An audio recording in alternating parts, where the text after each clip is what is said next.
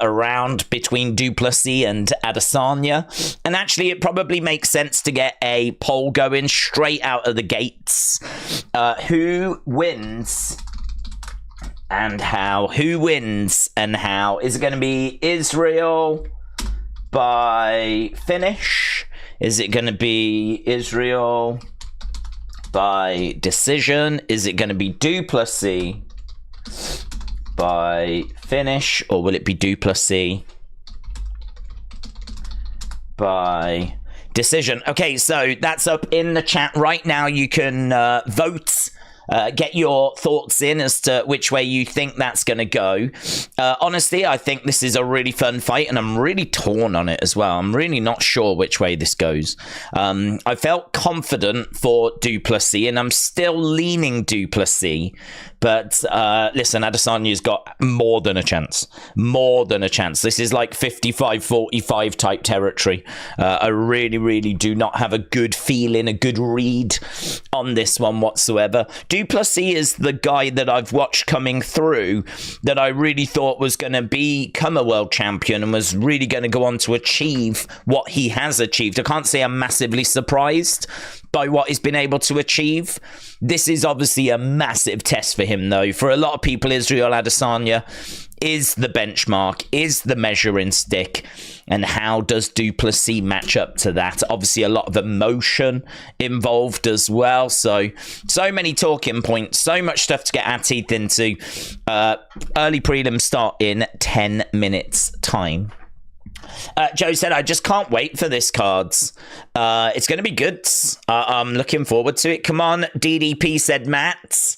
Yeah, he has got a lot of support, Du Plessis, but so does Adesanya. I don't really lean either way, to be honest. I think the beef that they've got is quite interesting. It's not beef that really concerns me, to be honest. So I don't really have a dog in the fight, if you will. I respect what Adesanya has done for the sport, but he's not someone that I like riding with, ride or die type situation. So I don't know. I'm a bit torn on it. I don't really mind which way it goes. But it's just, who do we think is going to get the win? And honestly, I am looking at Du Plessis as being the guy that's kind of made his way through. Is 5 years younger.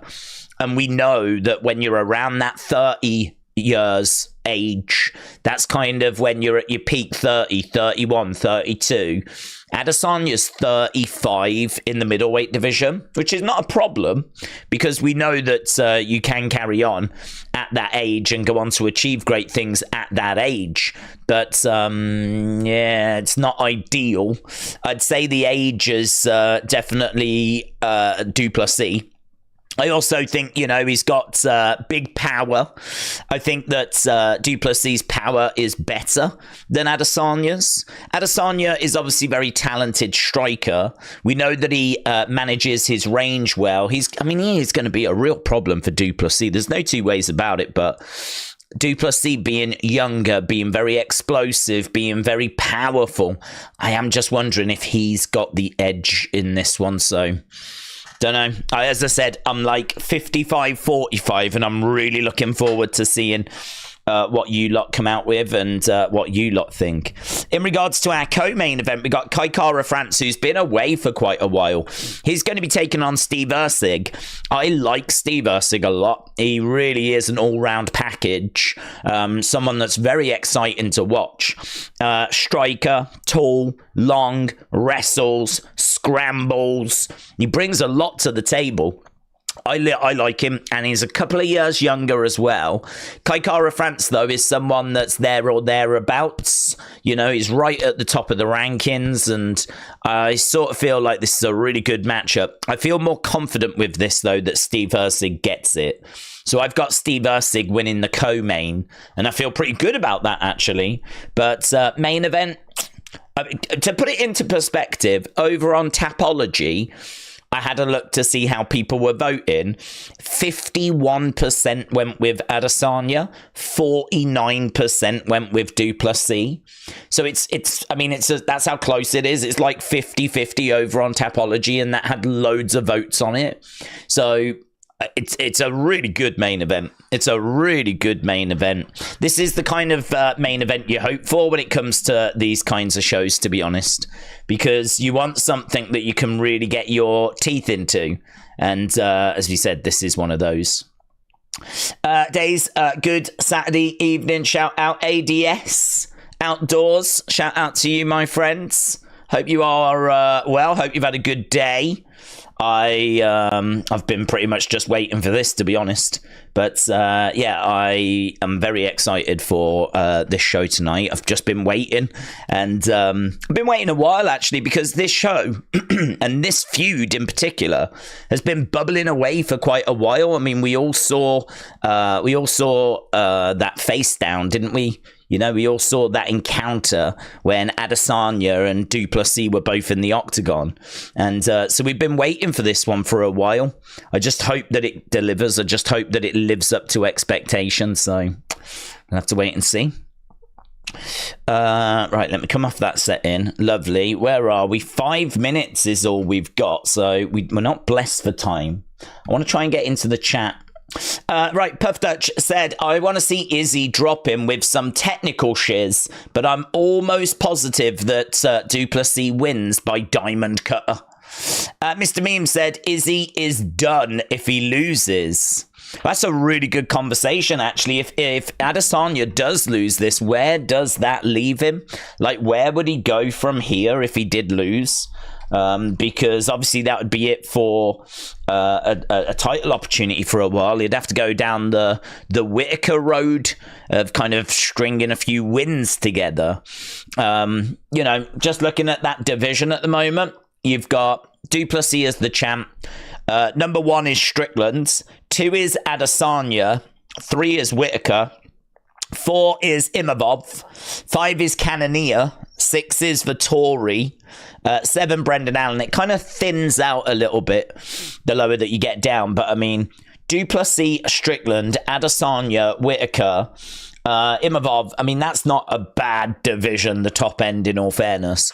But Adesanya would probably have to go off and pick up a couple of wins before getting another opportunity if he does fail tonight.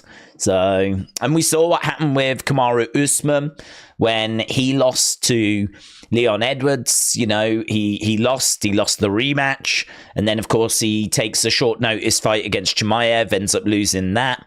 I don't know where he is now. I don't know what's going on with him at the moment. He's still there or thereabouts, but you know, you can get sort of pushed out the way. You know, you really can sort of, it can pass you by quite quickly. So you're absolutely right. If he doesn't get the victory here tonight, then I don't know what the future's going to look for him. Izzy is still crying, said Daz. Izzy is still crying. Matt said, Izzy is the last of the dog benders. He's crying and he's cringe-tastic. Does seem like there's a little bit of heat on Izzy in our chat by the looks of it. I wasn't expecting that. I mean, as I said, I ain't got nothing against Izzy. I just think that Du Plessis is someone that we've watched kind of coming through. He's been very impressive. I know that he has struggled at times, but his record is 7-0 in the UFC. He's the champ. He's 21-2. You know, he's the younger fighter. I'm kind of looking at it, and you look at his volume, and he's got like 6.4 compared to Adesanya's 3.9. You look at his accuracy, it's just that little bit better. You look at his takedown average, 3 takedowns in a fight compared to 0.05. You know, his submission average is higher. His takedown accuracy is better. His takedown average is better. His striking accuracy is better. His volume is better. Both of them are switch hitters, and Du Plessis is the younger fighter. Like, make no mistake about it, Du Plessis is bringing plenty to this fight, which is what makes it quite surprising that the champ is actually the underdog at plus 110, or certainly he was 48 hours ago. He was coming in at plus 110, Adesanya at minus 135.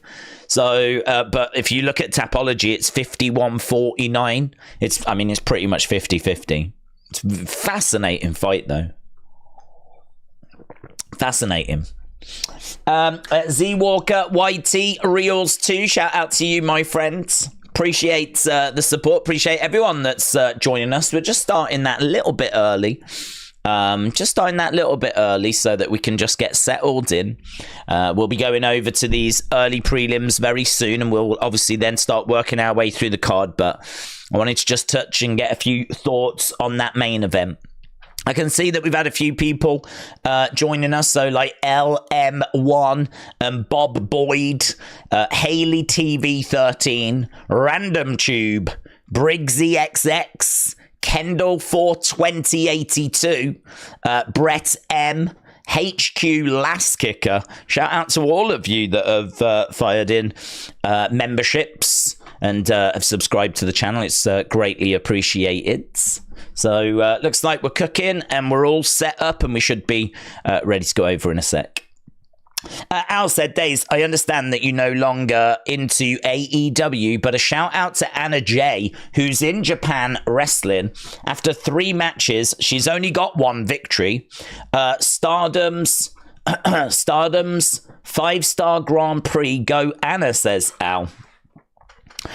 Royalty Production said this could go down as one of the greatest fights ever. Well, I feel like the heat is genuine, to be honest. I feel like it's genuine, but you never know, do you? They'll probably shake hands after.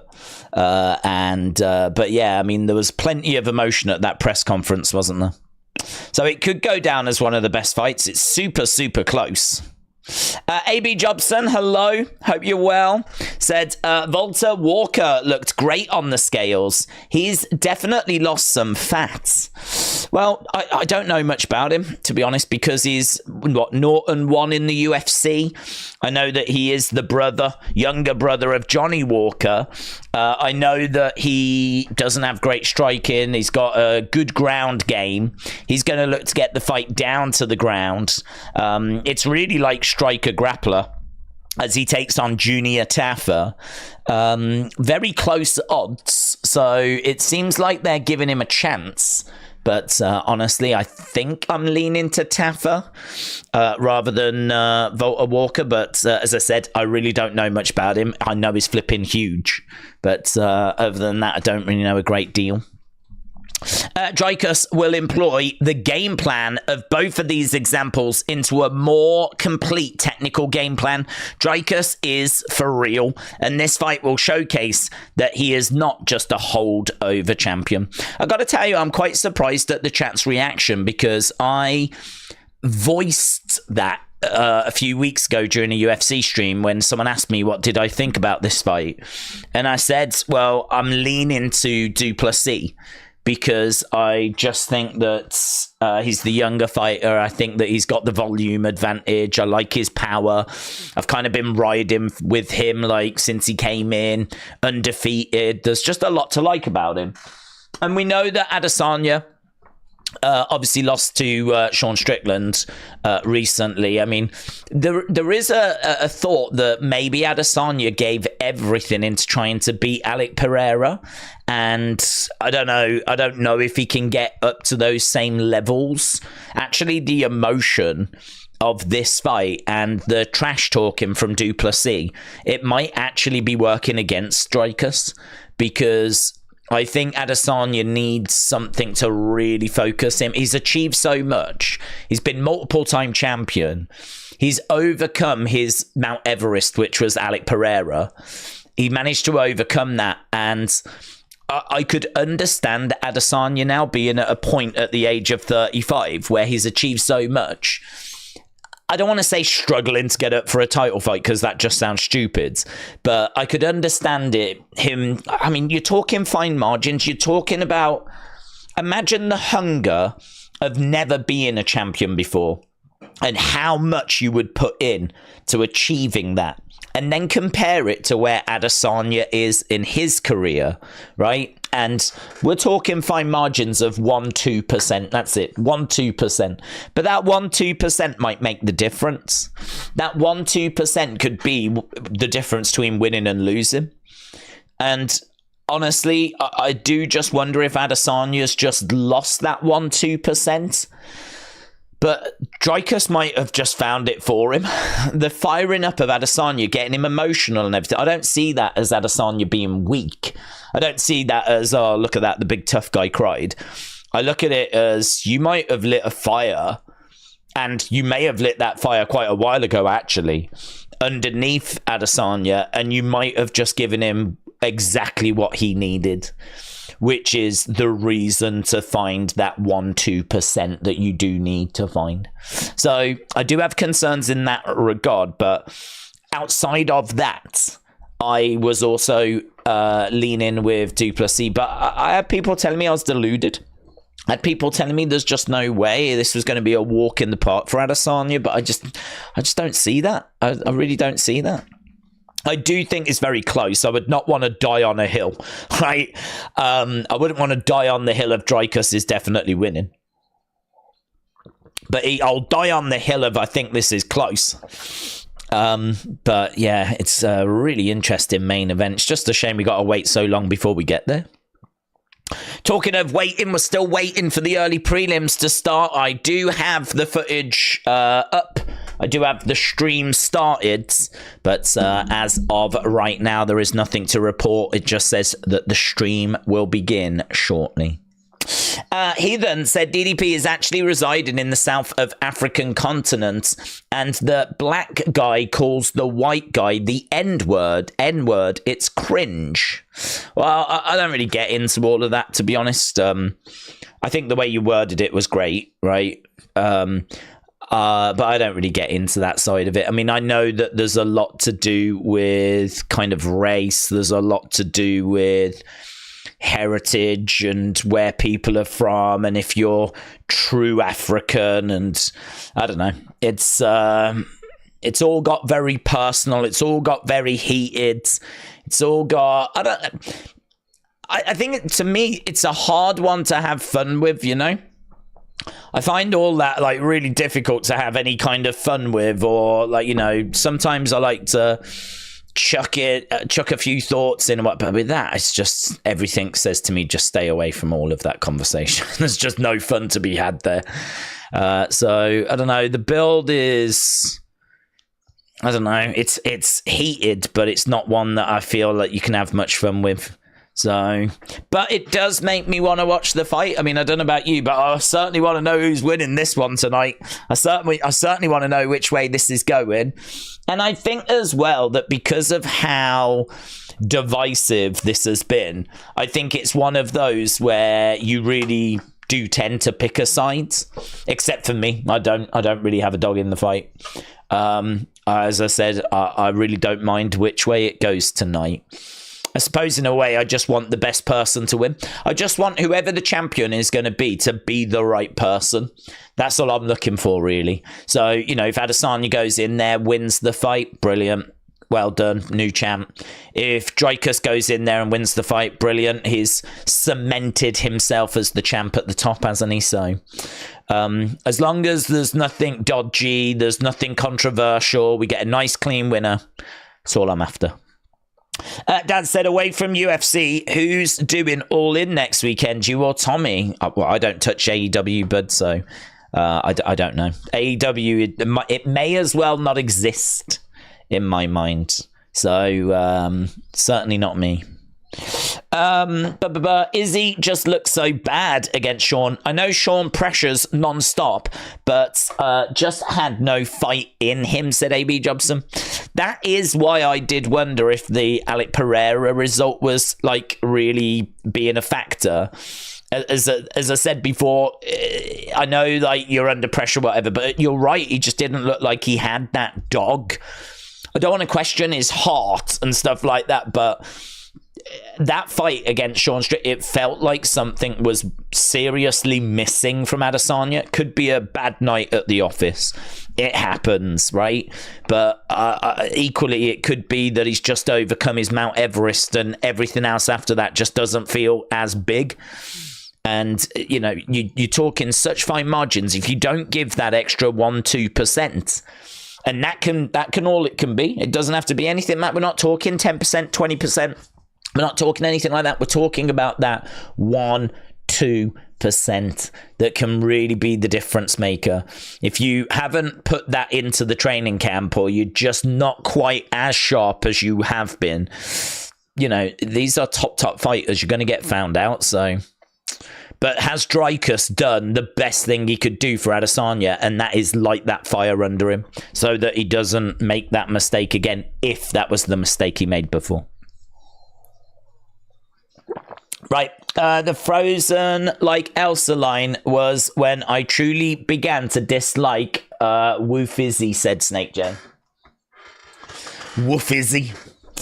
It feels surreal to finally have a UFC card that's worth looking forward to. I know, it's been a while. For me, I didn't mind Bilal against Leon, though.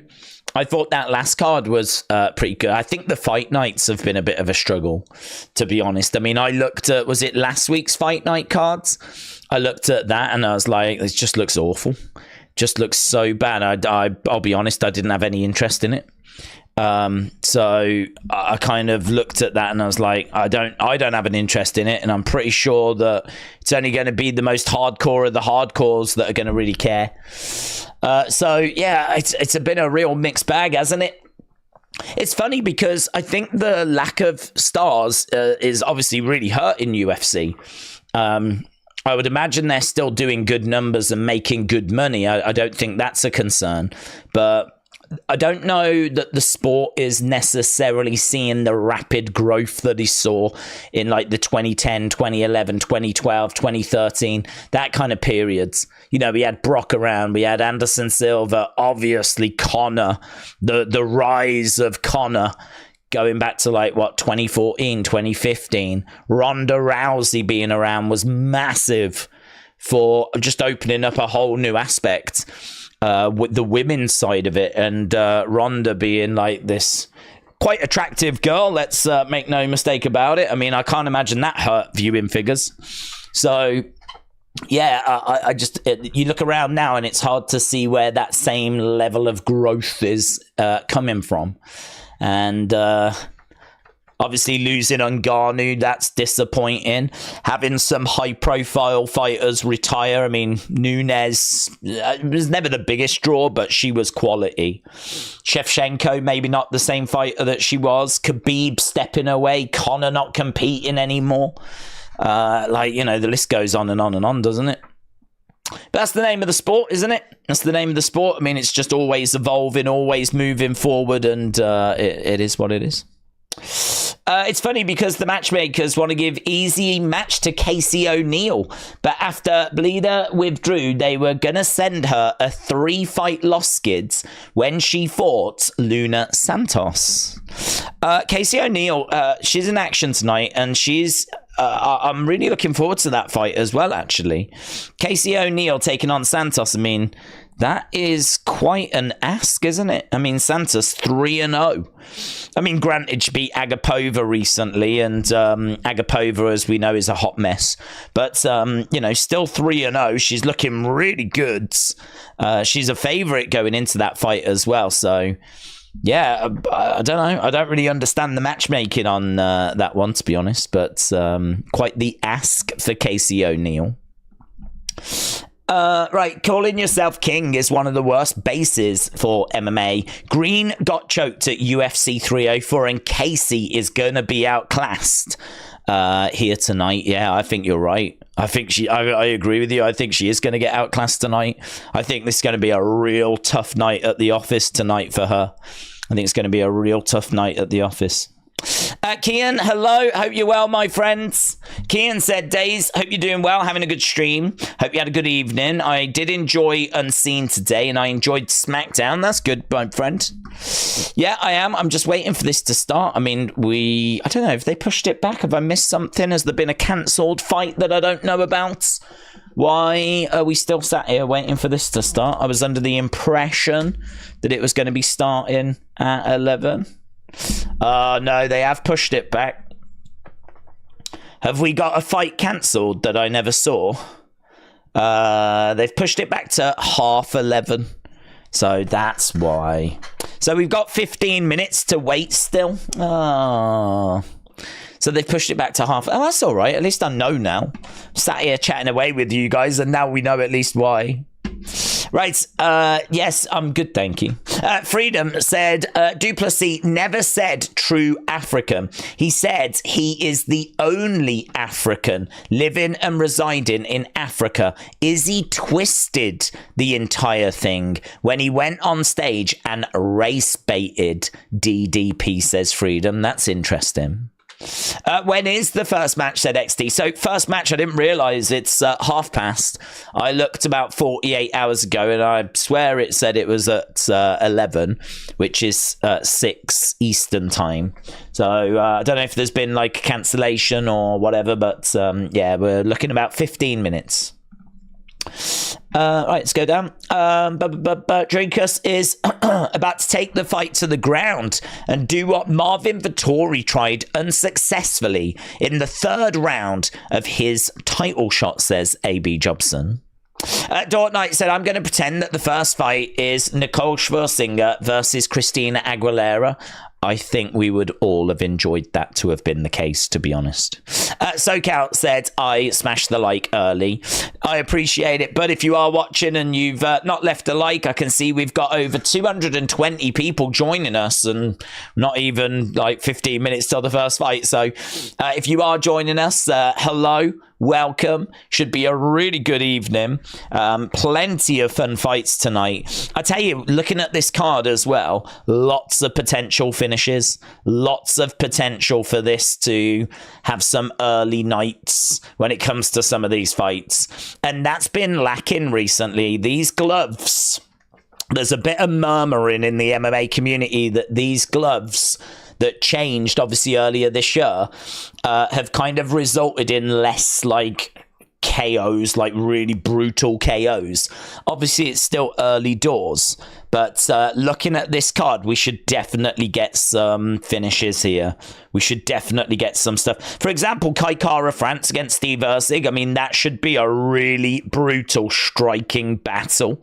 That should be a lot of fun. Really good co-main event. Main event, really hot. You know that Dan Hooker is always going to fight for your money. It is a shame that he's taken on Gamrot, because Gamrot is really boring. But Dan Hooker will always give you a good account for your money. Taito Ivasa against Rosenstrike. You know what Taito Ivasa's all about. He's a big man that just is going to come forward, is kill or be killed. Like, that's got great potential as well. There's lots. Honestly, there's lots. There's a lot of fights here that I really feel have got finish written all over them.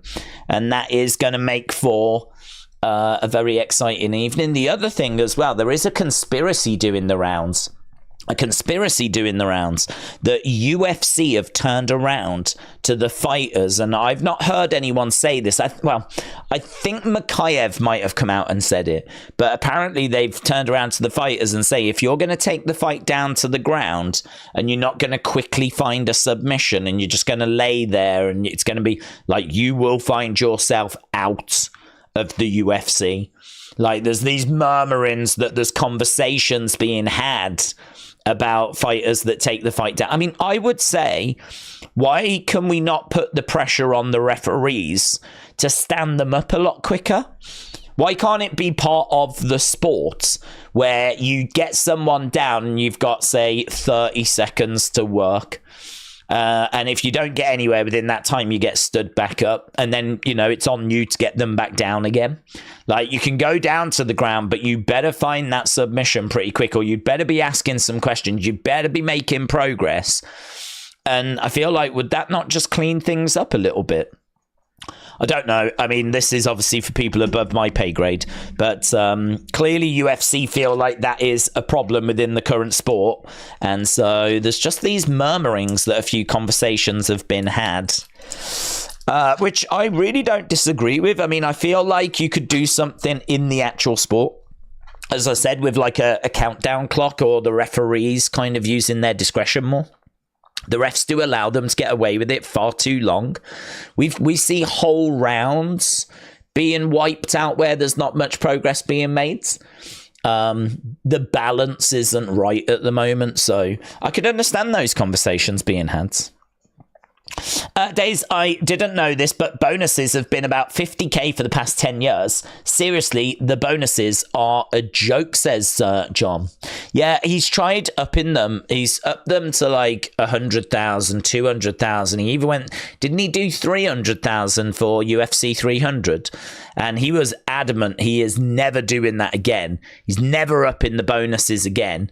And the reason why is because what we got at UFC 304 was, you know, not the most captivating of shows. And I don't know if you saw Dana after that show. He was really down on that show, really. He was really down on it. He couldn't understand why Leon had fought the way he'd fought. Leon obviously said he was shattered because it was like 6 o'clock in the morning or whatever, which I can understand, to be honest. I mean, you could make the argument that you should just get your body like acclimatized and just, you know, get it switched over. But I don't know. Leon didn't look himself. So, I mean, there must be a reason for that. And then, you know, he was saying about how, like, just no one seemed to fight harder to get the bonuses, even though they'd been drastically increased. No one seemed to fight harder. So he's like, it's a myth. You can increase the bonuses, but people won't fight harder or they won't take more risks. Like, increasing the bonuses doesn't do anything. So he's like, I'm never doing that again. Don't bother asking me. I will never do that again. He was really off, actually. He was not in a good mood at all after UFC 304. Perhaps a few people had spoke to him about the fact that it had started so late here in the UK. I mean, it really did start at the time. Like, I mean, right now it's like 20 past 11, and that's when it started. Last time, like, our main card didn't start until 3 in the morning. I think in Australia right now it's bonkers, isn't it? It's bonkers in Australia right now. Isn't it? Because, like, isn't it like stupid o'clock in the morning or something? I don't know what time it is over there, to be honest, but clearly we're operating on American time. It just shows how important the American market must be. It just must be like the absolute main driver for this sport still. Because, like, in the UK, they make us fight in the middle of the night. Now we've gone to Australia and it's still the exact same time. The only time it seems to change now is with Saudi shows. They don't mess around with Saudi because they pay a lot of money, of course. Pride rules should be the unified rules, said Biffy. Kicks and knees on the ground should be legal. They have changed the rules, haven't they? Like, they're going through a process of the 12 and 6 elbow strikes and ground knees, like strikes to a grounded opponent. Like, there are some changes there, but I do agree with you.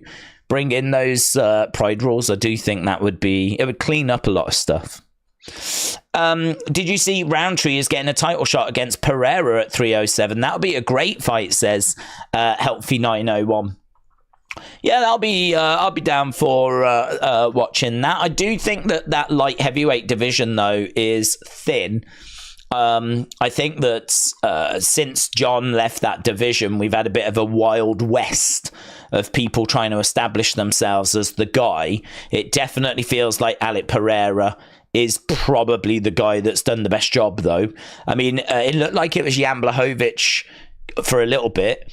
Then Jiri, of course. We even had Glover Teixeira have a little run with the belt. Jamal Hill had a run with the belt. Now here we are with Alec Pereira. So yeah, I'm down for, like, you know, trying to really establish him. I know he said that he wants to go to heavyweight. I mean, I think that's crazy, but if it might be crazy enough where it works. I can't. How does he do against Tom Aspinall? My gut feeling is that he would do well, but I don't know that he wins. I mean, Tom's a big boy, man. That's hard. That is really. Tom is a big guy. When you go to heavyweight, it's not the same as just stepping up a division, is it? Because heavyweight, you can be like 20, 30 pounds over the limit. So, like, that step up is pretty bonkers. John Jones did it, but then John Jones has only fought once. And this fight with Stipe, you know, we're still waiting for that. Is he dodging Aspinall? Don't know. A few people think he may be. I don't know. I would like to see Alec Pereira stay in the light heavyweight division, properly clean it out, really establish himself. I think Dana made this comment the other day. There's too many champions that want to go to different divisions.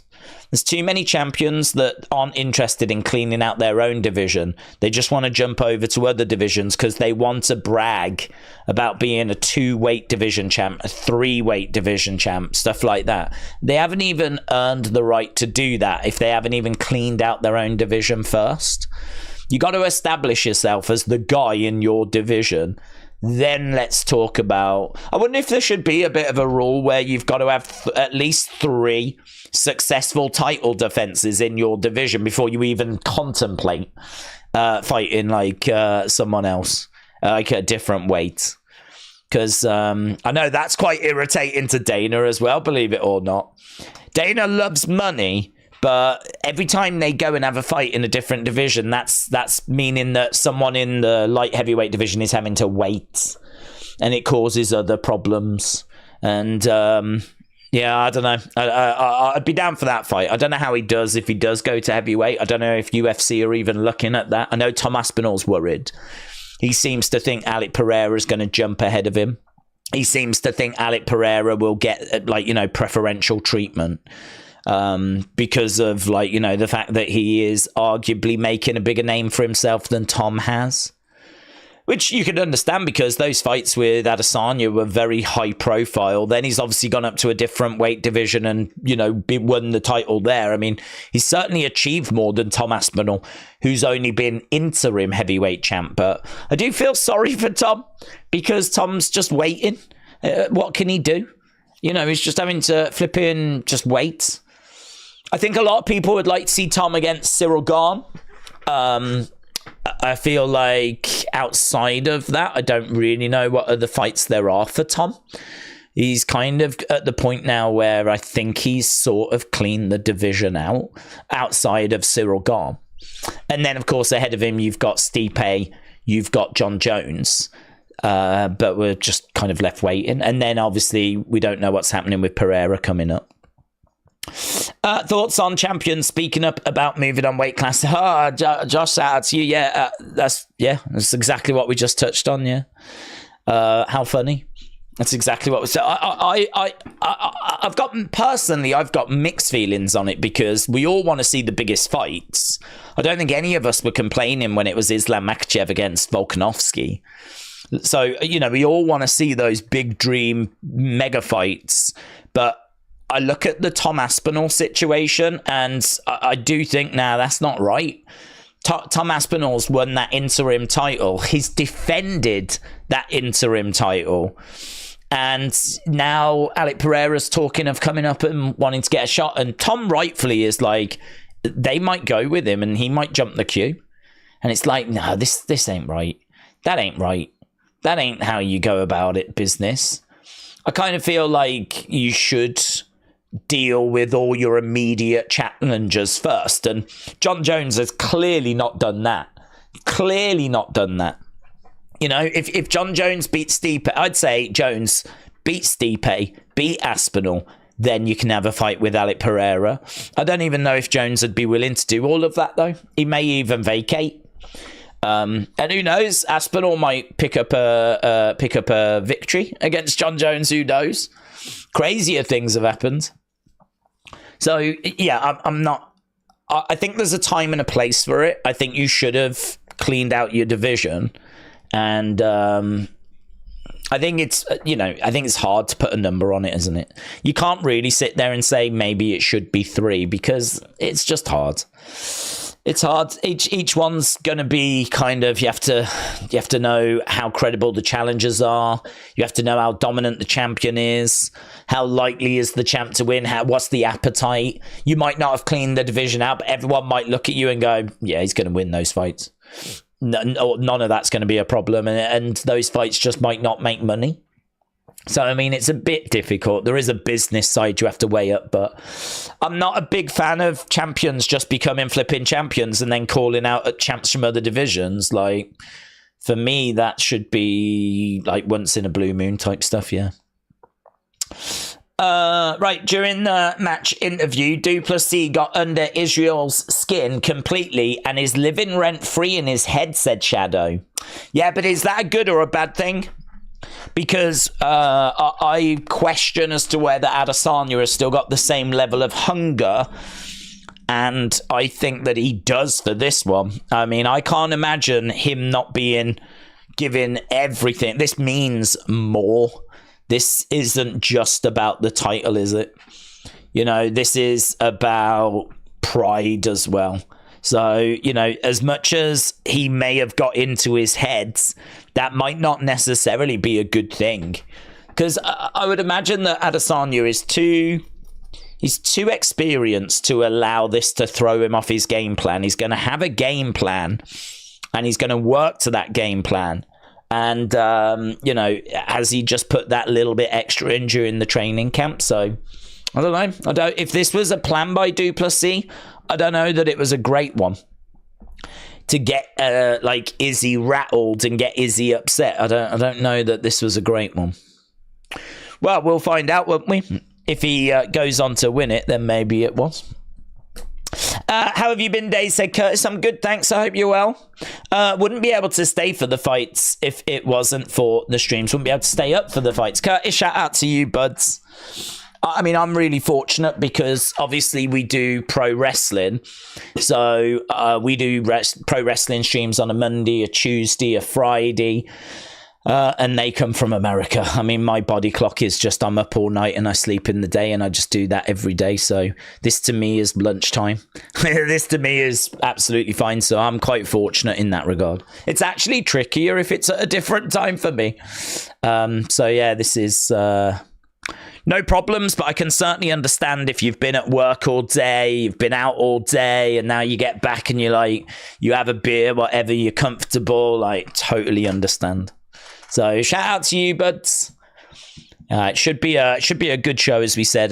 Plenty of potential for finishes tonight. Right. Crying wasn't a good sign, said Biffy. Getting emotional for a fight is usually bad, says Biffy. Yeah, I mean, I don't disagree with you, actually. I think that that is normally a sign that you've really struck a chord. I don't know what's going on in his life. I don't know, like, you know, if there's something that's quite close to the bone, you know, if he's got any kind of family issues, if there's anyone that he knows with health problems, or you never know what's kind of really going on in people's lives. I do think that it's because of Du Plessis. I'm sure that he would have kept himself more composed.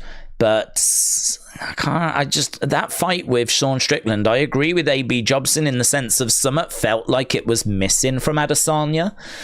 It could have just been the game plan, just neutralized him, but I don't know. It just, I didn't look at him and see the Adesanya that I'm used to seeing. Somewhat felt off, somewhat felt wrong.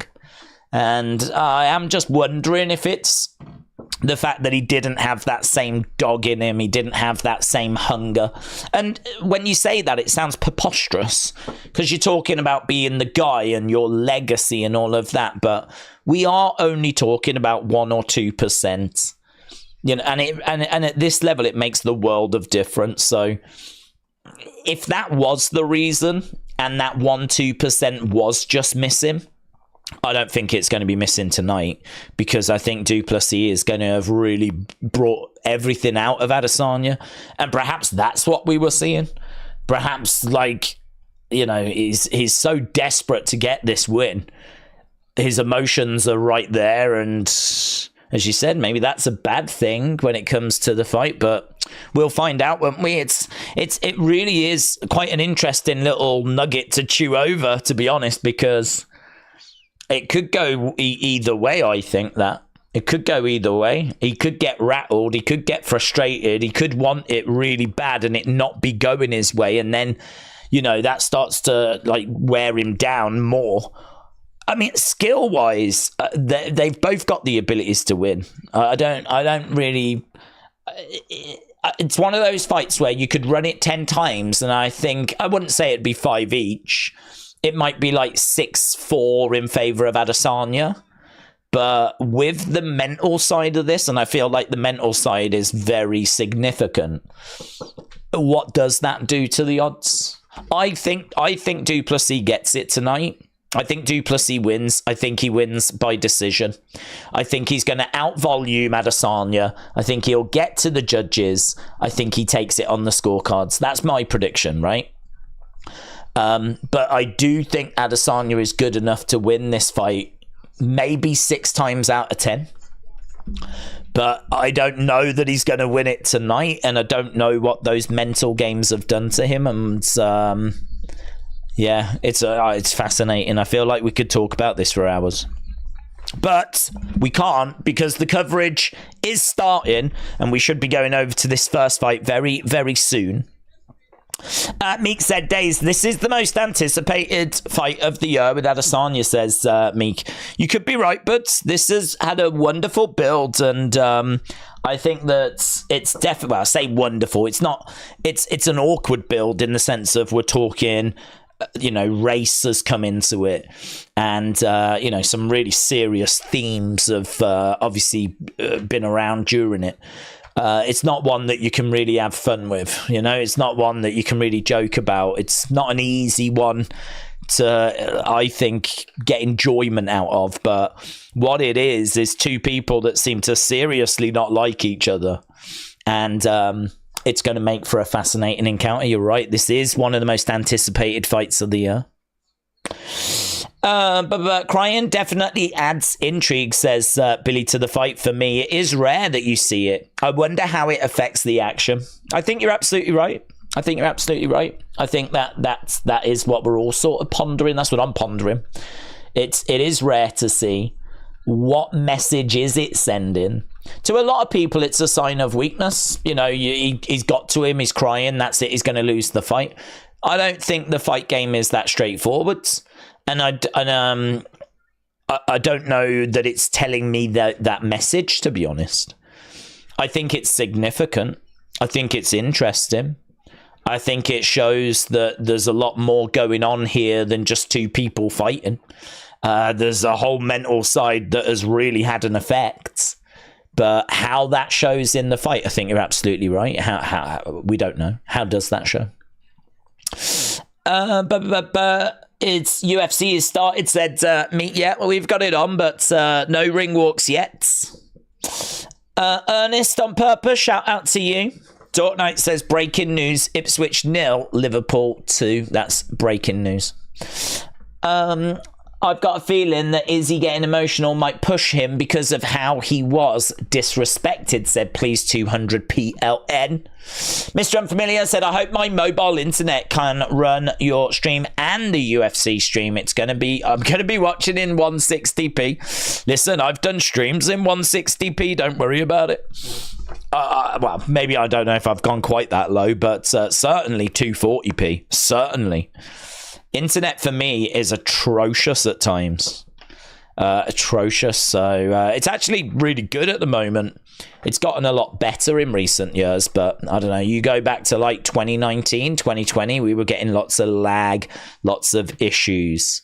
But thankfully, technology seems to have got to the point where it's a lot more stable these days. But plenty of streams in the past I were doing 240p, so I know your pain, my friend. Okay, and the pain of not having a fight to enjoy is over. We are already 37 minutes into what I thought was going to be the show, and we're just about to get to our first fight. So this is Stuart Nickel taking on Aguilar, right? So Nickel is making his UFC debut. He's undefeated. He's a grappler, strong, is a hometown hero. He's got hard chopping leg kicks, works for his takedowns. He likes to push a pace. He's got good active grappling. He's got a good body lock and good cardio as well.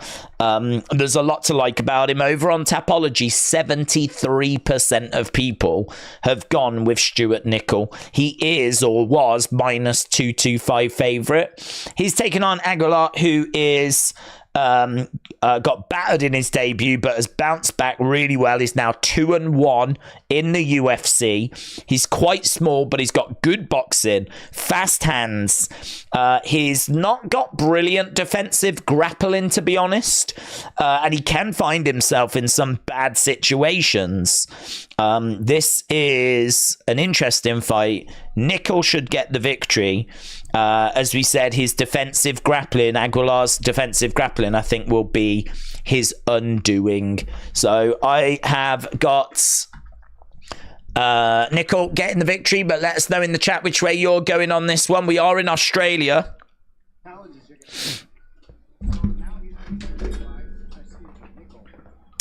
Right. Marvin Vittori is the real champ, says Michael. Okay, we've had nearly 500 votes already. Nearly 500 votes. So it makes sense to jump in and just have a look and see what you lot have actually scored it. Yeah, interesting. Wow, you lot are really riding with Israel Adesanya. So Izzy winning is 64%, which, do you know what? I don't disagree with, because I said, I think if you run this 10 times, I think he gets it 6. So that would mean he's got at least a 60% chance of winning. You lot have given him 64% chance. But 52% of you have gone Izzy by finish. So that means that Du Plessis by finish, 26%. Du Plessis by decision, 10%. Izzy by decision, 12%. So 64% plays 36% in favor of Israel Adesanya, according to you guys. So you could be right. You absolutely could be right. It seems like you have not been deterred by the tears, by the crying of Israel Adesanya. It seems like you lot love to see that, and that has only encouraged you more. That has made you even more confident that Izzy is going to get the victory. Right, we are just waiting for the ring walks. Tony, shout out to you, my friend, said, this is brilliant. I love the rundowns. I like UFC, but I'm not so up to speed, says Tony. Tony, shout out to you.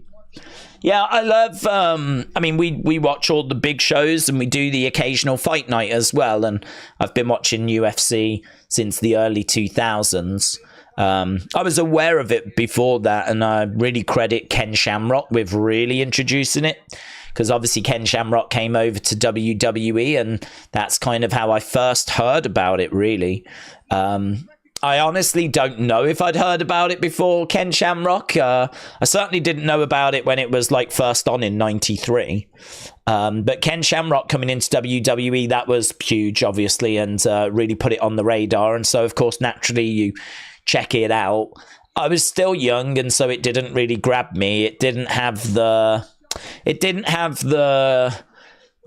know. It didn't have the same spectacle, you know. When you watch WWE, you enjoy characters and pyro and video packages and storylines and all that kind of stuff. And obviously UFC, it can have that, but that's not the major focus, is it? So, yeah, for me, like, I think I had to get a little bit older before I really started appreciating it. And that was around the 2000s when I started getting it. I started to understand. But really, it was when Brock was it. I mean, it's really wrestling. It's funny, isn't it? Because I think a lot of people that watch MMA, they're really down on WWE because, you know, that's the fake stuff. That's the scripted stuff. That's nothing to do with what we do. But I do credit the crossover with being like a reason why I came in, and I'm a fan of it now, like UFC. So it's, I think that it has been beneficial to UFC. It has brought in new fans, and I would be one of them. You know, Ken Shamrock, Brock Lesnar.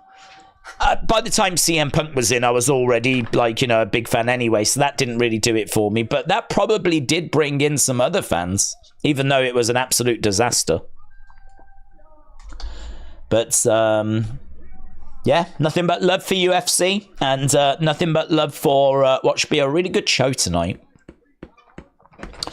Right, we have just got the announcements. minutes. And as we said, we'll be underway with this first fight very, very soon. If you are watching, we've got, it wasn't long ago, we had just over 220 people joining us. Big shout out to everyone that's joining us tonight.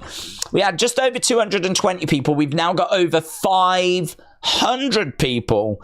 If you are watching and you've not left a like, leave a like. It's greatly appreciated as we continue working our way through this card. We got our first fight that's going to be starting very, very soon. This is going to be Nickel against Aguilar. We know that Nickel is the favorite, fighting out of Australia as well. 8-0 record, is undefeated. He is making his UFC debut. I haven't seen loads of him, but I've seen enough to be able to give a bit of a rundown. But you never quite know when they actually get into the UFC. Can they translate what they did on the regional scene? Here we go. We've got first round about to get underway then. Both fighters, this is in the flyweight division. It should be very quick. It should be explosive. It should be fun. Flyweight is a really fun division, man. Okay, both fighters coming out into the middle of the octagon. We got Nickel in black. We got Aguilar in white. And we are up and running. So Nickel with some leg kicks as Aguilar driving Nickel, trying to get round the back of him already. He's managed to get round the back. And he's managed to get him up against the fence here, Aguilar. So Aguilar is grabbing him, but lovely little throw there by Nickel. That was really good. That was really good. He dropped down and kind of chucked him over his head. Now he looks like he's getting round the back. Yeah, he's trying to get the hooks in. He's got one. But that was so good from Nickel. He's gone from being pressured up against the side of the cage to all of a sudden now being down on the ground and on the back of Aguilar. So he's really showing the skills that he's bringing, and he's throwing in some ground and pound. Aguilar's in real trouble, man. He's covering up. He's trying to block the shots. Referee, I think, was having a little look there. I think if Nickel was to go back to that sort of ground and pound, those shots coming into the side of the head, I'm not sure how long it would take for the ref to step in there. But, yeah, Nickel has just abandoned that momentarily. I think he is thinking of a submission.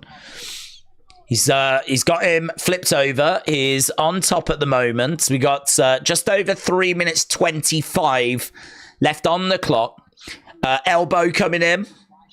Nickel in absolute full control. And again, you can see the significant strikes. 14 significant strikes to 3.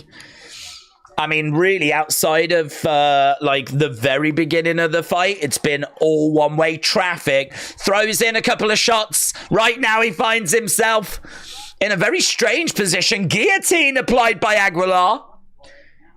Guillotine applied, but Nickel absolutely fine. Throwing in a couple of shots to the side of the body. So he's trying to pop his head out of that. It doesn't feel like Aguilar's getting anywhere with this guillotine. He's really got it applied, though. He's really got it cinched in. He does love his guillotines, Aguilar. He is very good at them. And it is tight. I mean, he's really kept it in, and he's really... It was absolutely fine a moment ago.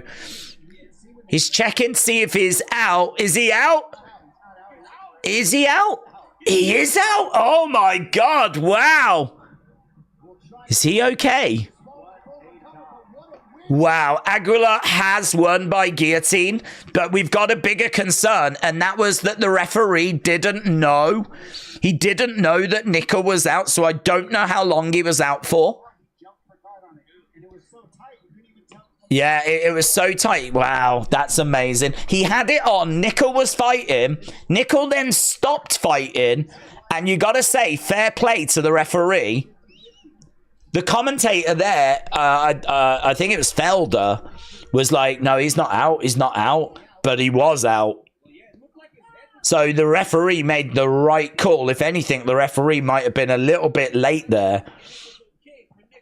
That's amazing. I mean, Nickel was absolutely dominant. It was looking really good. Aguilar's managed to just grab a hold of the guillotine, and he's just squeezed the life out of him. You like to see that. Nickel is back on his feet. Nickel is back on his feet. He goes over, and that is going to be a real lesson learnt there. I really feel like he had him in a position where he was on top of him. He was throwing in this ground and pounds, and he was doing some really good work. And he sort of abandoned the ground and pounds because I think he felt that there was a submission that was going to be open, or he could get a bit of a better position. And I'd like to have seen him continuing with that ground and pound a little bit longer. He didn't. And then he ends up getting choked out. And fair play to Aguilar as well. He actually tries to help revive Nickel after he had choked him out. But a little bit scary there. He was out. He was out. Sneak said, do you get tired of sitting on that chair for 8 hours? No, I don't think about it, to be honest, no. I used to, in fact, this chair is actually quite nice because not that long ago, a couple of years ago, I used to have a sofa, which maybe was a bit more comfortable, like having a sofa. The problem with that was that my back wasn't up against anything. So I was just sort of sat on the edge of a sofa for 8 hours.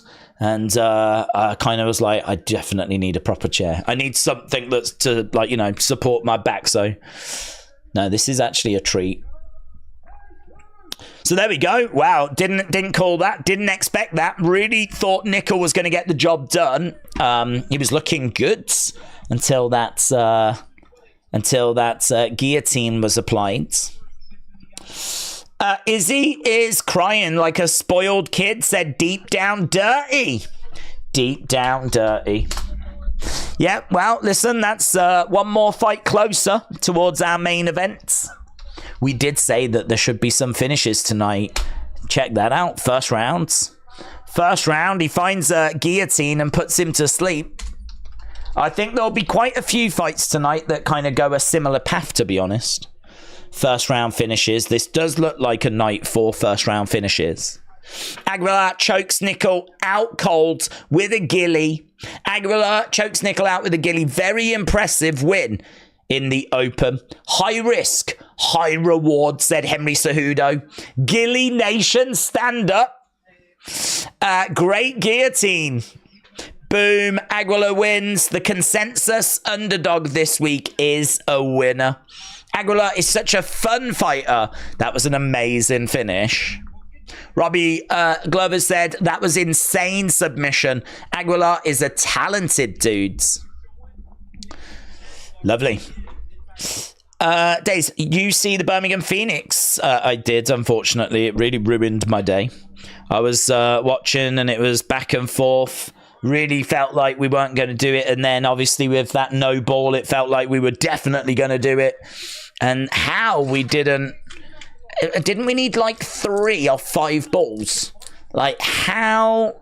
I could only imagine that's going to haunt them. Whether it fires them up for next year, I'm not sure, but heartbreak. It totally ruined my day. Right. That just ruined so many parlays, said Grunt Growls. Yeah, you're probably right, in all fairness. Nickel was a really firm favourite. Really firm favourite. Hey, talking about first round finishes, how about Song Kinan, who has got, I believe, 15 first round finishes? So this is someone that has got the 7 first round finishes for Ricky Glenn as well. So this might be one where you don't blink.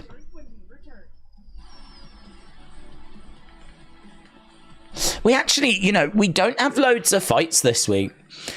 It's a nice card. For me personally, I always like 12 fight cards. I think that's the right amount. 12 fight cards, I think, is about the correct amount. I don't mind 11 fight cards either. I think it's a lot to sit and watch. It's a lot. Like, these are long. Obviously, you don't have to watch early prelims and all of that stuff, but obviously we do. So there's a lot of people that might just watch only the main show itself, but we always watch like everything. But yeah, 12 fights is just a nice amount, I think. It's a nice amount. Sometimes we've had like 14 fights, which is a lot. Certainly if they all go the distance. That's a lot. So yeah, this should be good. And this has got first round finish written all over it as well. James said Birmingham sucks. Oh, no. They did well actually, but they absolutely threw it away. Spartan said too many young players. Well, better than Manchester. Well, hopefully those young players come goods. You know, hopefully they come goods.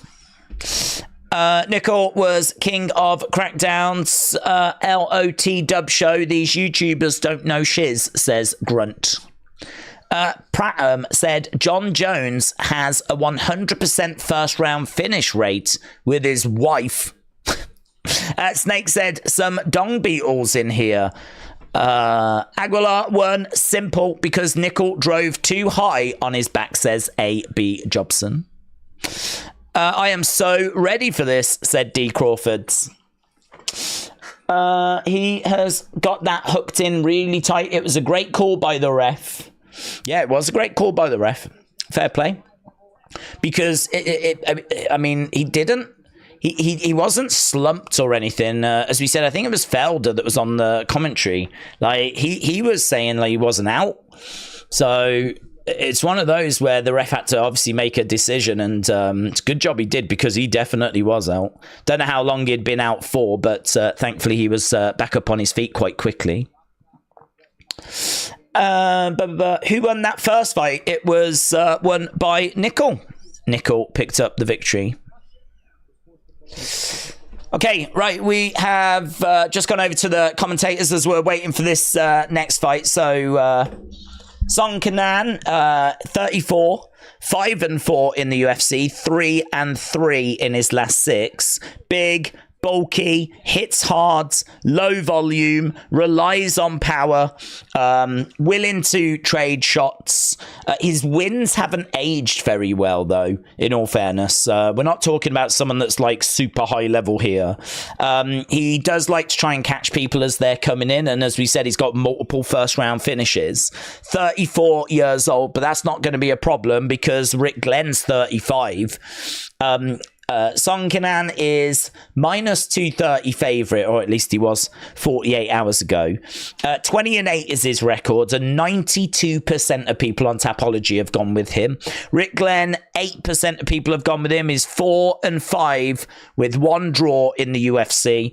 He's coming in off back-to-back round 1 losses. He's got good durability, but he does fade drastically. So he's quite good at the start, but as the fight goes on, and certainly as he gets caught with a few shots, he can really start fading. He's well-rounded. He's a solid grappler as well, moving up in weight. People aren't fancying Glenn here. They are looking at Song for this one, so I've gone that way as well. I think Song will get it done, but interesting little fight and lots of potential for an early finish here. Neither of these guys are shy, so should make for quite a fun second fight. We are just having a look at Australia at the moment. Obviously, when we do get first round finishes, then it just means that we kind of kick our heels for a little bit. But very empty inside this arena, you know. Really empty. Loads of empty seats at the moment. I don't know. I don't know what time it is over there. But yeah, it is very, very empty. Okay, video packages, and then we will be heading over to this fight. How do you watch the UFC early prelims on Discovery Plus? I don't know that you can, to be honest. I know it's on UFC Fight Pass. I don't know if they've got a deal with Discovery Plus so that you can watch the early prelims. I've only ever known them be on Fight Pass, and then the prelims, of course, they get carried on TNT Sports, and that gets put on Discovery Plus here in... Is it Discovery Plus on the UK? I think it is, yeah. Discovery Plus in the UK if you've got TNT Sports, but I don't know about early prelims. Disrupted said, how are you watching UFC Fight Pass? 6:57 a.m. said, is it? 7 a.m. said Matter. Right. Wow. Well, there's no excuse. There's no excuse. That's, it's early, but, you know, if you've got a ticket, you'd think people would have got up at like 3 or 4 to have got there. So, yeah, it is empty, man. There are people in there, make no mistake about it, but it is very quiet at this point. Okay, Glenn making his way down. So the prelims will be there. If so, appreciate it, says Five Lads. The prelims are shown on TNT Sports. So that should mean that they go on to Discovery Plus in the UK, yes. They do get shown, as long as you've got TNT Sports. I mean, I don't really know how that works, to be honest, how, like, if you've got Discovery Plus, can you watch TNT Sports? Because TNT Sports is like £30 a month, isn't it? Discovery Plus is like 10. So I don't really know how that works, unless there's maybe like extra that you have to pay for. I don't know. We have TNT Sports, and I know that if I want to watch like shows that have been on, it's on Discovery Plus. Whether you can just get Discovery Plus and then watch it, I have no idea. So, like most things in the world, not the easiest of answers. Dan said, we are celebrating our Independence Day and every Gabonese love Israel. Is that what that flag is? Gabon? Is that how you pronounce it? Pratham said, here in India, we have to watch it through Sony Live Plus, but the legends watch it on a Russian Discord server. Oh, okay. I've never heard of Sony Live Plus, but you know, there's obviously lots of different channels around the world that we don't get here in the UK, so that's interesting. Pratham, shout out to you. Alexandra says, yeah, I'm watching from Nigeria. Oh, shout out to you. On my mobile phone, it's 11:59. Same? Wow. Same? That means that the UK is in the same time zone as Nigeria. That must mean that we're like pretty close in line then on the globe. I've never thought about it, to be honest, but that's interesting. I didn't know that. Dartlers TV said, get a Fire Stick. You get every channel in the world. Do you know, I did try the whole IPTV thing like years ago. I found it like really buffery, and it just didn't really work very well for me. I'm sure it's come on leaps and bounds. My cousin has a Fire Stick, swears by it, loves it. So maybe it is something that I need to have a look at again, but I don't know. When I had that IPTV thing before, it didn't work brilliantly for me. A lot of the channels kept dropping out, and there was a lot of buffering and everything. But loads of people use it, don't they? I think that's the one that's on the Fire Stick, isn't it? IPTV. Loads of people use it, but it was no good for me. I'm watching in India, all for $20 says a man. Very good. Very good. Dan says, yes, it's Gabon. Well, Gabon, shout out to you. I did not know your flag. I'm going to try and remember it. When is Izzy and Dricus fighting? Oh, not for a little bit, buds. So we've got another hour of early prelims, then 2 hours of prelims. Then we get to the main show in 3 hours' time. And then, of course, their main event in that, so probably looking a good 5 hours or so. Probably even more than that, actually. Maybe 5.5. Yeah, you're talking about the very last fight of the evening. So we've got... we're just about to go to our second fight. Corey said, I am watching from Kenya. Oh, shout out to Kenya. AB Jobson said, I've been using it 5 years. Have you had issues with it? Well, I'm sure you do, but do you get, like, any big frustrating issues with it? I get TNT Sports on Discovery Plus on my PS5, said Stephen. Are you subscribed to TNT Sports, or do you just have Discovery Plus? That was my question, which I think was badly worded. I have TNT Sports, and they got in touch to say, if you want to catch up with any shows, just go to Discovery Plus. It's because you've got TNT Sports, Discovery Plus is free. So I was like, okay, cool. So Discovery Plus is basically, I get all Discovery Plus, and it's basically my catch-up. But I don't know if you just get Discovery Plus, if you get TNT Sports, or if you have to, like, pay extra or something. I didn't know how that worked. Doesn't really matter, but we're just waiting for the fighters to make their way down to the octagon, so we're just chit-chatting, really. So, yeah, we've got this one starting very soon. How do you watch pay-per-views in the UK, said Austin. In the US, we pay $80, and it's really... Is it really free over there? Well, it's not free, but it is good. So, over here, as long as you've got TNT Sports, they're free. So, TNT Sports is about £30 a month or something like that. Yeah, it's about £30 a month. So, you pay £30 a month. You obviously get the sports channels, TNT Sports and all of those sports channels. You get, like, they show some football on there. They show the wrestling on there. Pro wrestling's on there. They show the fight nights are on there. UFC fight nights, all of those are on there. And the pay-per-views are just on there, and you just watch it for, like, £30 a month. So it's not really free. Like, you can't just put the channel on and it's there. You do have to subscribe to the channel. But there is no extra charge for the pay-per-views. The pay-per-views are exactly the same as the fight nights. They're just on that channel. And I think part of it, and we've spoke about this quite a few times, I think part of it is because over here, you got to remember it's 1 o'clock in the morning, 2 o'clock in the morning, 3 o'clock in the morning. The only people that are watching it are the people that are staying up, you know, to watch it. And if you was then, which is probably quite a small number, and if you was then to start charging those people, that would be an even smaller number. And so I think they just go, sod it, just put it on.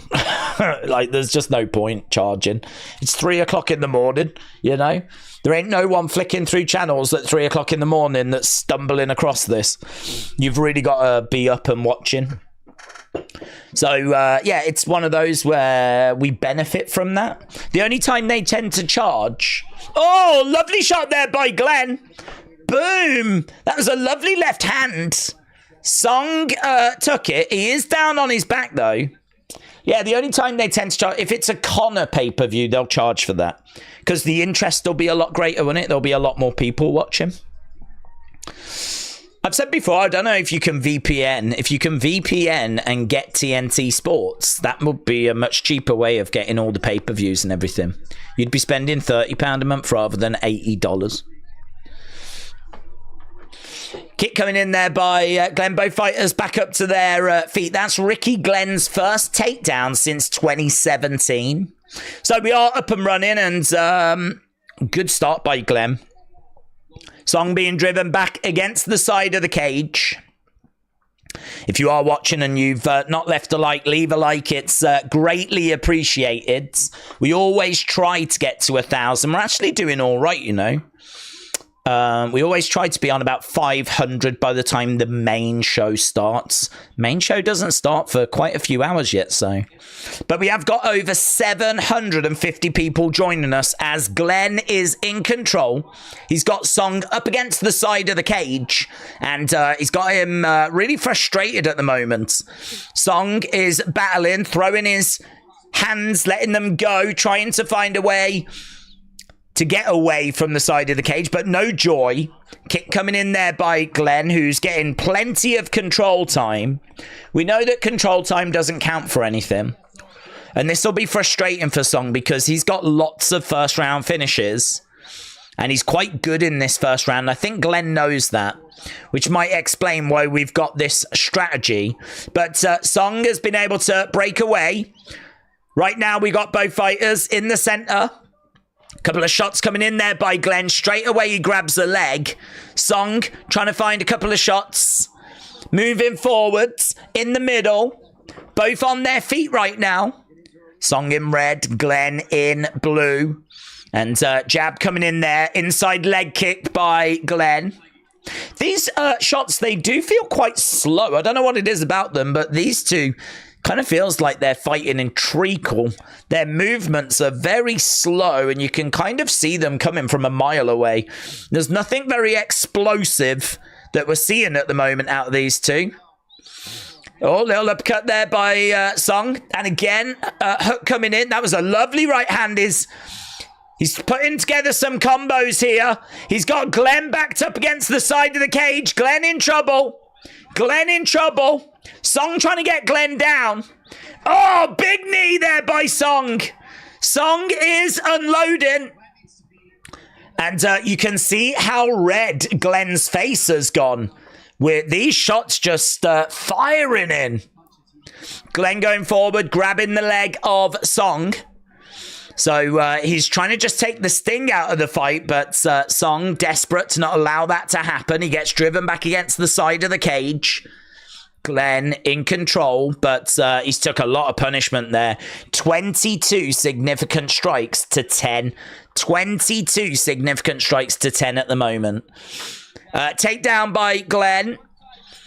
Song trying to get back up to his feet. You can see that Ricky Glenn has got 1 minute 42 control time. He's been able to get 2 takedowns, but this is Song's round. 23 significant strikes to 11. Right now we've got Glenn throwing in some kicks. He's got Song up against the side of the fence. Couple of shots coming in there by Song. Glenn throwing in some knees. Some good work at the moment here by Glenn, though. He has managed to take the sting out of it. He's still losing this round, in my opinion. As we said, control time, unless you really do something significant with it. It just doesn't mean a great deal. The judges like damage. That's what the judges look for first and foremost. And I think the damage that Song did with that flurry of shots has given him the round, and he's well upon significant strikes. These two break apart. We got about 16 seconds to go. Song 23 significant shots. Glenn 11. Kick coming in there by Song. Doesn't look like we're getting that first round finish, although there's a flurry here by Song again. Boom! Big shot. Lovely work, but we get to the end of round 1. So there we go. Both fighters survive.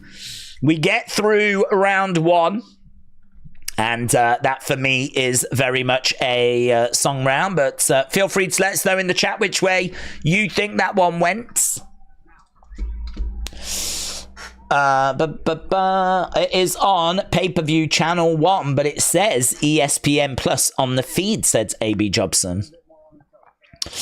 That is a fight clock. What, the clock on screen?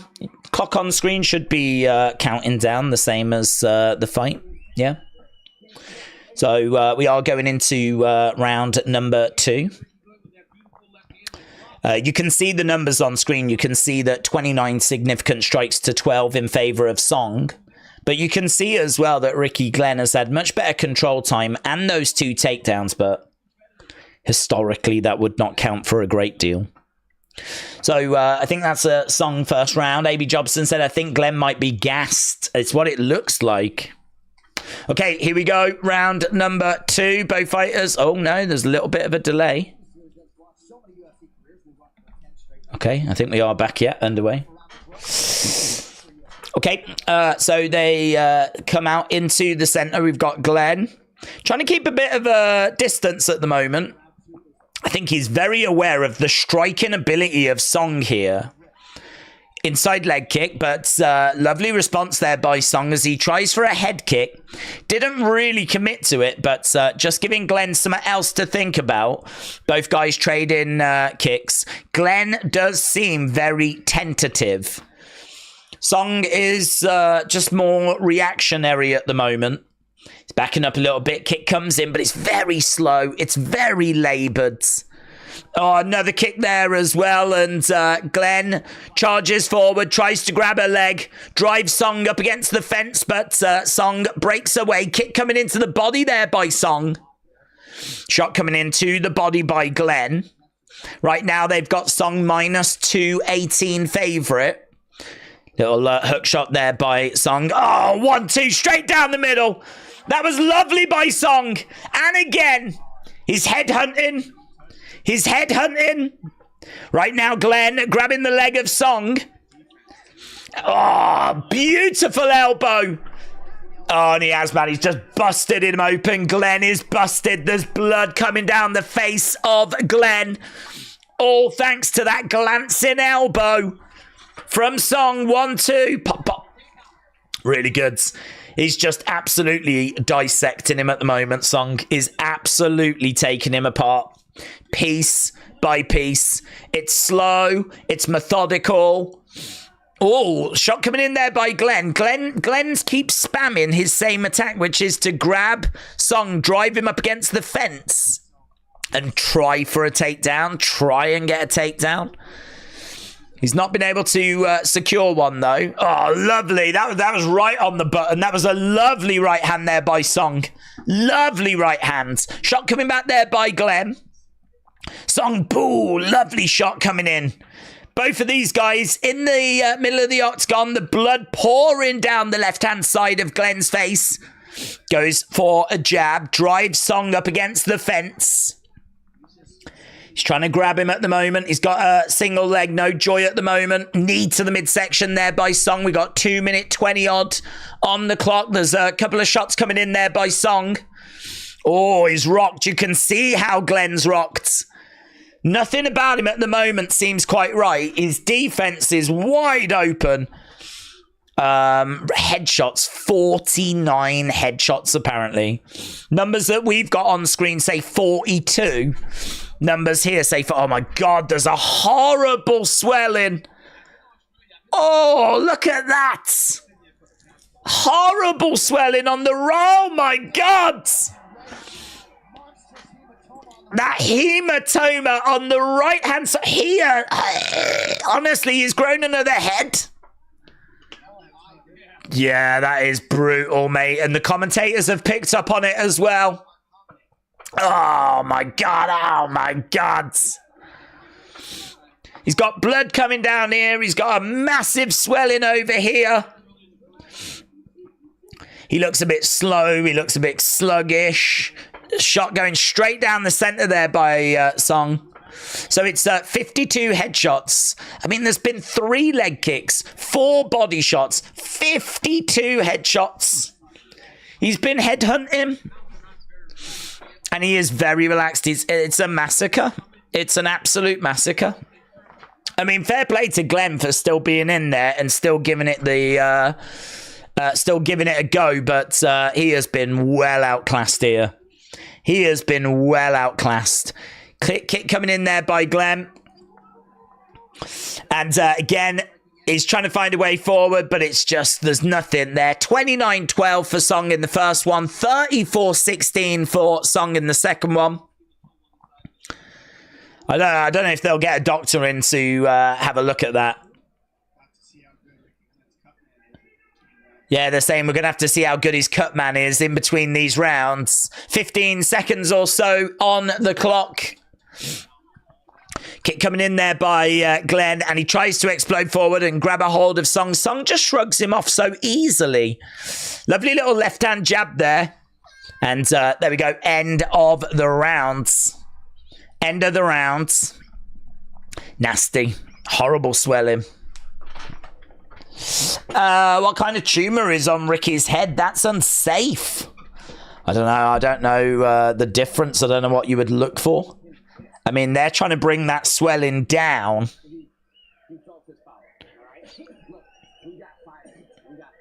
We got 5 minutes. You felt his power. Oh, yeah, that elbow was huge.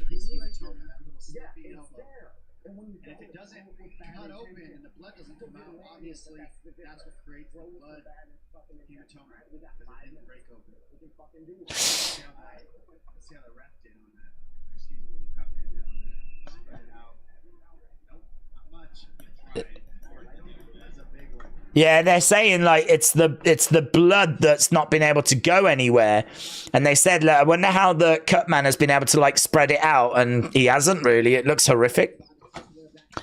So yeah, we're about to get underway with round number 3, and crowd are making some noise. Obviously, we're getting more and more people filing in all the time.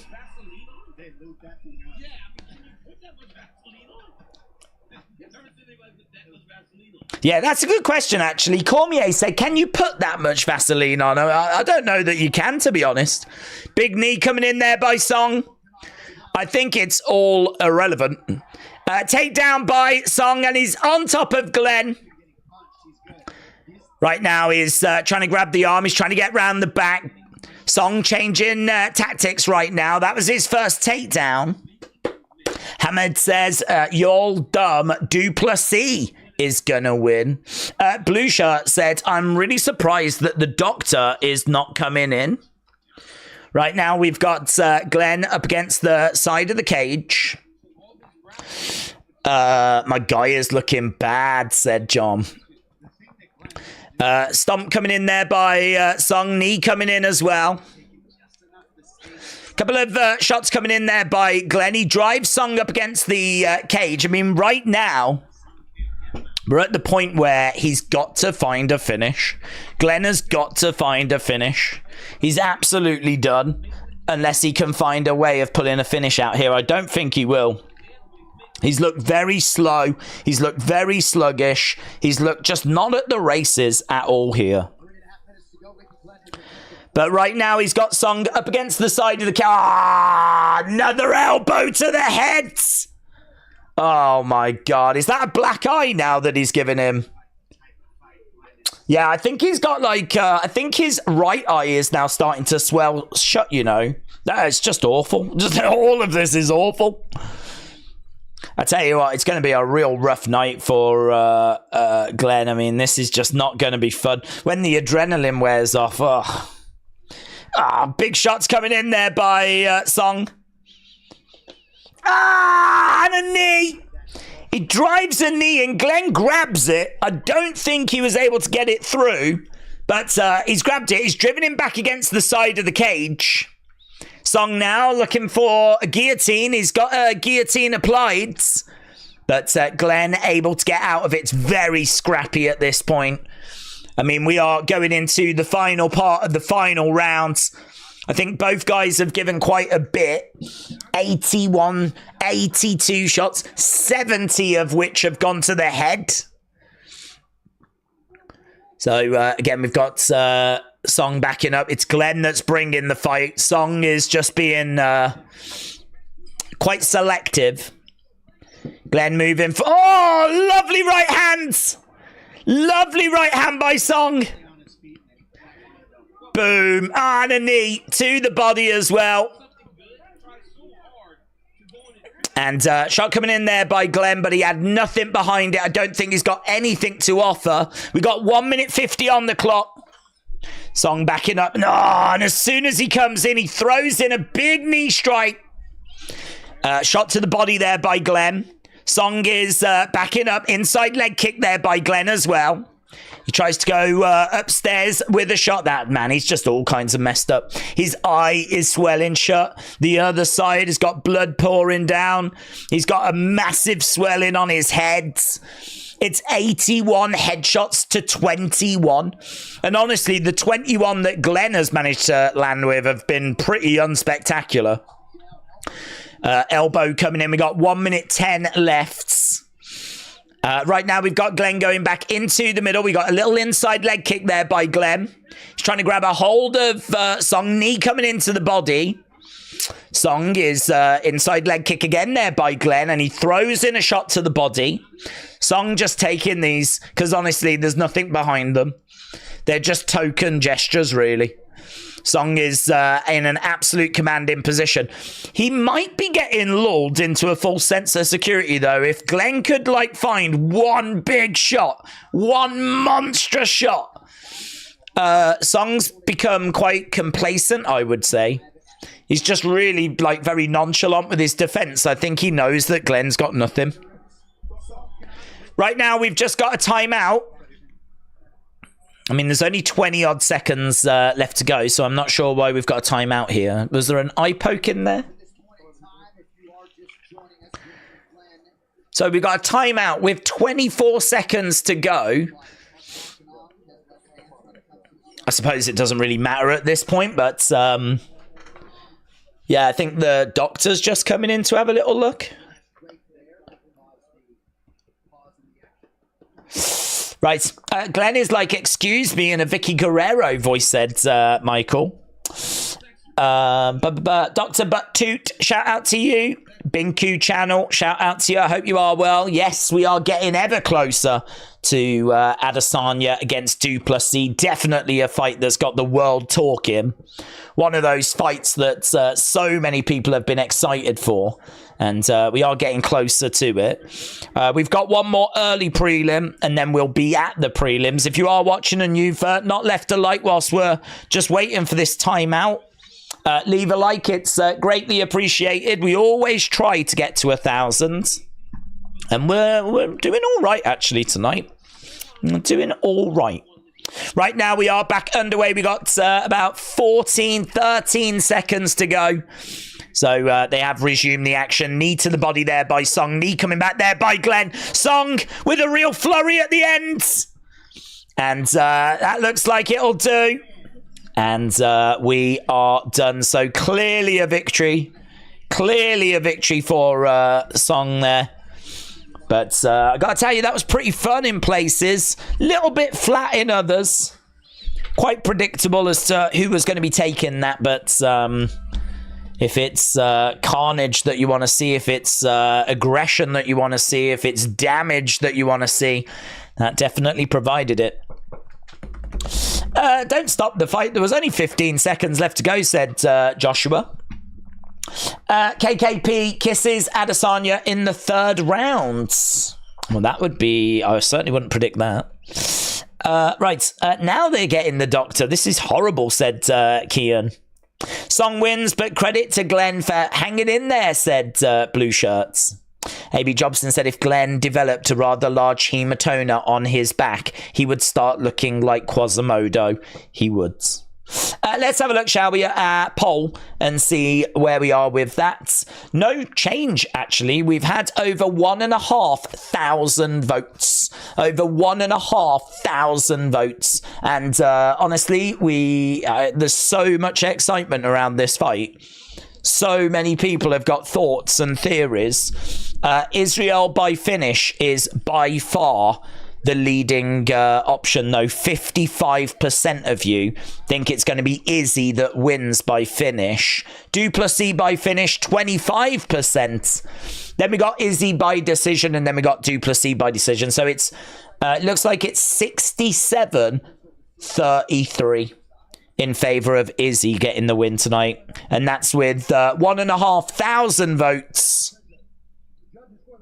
Here's the 30-27, 30-26. Oh, 29-28. So, Song gets it. Unanimous decision. There was one judge that gave Glenn a round. I could only imagine that was the final round. But, yeah, one judge... It's weird, isn't it? One judge went 30-27. I think another judge went 30-26. And then another judge had it 29-28. 3 judges all scoring it different. But the result is still the same. Song picking up the victory. And, I mean, I was never in doubt. Izzy is going to cry if he loses again, said Joshua. That main event is going to bang, said Blue Shirts. Just Sam said DDP is the real African.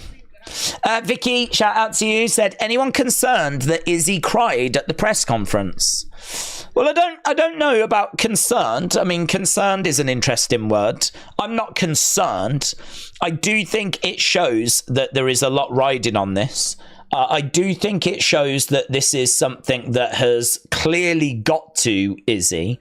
Whether that's a good or a bad thing, I think, is debatable. I think the immediate answer would be that it's a bad thing.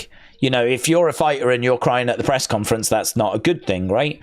But the point I made earlier is that I think Izzy is at the stage in his career where he may just be lacking that 1 or 2% extra effort. He's achieved everything. He's been multiple time champion. He's someone that has conquered his biggest obstacle. He's conquered his Mount Everest, and that was Alec Pereira. He beat him. And I think the effort and the dedication that he would have put into achieving that would have been monstrous. I think that would have been absolutely huge. I think it would have consumed his life to actually get that victory over Alec Pereira and make sure that he avenged like his losses, because he's lost to Alec Pereira obviously a few times in MMA and kickboxing. So for him to actually get that win, I think that just was everything. You could understand, I could understand him struggling to give that same effort every single time. There's only so many times you can go to those lengths. But honestly, in this day and age, you have to bring everything you've got. And if you are just going to fall that 1 or 2% short, that might be the difference between you winning or losing. So I think him getting so emotional shows that he really cares about this. It shows that this matters. So you could look at it and say he's too emotional, he's going to lose. Or you could look at it and say this means a lot to Adesanya, and he is going to have not cut any corners in the camp. He's not going to be coming in like undercooked. He's not going to, we don't need to worry about him not giving everything. Like I think he's totally here for this. If you've got a totally dialed in 100% focused Adesanya, that is not what you want to be facing if you're Du Plessis. You really want to be facing an Adesanya that's kind of looking past you a bit, an Adesanya that's maybe lacking that bit of motivation, an Adesanya that this is just another fight. Yeah, it's for a title, and of course he's always going to give a lot, but we really are talking fine margins. We're talking 1-2%. We're not talking much. We're talking just fine margins. The difference between winning and losing, it's a very small percentage. I don't know. I really don't know. I really don't know how to read him getting upset at the press conference. I don't know if it's a good thing or if it's a bad thing. I don't know if it means that he's too emotional and that he's gonna, I can't imagine that he's gonna stray from his game plan. I can't imagine that he's gonna fight on emotion. I'm struggling with that. If he is showing that emotion at the press conference, it means that he's not fully focused, or it means he's too emotional. But is he really going to abandon the game plan during the fight?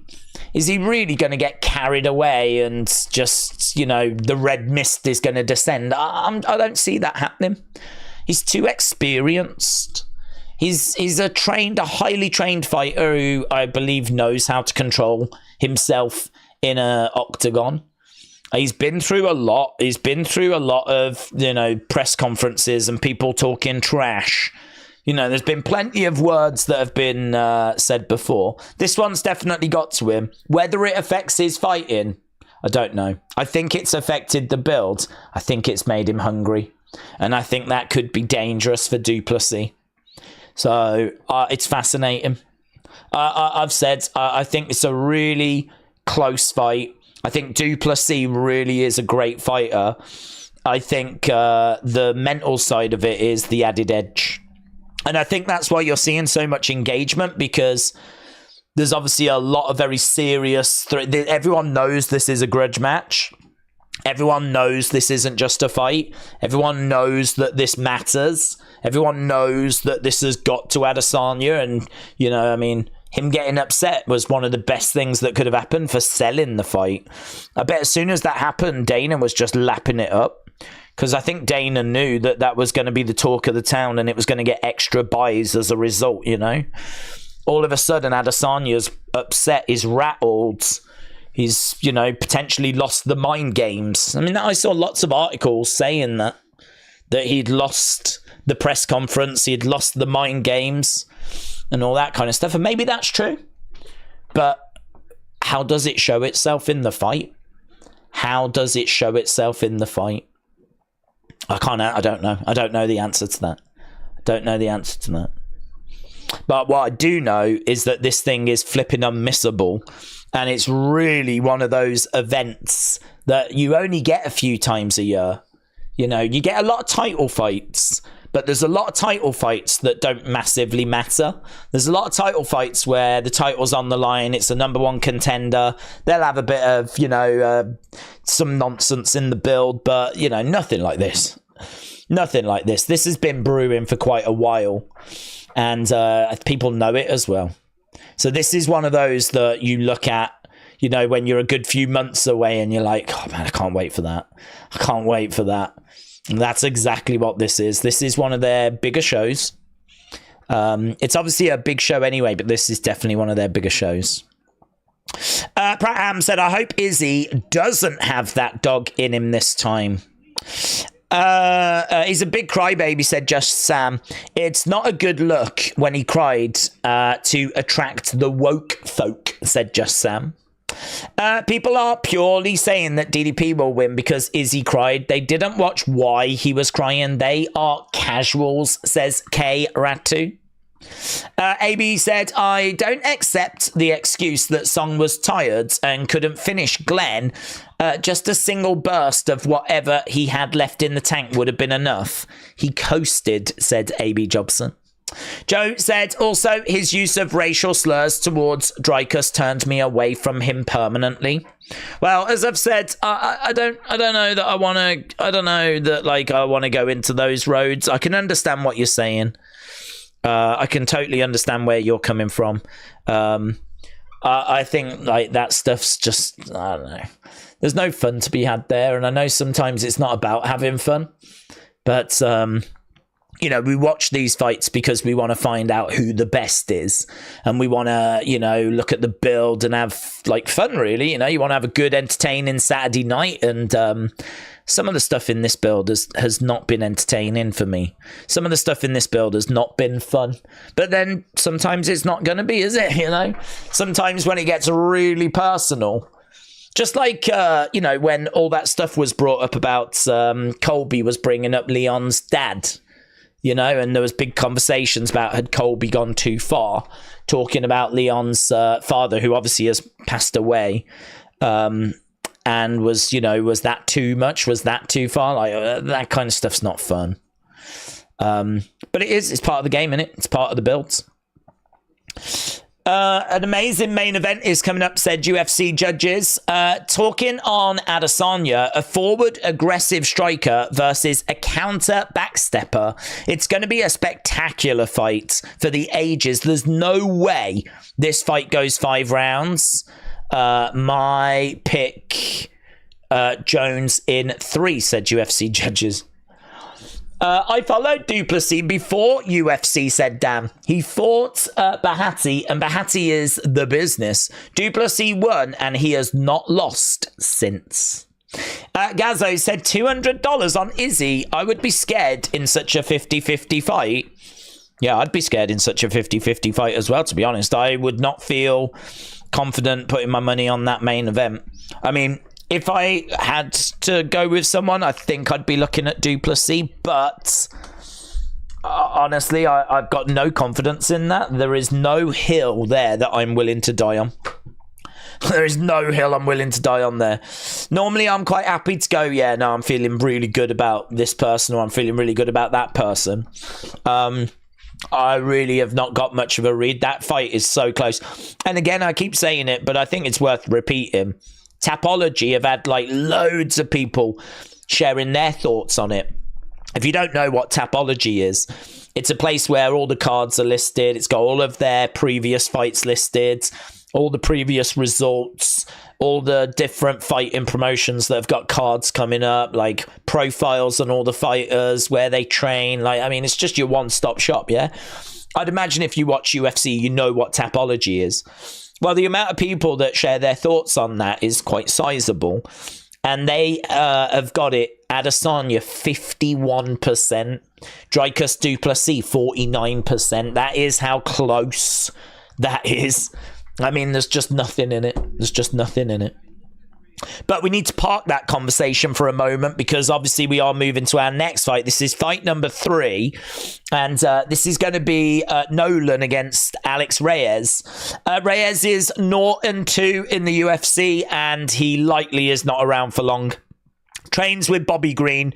He's got good footwork. He might be the more durable fighter, but he needs to get this fight down to the ground. I don't know that he will.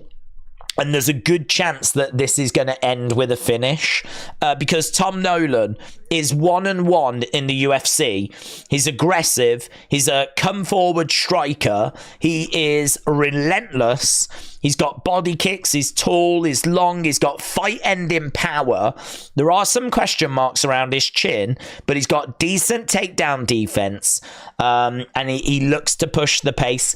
I don't know what his odds are right now, but 48 hours ago, he was minus 1,100. Like, he was a minus 1,100 favorite. I'm just having a look now because it might have his odds. No, 5 wins by knockout. Former Eternal MMA fighter. Came through Dana White's Contender Series. We'll find out his odds when he actually steps inside the octagon, but his odds were really, really good. He was, as we said, he was stepping in as a minus 1,100 favorite. So they're saying props to watch. Nolan winning by knockout or technical knockout is minus 500. So they quite fancy him to win by knockout or technical knockout. But him to just outright win was minus 1,100. That was around about 48 hours ago. You can see that Nolan has got 9.26 significant strikes landed per minute with an accuracy of 57%. Compare that to Alex Reyes, who is 4, right? Compared to 9.2. He lands 4, and his accuracy is 17% worse. So you've got a more accurate striker with more volume. I mean, this could really be a massacre, to be honest. This, I don't even know if this gets out the first round. So I'm looking at Tom Nolan here. Oh, minus 1,200 favorite now. Minus 1,200 favorite. Apparently he is tied for the tallest active lightweight fighter at the moment at 6'3". 6'3". Right, Bruce Buffer is getting us underway with our third fight of the evening. Let's go down. It's all good when you're winning, said Grafton, God of memes. But coming back after defeat is where your heart has to help, said Grafton. Grafton, shout out to you. Hope you're well. Earlup said, Days, how you doing? I'm good, thank you. What is your opinion on Pereira at Roundtree, and how do we think that plays out? I think it's pretty straightforward for Pereira, but I think Pereira is the guy to kind of sit atop that division. I just think he needs to get some more wins under his belt before we have the conversation about him moving up. So I think that Roundtree is a really good fighter, a great fighter. I think it'll be a fun fight, but I think Pereira's just going to have too much for him. I mean, he really does seem to be something special. I actually don't know where he sits on the pound for pound list at the moment, but he's got to be there or thereabouts. Third, maybe, certainly behind Makachev, and maybe like Volkanovski, but maybe not anymore. Second, maybe? I don't know. I think it's a big ass for Roundtree. Right, we're about to get underway with this one. Both fighters coming out into the middle. And we've got Reyes in white. We've got Nolan in red. And we've got Reyes coming in with a kick to the midsection. As we said, I'm expecting Nolan to get this. And if he can get going, I don't know that we even get out of the first rounds. Du Plessis against Adesanya. That fight coming up for the UFC Middleweight Championship. Lots of people want to know when are we going to get to it. We do have to get through the prelims first.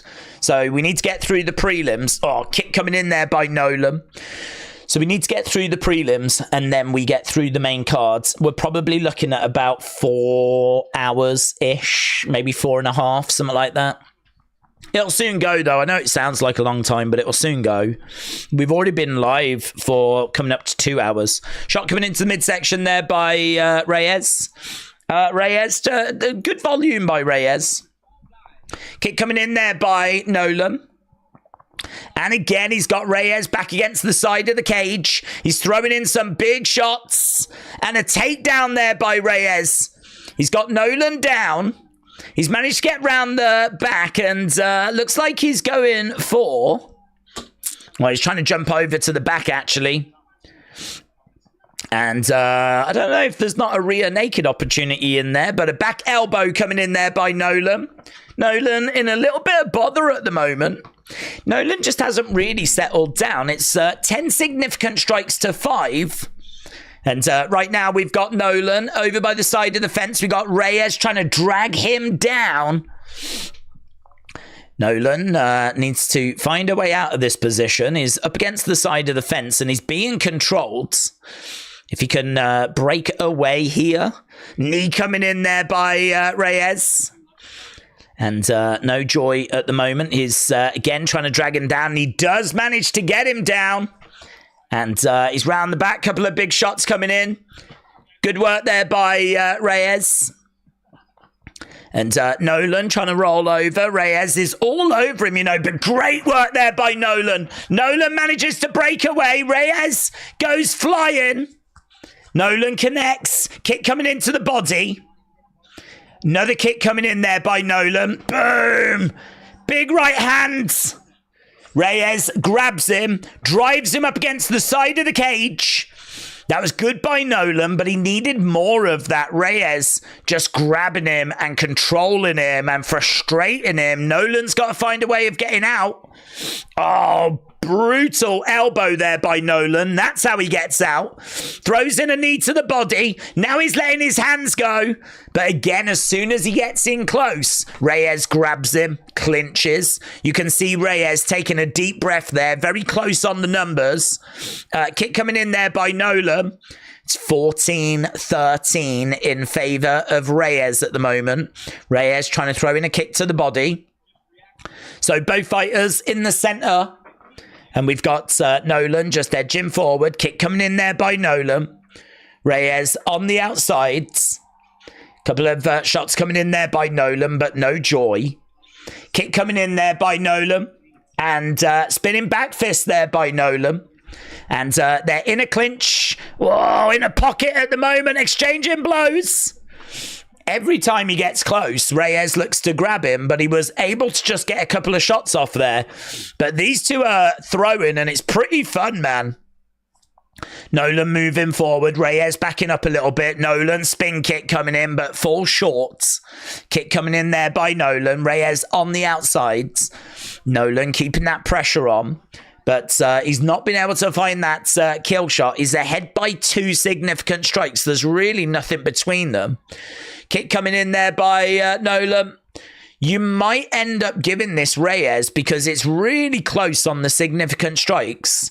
He's done really well to clinch up and take a sting out of Nolan. Nolan with a knee. Good work, and he's swinging away. Kick coming in there by Nolan.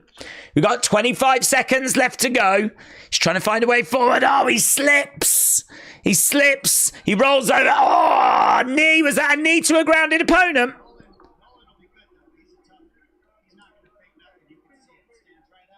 Yeah, we've got a timeout. We've got a timeout here. Stay here. So we're just having a little look here. So he's down on his knees. Boom. It wasn't heavy. I'm not going to take a point.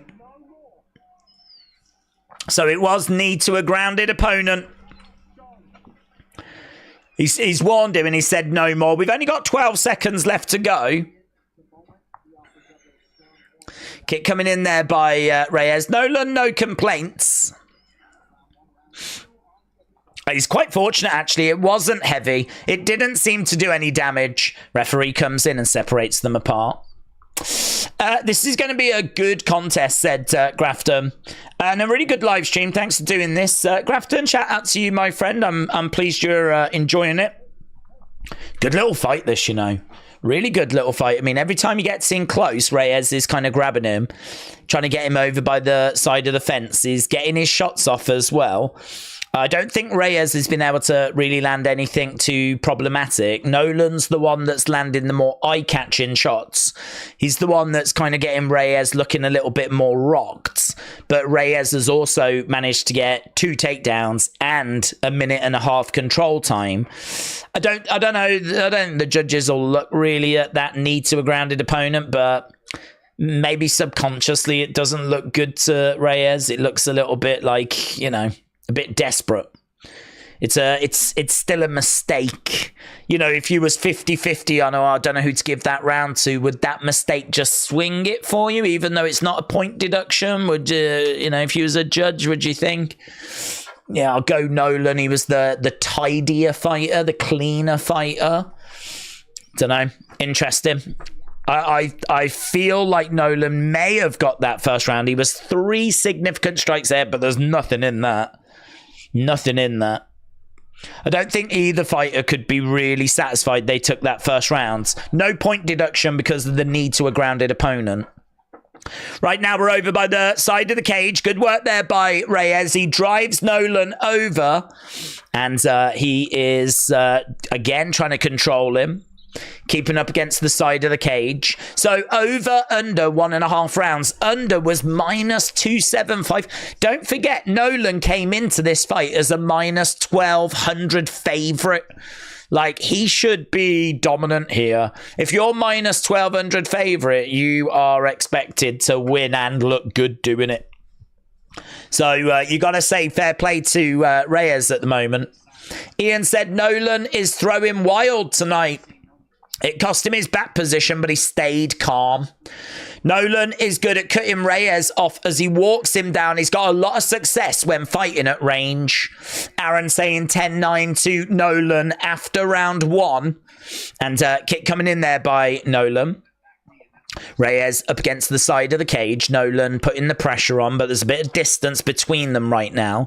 We are in round 2. And again, he's trying to come forward, throwing in a kick there, Reyes.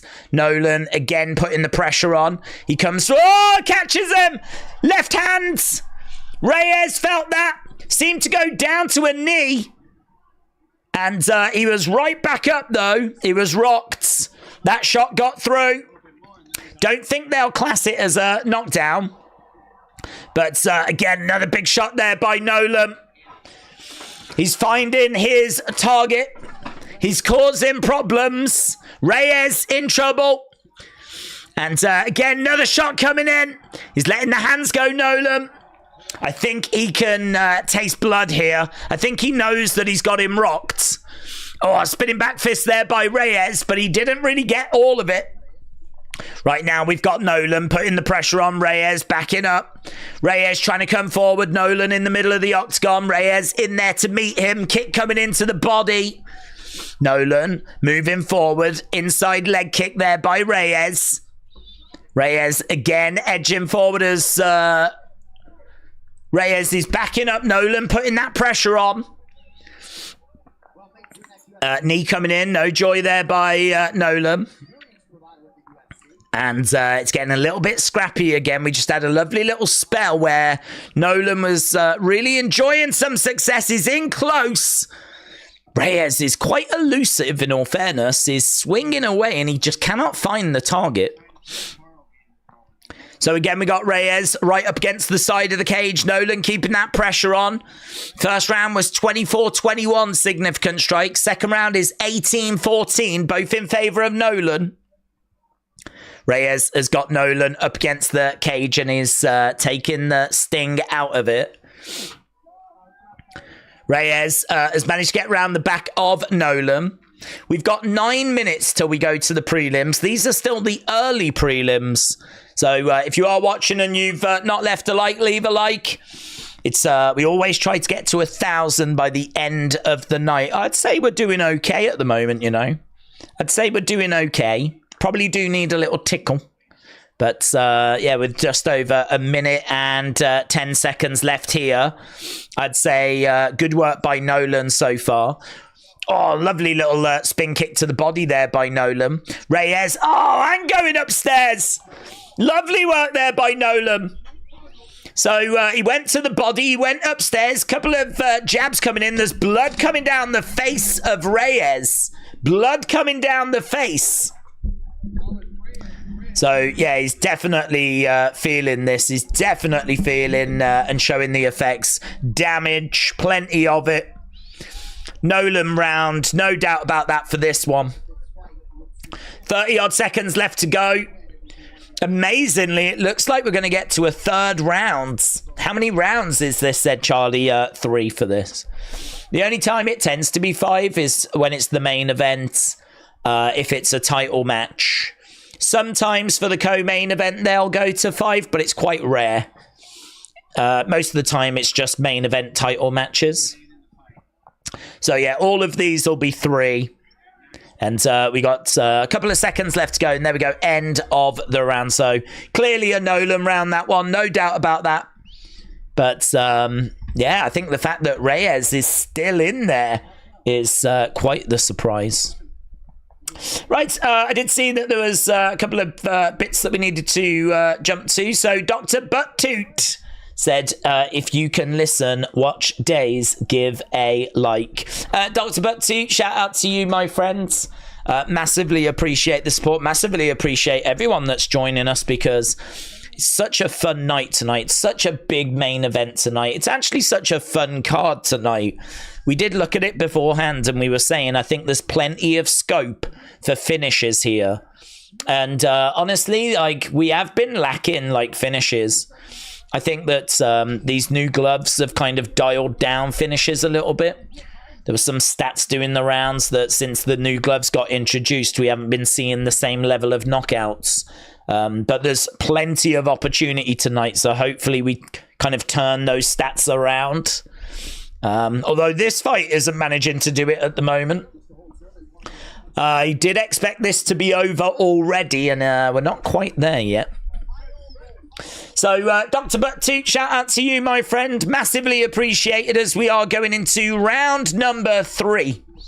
And let's see what they've got for us here. Can we find a finish? Or are we going to the judges once more?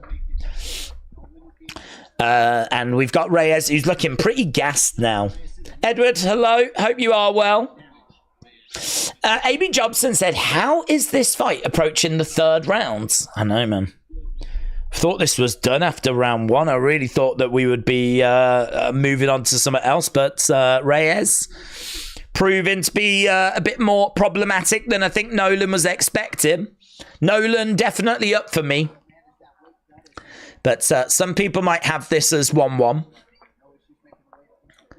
So, again, Nolan keeping the pressure on. We've already had about 50-odd seconds here. Outside leg kick there by Nolan. Reyes backing up a little bit. Kick coming in there by Reyes. Shot coming into the midsection.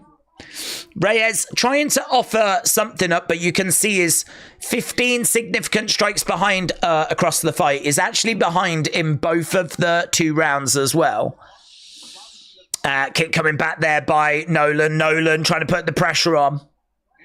No knockdowns scored or anything, but there has been some tasty moments for Nolan.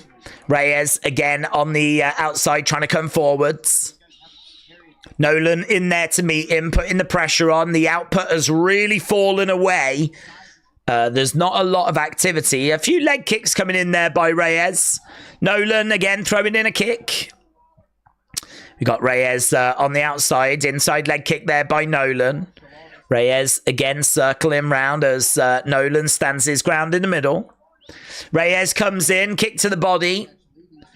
Nolan again just edging forward. Kick coming in there. Going upstairs, but it's blocked. Nice right hand there by Reyes. And he goes to the body. Into a clinch. And there's a glancing elbow. Nice shot there. And, yeah, some really good work here by both guys. It's kind of tit for tat at the moment. I want to have a look at the UFC kind of breakdown and see where we are in regards to that. Into a clinch. So, leg kicks, 17-10 in favor of Reyes. Oh, that's quite nice by Nolan. Nice choke applied. Did he tap? No. So right now he's managed to grab a hold of the head. Yeah, Nolan looking for a submission here, looking for a choke, but he's disengaged. Hammer fists coming in instead. Knee coming into the body there by Reyes. So lots of questions being asked at the moment, but not really much being found. Knees coming in there by Reyes. He's got Nolan up against the side of the cage. There seems to be quite a bit of blood coming down from Reyes, because there's blood that keeps appearing on the mat and appearing on the legs of Nolan. So it looks like he is busted. Reyes is actually doing the better in this round, you know. Couple of back elbows there by Nolan. It's actually 19-13 in favor of Reyes here. Do you know, if they gave Reyes round 1 and then they gave him this round, there might be some judges that give Reyes this fight. This is a tricky little situation, isn't it? 19-13 for Reyes so far. We're over by the side of the cage. We got a minute or so left to go. The clock is counting down. Reyes has got Nolan. Big knee strike coming in there by Reyes. And right now, Reyes has driven Nolan up against the side of the fence. So Reyes doing well. Nolan up against the side of the cage. And Reyes not really allowing Nolan to do anything. And as we said, it's 22-22 now, you know. 22-22. It's super close in this third round. First round was close as well. 20 odd seconds left to go. Reyes in control. He's just taking the sting out of this. Shot coming into the midsection. Knees coming in as well. Oh, big blows. And a big kick. Big shots. Big strikes by Reyes. Yeah, Reyes with a late flurry, but Nolan with some knees to the midsection. And there we go. What do you think about that? Which way do you think that ended up going? Really tricky to kind of work that out. Some big blows at the end by Reyes. Nolan was getting some knees in. That round was close. That final round was close. In fact, it shows in the numbers as well. Significant strikes for round 3. 30 for Nolan. 29 for Reyes. So, yeah, very close. Dr. Buttoots gifting some Wrestling Days memberships for people. Dr. Buttoots, so generous, my friend. Thank you so much for all of the support. I know that that gets said a lot, but it really is greatly appreciated. And I know that the people that have benefited from those memberships will be greatly appreciative as well. So you're making friends everywhere, Dr. Buttoots. Very popular. And Shaquille Oatmeal said, big me up. And Joe, we're watching the UFC fights and you at the same time. Loving the WWE and UFC content. Keep it up. Big up Shaquille Oatmeal and Joe. I feel like Joe needs a more exciting name. You've got Shaquille Oatmeal and then Joe. Do you know what I mean? You need to be like Hojo or something like that. Maybe not that. Maybe not that. Maybe something better than that. But shout out to Shaquille and Joe. And yeah, we're getting closer, kids. We're getting closer. We're getting closer to that main event. We're getting closer to the prelims. They should be starting now. Right, here we go. Let's see which way this is going to go. I'm expecting Nolan to get it. Okay, here we go. 30-27. 30-27. And 29-28. It's unanimous. It's got to be Nolan. It's got to be. Yeah, so Nolan gets it. I think that's the right decision. That's what I was expecting. And he picks up the victory. 29-28 in there. I don't mind that. I think that last round was quite close in all fairness. But overall, Nolan deserves to get the win there. So there we go. He picks up the win and we move forward. Where did I put those? There they are. Right. Amy Jobson said it was a decent performance by Nolan. He's only 24. He's got plenty of time to improve on that head movement going forwards. Days, have you started members' opinions? I've not been able to find a Gunther opinions video. I haven't started a members of opinions video, no. And next opinion video is going to be on Dave Meltzer. I announced that yesterday. I'm interested into what people think about Dave Meltzer and why they think what they think about Dave Meltzer. So that's going to be the next one. That'll be going up later. Charlie said, will Herbert Burns against Jack Jenkins go into round 2? I think it goes into round 2, but I've got it finishing in round 2 because I think Burns has been finished in round 2 like 3 times. I think that both guys have got enough to get it into that second round. I think Jenkins gets it. But honestly, I thought that Nolan was going to be able to finish that last fight in the early parts of it, but he didn't. Goes the distance. So I've got Jack Jenkins winning this next one. I think he gets it in round 2. But honestly, these fights are going longer than anticipated. So far, we've had 3 fights. 2 of them go in the distance. And now we've got fight number 4. Jenkins versus Burns.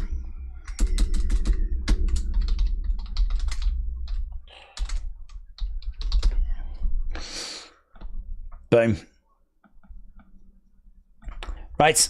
I just realised the prelims have 4 Australian against Brazil fighters in a row. Oh, I didn't know that. Yeah, they do. You're right. O'Neill and Santos. Culibao against Ramos. Taffa against Walker. And Jenkins Burns. How quirky. How quirky. Saucy Sushi said Burns 11-5, homie down. Understand that Brazil craze has been done, said Saucy Sushi. What is the most that you've ever betted, said Spartan Major. That's a good question. I haven't ever gone crazy on MMA. I think the most I've probably ever betted would probably be on a football match or on like a horse during like the Grand National or something like that. I'm probably looking about 100 quids. And that would have been like, probably not like, that wouldn't have been just on, that wouldn't have just been on like one bet kind of a thing, you know? That would have been like, I don't know, on the horses, like either way type situation. I don't like losing money, so even if I just get something back, then you know, like if I do a bet like that, chances are I'll probably end up getting like 20 or 30 back. I mean, obviously, if it wins, then obviously I can like double my money, whatever. But problem with those kinds of bets is you don't really ever win big. You know, I've never gone for like a big juicy balls to the wall type bet, you know. I always tend to go like, a lot of my stakes tend to be at like 20 quid if I do put something on. And then I go for something like that. But it's one of those where I always find, and I'm sure that many of you found the same, when you bet, it never comes off. And when you don't bet, your hit rate is normally pretty good. I think our hit rate is pretty good. I think we're pretty good at like picking out the winners. Obviously we don't get 100%, no one does, but I reckon we float around that kind of 65-70% mark. But as soon as there's money involved, it goes out the window. As soon as there's money involved, forget it. But there's so many weeks where I feel really good about something and it comes through and I'm like, why didn't I put money on that? If I'd have put money on that, I could easily have like doubled my money. I think that on a regular basis. And so then finally you do, and then it doesn't come off. And you go, do you know what? Sod this. Sod this game. It's a mugs game. So, yeah. I hate losing money. I hate it. No one enjoys it, but I hate it. I hate it to the point where it prevents me from gambling, because every time I do, I always end up flipping losing. What's the difference between quid and pounds? Nothing. Quid is pounds. We spoke about that actually in a video because they were talking about British slang. And I think some wrestlers thought that quid meant money, but it doesn't. Quid and pounds is the same thing. So, you know, it's kind of like if something's £5, we would say it's 5 quids. If something's £20, you'd say it's 20 quids. You wouldn't say how many quids is that, right? You wouldn't say that. You just tend to say, how much was that? Oh, it's a couple of quids. Couple of quids. 2 quids. It's £2, basically. So it's just basically another word for the same thing. Quid, pound, same thing. Days, I need to know your pick for this fight, said so many questions. I got Jenkins on this, but that's not really much of a pick. He's minus 550. So I've got Jenkins on this next one. Imagine if people who work in WWE started betting, knowing that they would know who would win and lose, said Spartan Major. Well, there'd be a big fallout from that. It's probably not worth doing, to be honest.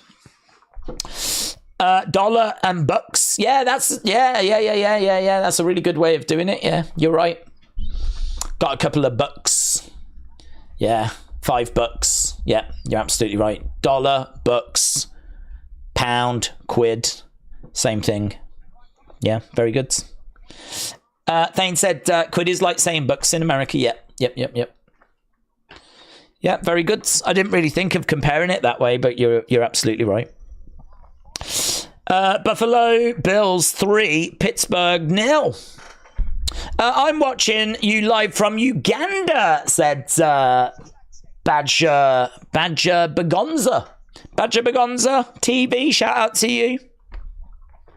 Shout out to you, my friend. Right, this is good. This is exciting because we're actually at the prelims now. And the prelims always go super quick. It's a couple of hours and then we are into the main show. So I always find that this bit goes quite quickly. So we got 4 fights. Should be fun. This is Jack Jenkins against Herbert Burns. Herbert Burns he's 36. He's 36. He's 6 years older. He's got a 2-3 record in the UFC. He's very dangerous in round 1, but he lacks durability. He lacks cardio. And he has got really great jiu-jitsu, but he has been finished in round 2 3 times. So it seems to be that he can get out of round 1, but when he gets into round 2, that's where we can see him start to struggle. So I really fancy Jack Jenkins to weather that early storm, get through round 1, and then I think what we'll see him picking up the victory in round 2. So Jenkins is 2-1. He's an effective striker. He's got good leg kicks. He's got brutal calf kicks. He mixes his attacks well. He goes after the body, works combos. He's got good grappling. He's got good cardio. He's a minus 550 favorite. 98% of people on Tapology have gone with Jack Jenkins. 98%. Only 2% have gone with Herbert Burns. So it's pretty one-way traffic on this. You don't really need to be Mystic Meg to know which way this is going to go. So Jack Jenkins is the pick. He is the bookie's favourite. Tapology love him. I expect him to get the win here. So Jack Jenkins is the pick. If we have a look at his striking as well, 4.4 significant strikes landed per minute to 1.7, 62% accuracy to 52%.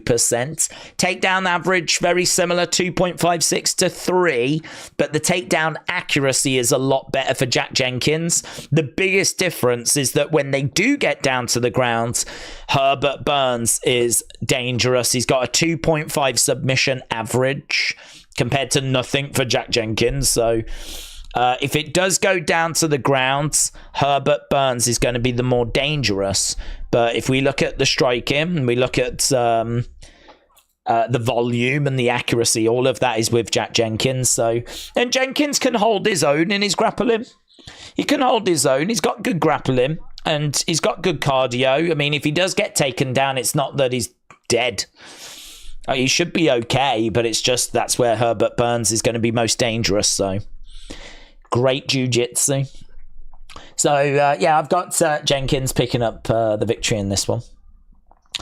Jobson said, I placed a $10 bet to win $100 on the Nolan via decision at plus 1,000 odds just for the F of it. It was a surprise hit. Oh, well done.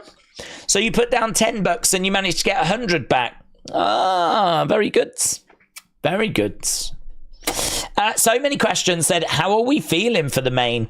DDP could definitely close the distance, but Izzy is one of the best kickboxers. Oh, he very much is one of the best kickboxers. Yeah, I mean, I think that Du Plessis has got really, really good striking. I think that he is quite powerful. I think if he was to land on Adesanya, you know, I think Adesanya is going to know about it. He's got a kickboxing background as well, Du Plessis, and his kicks are really, really good. Power and volume is what you get from Du Plessis. So he's going to hit you often, and it's going to have something behind it. If he does keep doing that, I don't know, Adesanya's going to get in deep water, I think. But Adesanya's got that sniping striking. He's got that kickboxing. The range that they operate at is going to be very interesting. I can see them both having successes. I can see them both winning rounds. And honestly, it's just about who can find that kill shot, really. But as I said, there is a bit of a question mark around these new gloves and about the fact that for some reason we're just not seeing as many finishes anymore. And, you know, maybe that last fight was an example where you would have expected Nolan to have found a finish, yet we end up going to a decision.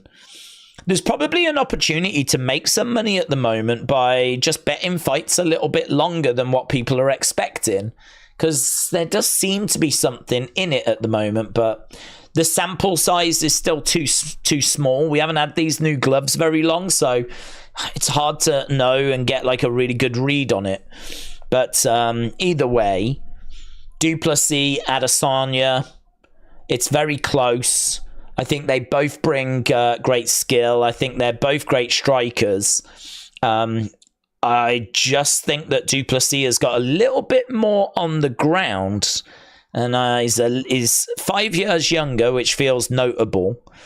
And I think he just carries that power as well, and he's got the volume advantage. If this does go the distance, if there is anything in the gloves preventing knockouts, whatever, or not leading to as many knockouts, and the fight does go longer than people are expecting, Du Plessis could win it on decision thanks to the volume. So, wow, she was fired up, weren't she? Jeez! That girl was like, yeah! Woo! She was all kind of fired up. So, yeah, it's a really, really interesting main event. That's, I think, why we've got so many people joining us. It's quite unusual for us to be knocking on the door of 400 likes, having just been 15 minutes into the prelims, you know? I mean, it does feel like there's a lot of people around. It does feel like there's an energy around. There's an excitement around. I don't think it's for Jenkins Burns. I think people just are seated. People are ready. People want to see Adesanya, Du Plessis. Right, so we are underway with this. We got Jenkins throwing in some shots. We've got Burns in yellow. We got Jenkins in black. And we know that Burns is dangerous in these early stages. Kick coming in there by Burns. Jenkins with, oh, lovely jab, little uppercut in there as well by Jenkins, sorry. Burns moving forward. Kick coming into the body there by Burns. Yeah, Jenkins putting together a nice combo. Jack again edging forward. Couple of feints coming in, trying to goad Burns into a trap here. He's trying to get him to throw some kicks and then throw the counters. When he does, that's a lovely shot there by Jack Jenkins, and a straight left as well by Jenkins. It's really interesting stuff here. Lovely check. Yeah, that was lovely. Bit of damage on the nose by Jenkins by the looks of it. Looks like he has been caught on the nose. Where are we? It's 11-11 at the moment. It's very even. Oh, man, look at that flurry of shot there by Jenkins. That was great. Knee to the midsection, though, by Burns. Right now, Burns is backed up against the side of the cage. Jab coming in there by Jenkins. Burns coming forwards. Jenkins right there in front of him. Not lots of activity, but it is very interesting. They're saying to Burns that they want him away from the fence because he is very close up against the side of the cage. Jenkins is right in front of him. Kick coming in. Lovely. Couple of shots. When Jenkins throws, he throws in bunches, doesn't he? He's got lots of combos. I love that. Oh, my God. I love that as well by Jenkins. Really nice. Really nice. That looks so good. Jenkins unloading on Burns. He gets like 4 or 5 shot flurries in. Yeah, I mean, Burns just doesn't know how to react, and he works the levels so well. Look at this, going upstairs, digging into the body. Burns looking for a takedown. No joy. Jenkins backs away. Referee telling Burns to stand up, get up. Jenkins is just absolutely piecing him up on the feet. 27-12 right now. 27-12. Brilliant work by Jack Jenkins. Brilliant work. Burns over by the side of the cage. Oh, look at it. Boom, boom, boom. Big knee. He is all over him. Didn't expect him to look this good in the first. Yeah, he looks really good. He looks really crisp. This is the featherweight division, but a good takedown there by Burns. Burns needed that. Burns really needed that. He needed to take the sting out of this. 39 shots, 27 to the head, but 9 to the body as well. Tends to be upstairs, upstairs, dig to the body, then another hook upstairs. He throws like 4 or 5 shot combos. It's beautiful to watch. It's beautiful to watch. Lovely takedown there by Burns, though, and I think he's just going to see this round out, but it's going to be a round that he will have lost. He's on top of Jenkins. Why is Burns even trying to stand and bang, said resident Crockheads? Yeah, well, it's a good point, because as soon as you said that, he's took him down. Burns isn't clearly UFC level, said AB Jobson. We are knocking on the door to nearly 3,000 votes, which is pretty cool.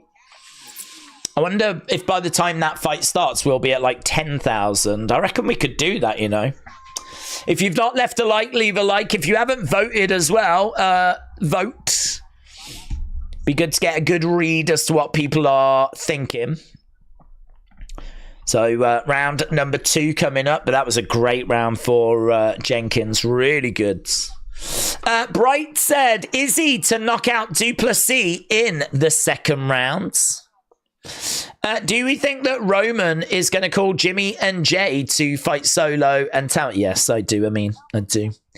Don't know that it'll be straight away, but I do expect it eventually, yes. Terry said Burns retires or is let go after tonight. Just Sam said, is he gonna visit South Africa in a wheelchair? Said Just Sam. What are the leg kicks, Jenkins? Where are the leg kicks? Well, he doesn't need them.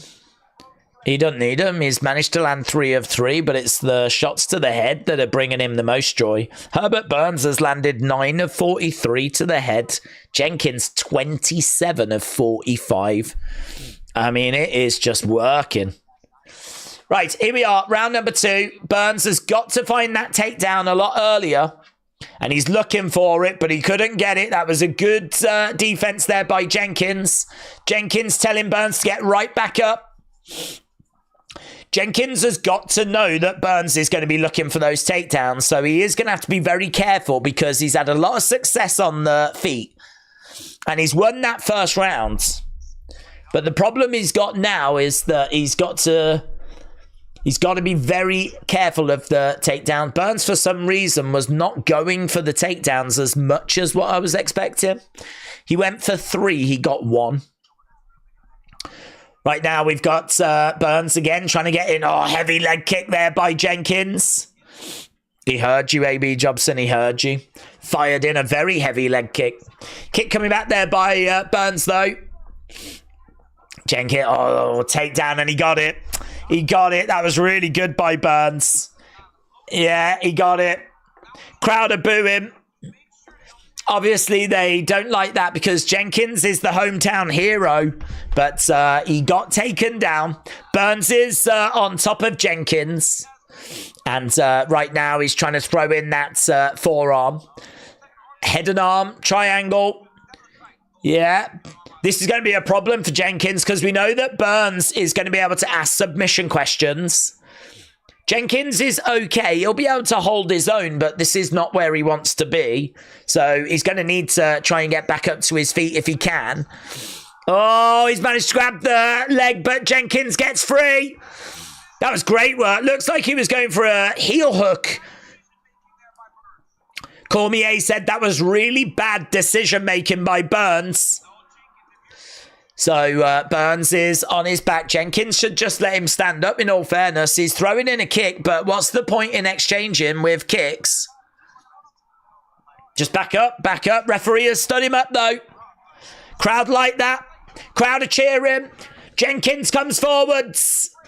And again, lovely right hands there as there's a good takedown defense. He's got Burns on his back. Yeah, Burns pulls him into the guard, but Burns is all right working off his back. Cormier said Burns can't just lie on his back and hope. That is seemingly the strategy at the moment, though. It's certainly better than standing and exchanging.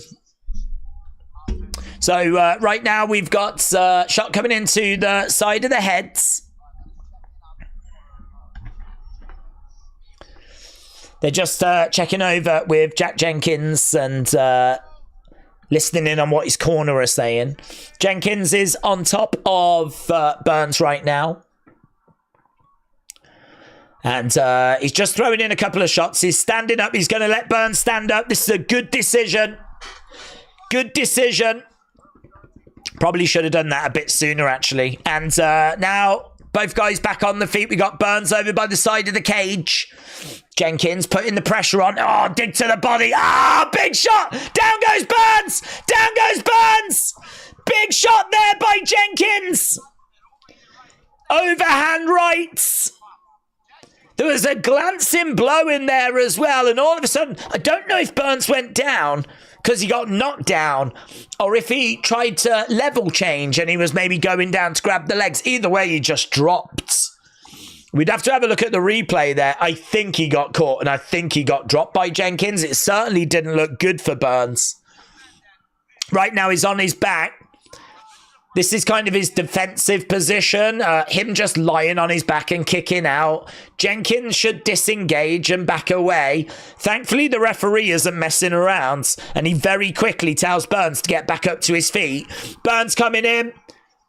And seems to get caught again. 40-odd seconds left in this round. He goes down. Yeah, he just seems to be all at sea at the moment. He just doesn't. He just really doesn't know what to do right now, Burns. Can't get settled into any kind of groove, any kind of rhythm. He's backed up against the side of the cage. Jenkins going for another leg kick there. Another leg kick. Oh! But Burns is just compromised.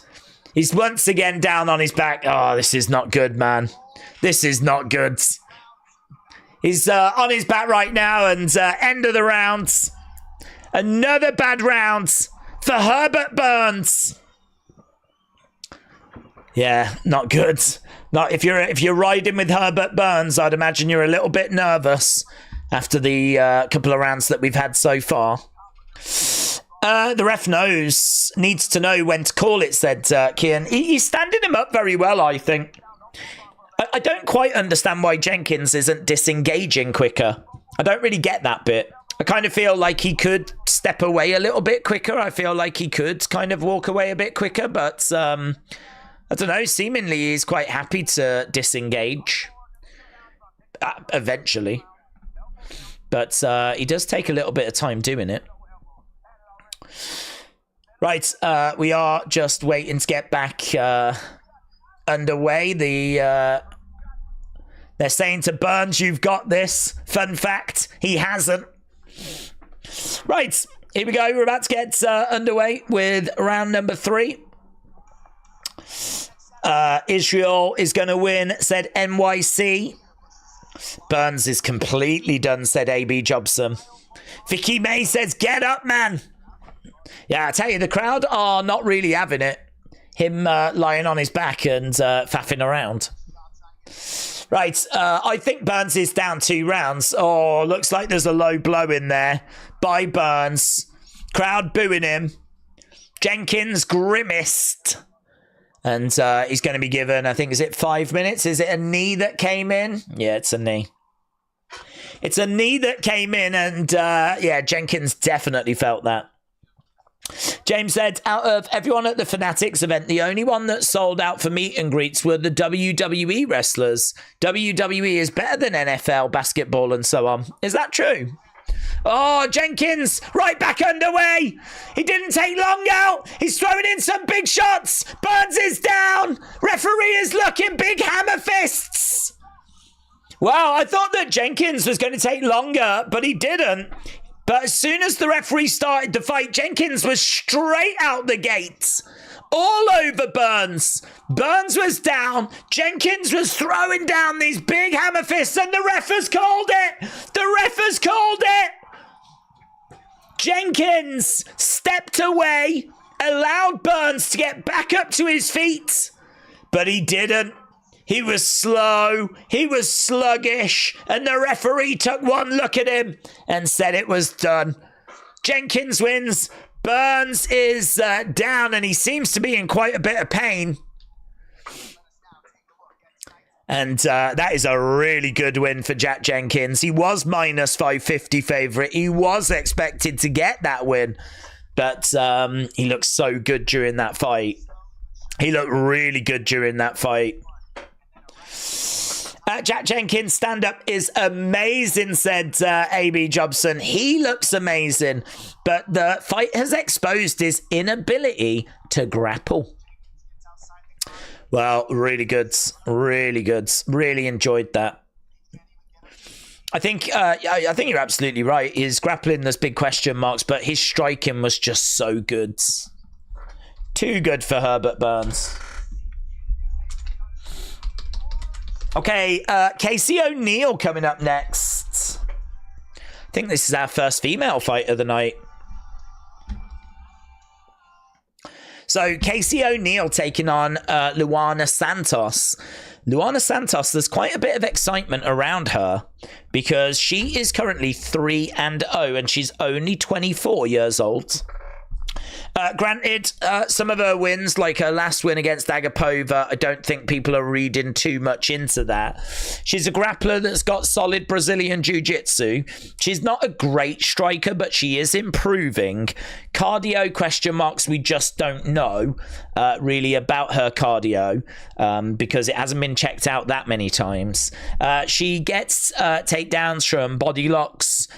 She can lack a little bit of volume. Certainly if you compare her to Casey O'Neill. Casey is 8.4 significant strikes landed per minute, whereas Luana Santos is 5.3. Both are operating around the same level of accuracy. But yeah, she's coming in, I believe, on short notice against Casey O'Neill. Casey O'Neill is well-rounded. She might have the better striking. She likes to move forwards, but she's very hittable and she can be very sloppy as well. Certainly got more UFC experience, but I do not fancy Casey O'Neill here. I'm thinking Santos gets the victory. 79% of people on Tapology have gone with Santos. She is a minus 150 favourite. AB Jobson's going with Santos. She has got an original bear hug and a valiant back mount. Santos shall hasten the cut man. Rebel Clef, shout out to you, said without taking it to the ground, he couldn't time me kangaroo down sport. Good ground game, said Ian, but on the feet he was not that great, but great win. Rolf Harris is in the audience. I would be very surprised if he was. Although I did used to enjoy his cartoon club. I think that was a British show, though, to be honest. I don't think that came from Australia. But he used to have this weird desk that kind of was like a massive circle all around him, and he would be in the middle doing his drawings and everything. I don't know why the desk was so big. It was flipping huge. Perhaps they knew that he was a wrong-un and they needed to keep him away from kids even at that stage. But yeah, there was like this perimeter, this wooden perimeter all the way around him. But either way, it was a good show, and I enjoyed watching Rob's Cartoon Club when I was young. And then he turned out to be a wrong-un, didn't he? We even let him paint the portrait of the Queen. I mean, we didn't know that he was a wrong-un at that point, you know. But, yeah. So, I believe he's in jail. I don't think he's... Are You Being Served was awesome. That was awesome. I am watching from Halifax in Canada, said Terry. Hello. Shout out to you. Days, what female UFC fighter would you date? Me, none. I don't want to get beat up, says John. I don't know, to be honest. I don't know. I don't really think about that. I would go out with Thug Rose because I find her fascinating. But I don't think that'd be a very good date, would it? I don't think that'd be. That doesn't strike me as fun, to be honest. Do you know what I mean? She'd probably be bringing like the support dog, and we'd probably like be, I don't know, saving some flipping allotment. You know, we'd probably be going on some flipping campaign to stop some, I don't know, some factory being built or so. I don't know. So I don't think you'd have a good time. But I wouldn't.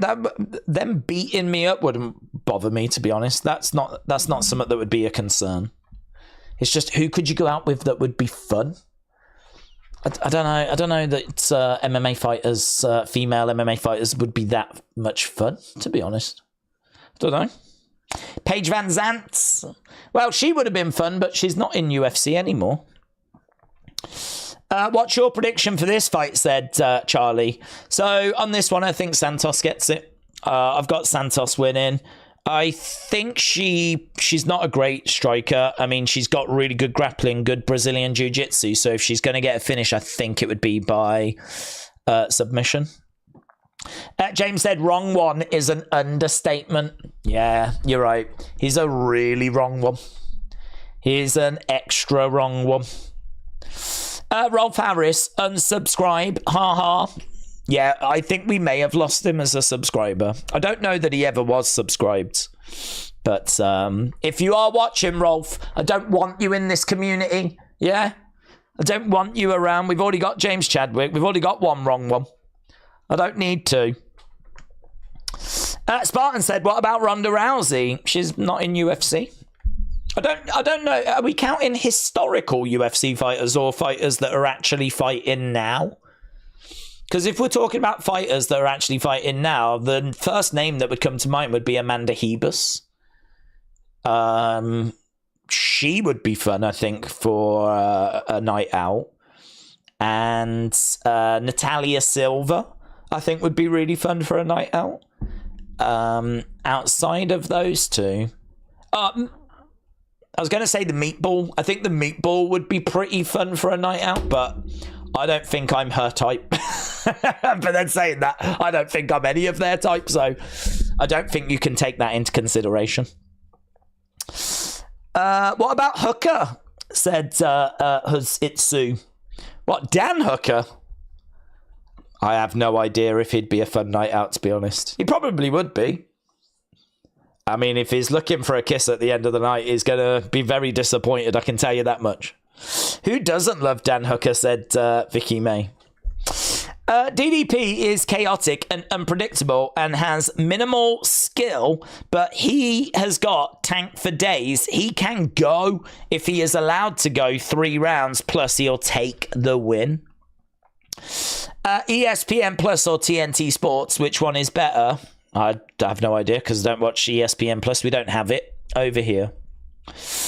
At what time do the fights start, said Platform? The fights have started, my friend. So we are already 1 fight down in the prelims. There's only 12 fights tonight, and we're about to get to fight number 5. The main card will start in 1 hour and 23. So I can see we've just got over 1,000 people joining us, which is really cool. Big shout out to everyone that's joining us. It's going to be a really good night. In fact, it's been pretty fun so far anyway. But it's going to be a really good night tonight. Certainly that main event is really grabbing people. You can just tell there's a bit of an extra buzz around tonight. It feels like a bigger show. I think this is definitely a main event that has grabbed people's attention. And yeah, for us to be close to 500, I mean, we're only 56 away at this stage, gives you a good indicator. Normally, we're struggling to be at 500 by the time the main card starts. We always look at 3 o'clock to be about 500. A lot of the times we're just a little bit short. I'd say this is where we're normally about in 1 hour and a half. So the fact we're there now is very exciting. It's very encouraging that there's so many people around. It suggests that this really is a card that has got people's attention. So big shout out to everyone that's joined us. If you haven't left a like, leave a like. If you haven't voted, then vote away. We're over 3,500 votes. 3,500 votes. And we have got the video package now for O'Neal and Santos. Luana Santos is not a bad looking girl, is she? She's a good looking girl. I reckon a lot of the Brazilians would be pretty fun for a night out. So, yeah, we're just seeing her getting that win last time against Agapova. Paige Van Zandt was on Misfits Boxing. She was, yes. She struggled a little bit, which was a massive surprise. Thought she was going to absolutely batter the other girl. So, that wasn't a great look, was it? Notice how Gilbert, for the first time, didn't corner him. He's realised that his good-for-nothing brother is going to be out again. Nice. Meatball Molly said bonkers. Meatball Molly would be a lot of fun, I'd imagine.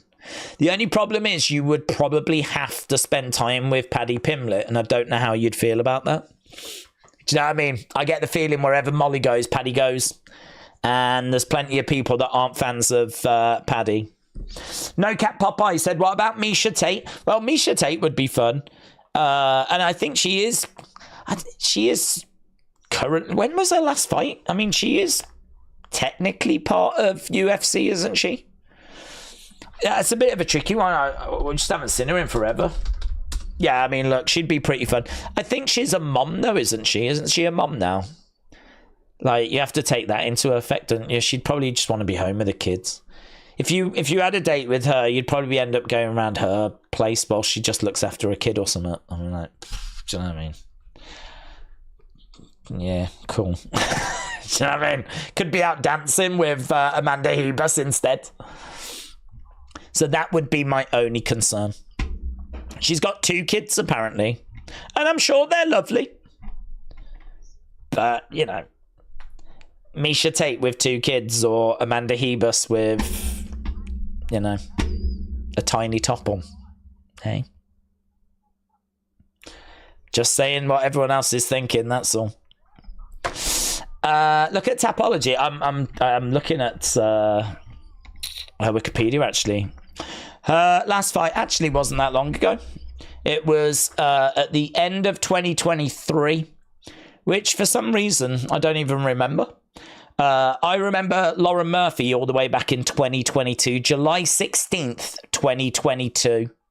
So she came back in 2021. She had another fight in 2021. She had a fight in 2022. And then she did fight at the end of 2023. So she does count. She had a fight around about 8-9 months ago. So she does count. But I'm still going to stand by the whole kid concern. That's all. Right, Rebel, shout out to you, my friends. Appreciate the kind words. Volantera said Paige Van Zandt is not a good fighter. I have no idea why she's popular. I think it's her vagina. Her last fight, I think, was in December. You are correct. No, Cat Popeye. Kuz said DDP is going to go all the way and make the Boars proud. Jaden said, what time is the fight in South Africa? Hang on. South Africa time. I don't know.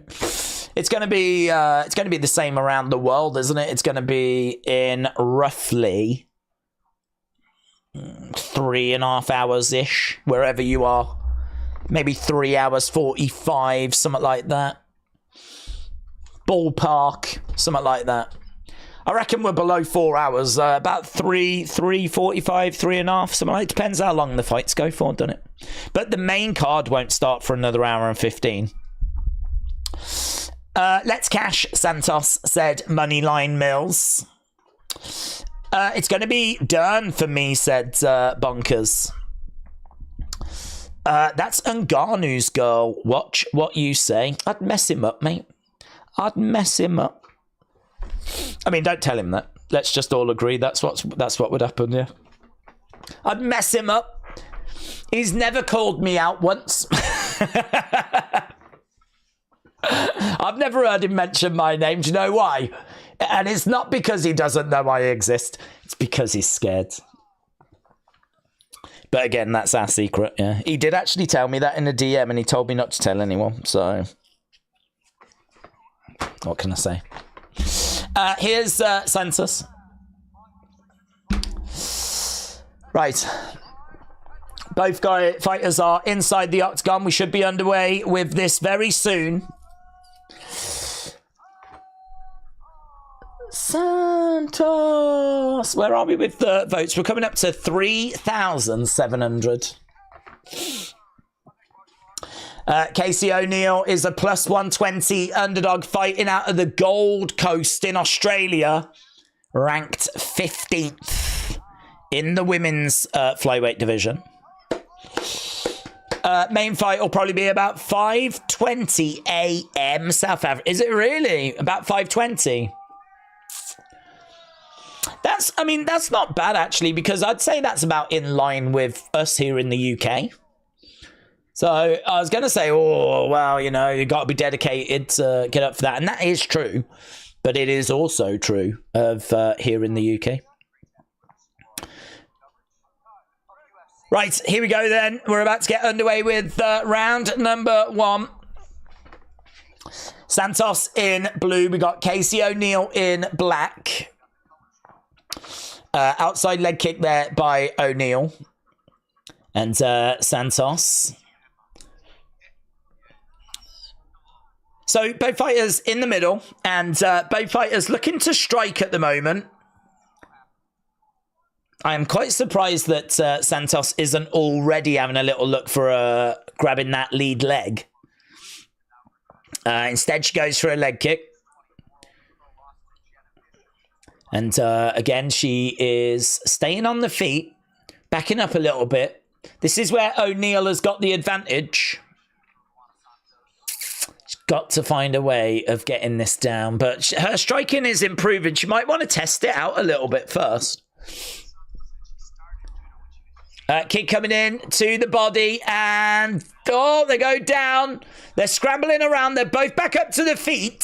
Santos driving O'Neill back against the side of the cage. Santos with a guillotine. She's got that guillotine applied, but it doesn't look massively tight, and she lets it go. Instead, she's got O'Neill up against the side of the fence. Shot coming into the side of the head there by O'Neill. Santos, as we said, 24. I mean, Casey O'Neill's only 26. Both of these women quite young still. But, yeah, she's got O'Neal up against the fence. Santos in control. Managed to get round the back. She's grabbing a hold of the waists. Elbow coming into the side of the body there by O'Neal. Santos. Again has got O'Neal up against the side of the cage. Knee coming into the body there by O'Neal. Good work by Santos. She's all over her at the moment. She's still behind a little bit when it comes to significant strikes, though. Right now, we've got O'Neal. She's just got a hand over the mouth and the nose of Santos. You do see that sometimes where they kind of try to stop the flow of oxygen a little bit. We break apart. We go right back to the middle. This is good for O'Neal. Nice leg kick coming in there by O'Neal. Yeah, she's done really good with the striking. She is ahead. Oh. Cormier said it looks like she's trying to get a bit of respect from O'Neal. I don't feel like that's necessary. I think you could get respect from O'Neal by beating her. And I think your best chance of doing that is by getting this fight down to the ground. She's not gone for a takedown yet. 2 minutes left in this first round. Nice shot to the body there by O'Neal, who's just opening up a bit of a gap now. 14 significant strikes to 9. Santos. Again, couple of shots coming in to the body. Jab coming back there by Santos. Kick coming into the body there by Santos as well. She tries to throw like a overhand shot.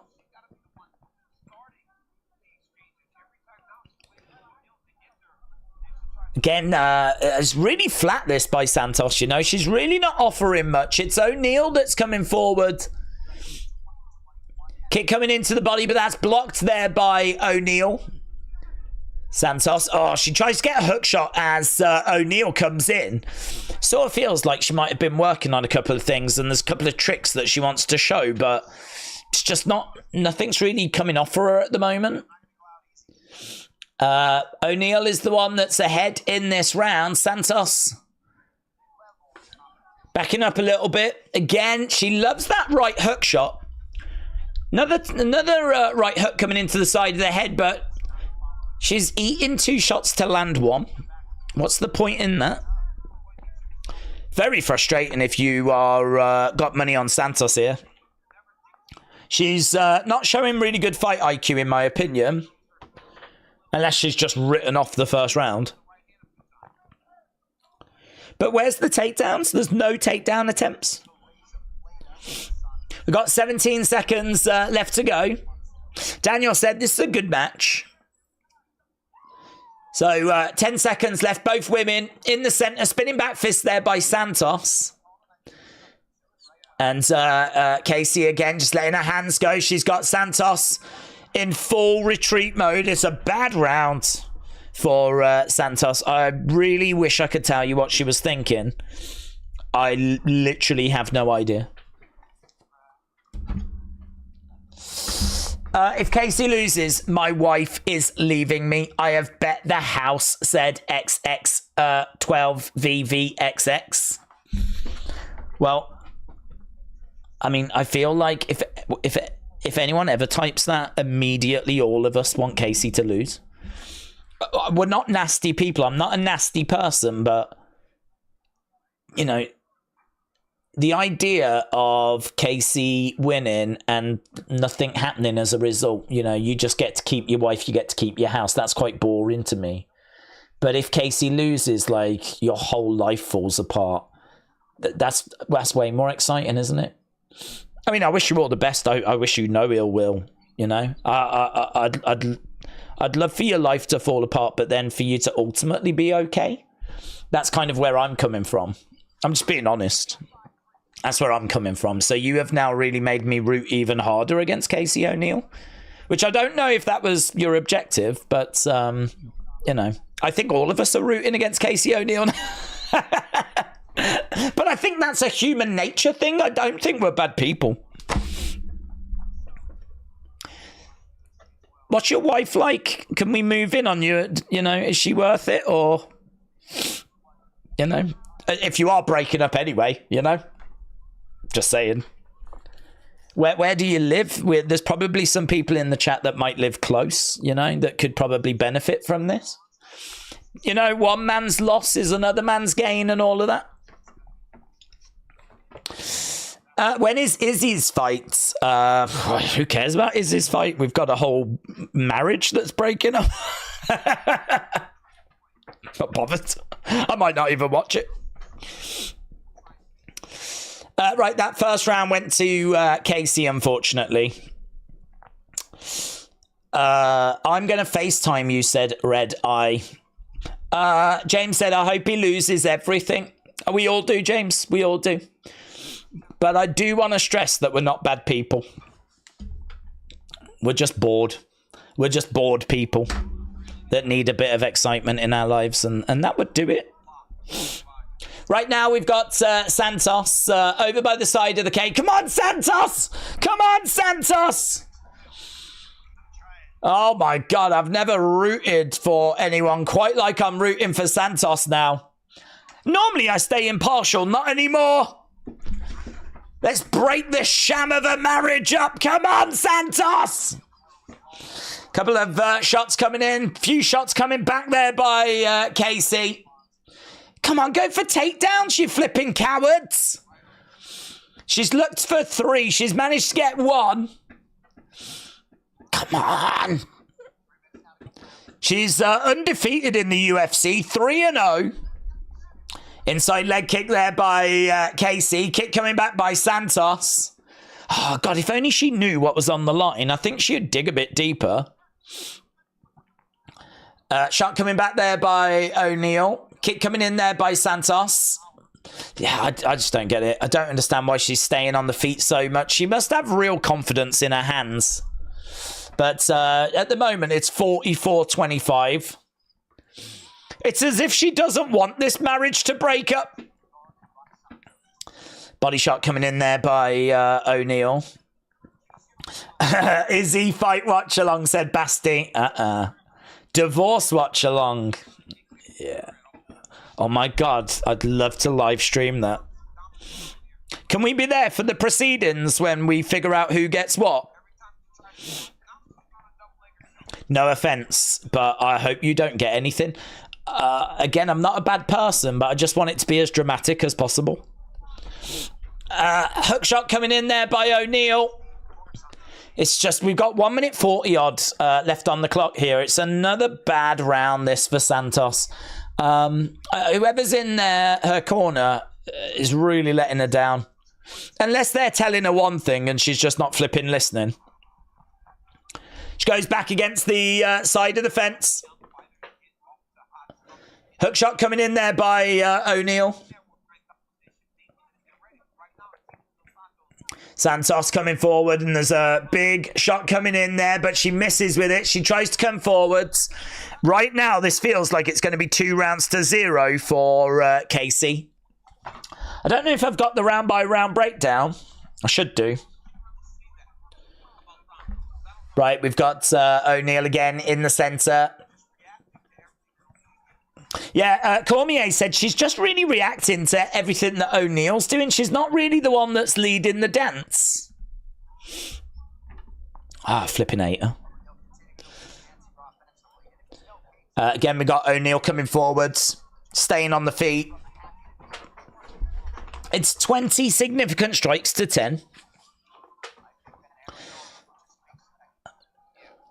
30 odd seconds left to go. Daniel said, can I get the house? Can I get the wife? Have you got kids? I don't want them. I'll have a dog. Have you got a dog? Have you got a dog? I like dogs. Again, we got Santos trying to come in. There's a hook shot coming into the side of the head there by O'Neal. It's 22 to 10. Jesus. Honestly, in their corner, you'd be like, do you remember what you did in round 1? It was flipping awful. Yeah? And then do you remember you did pretty much the same in round 2 and it was awful again? Can you do something different in round 3? There's a marriage on the line here. Sort it out.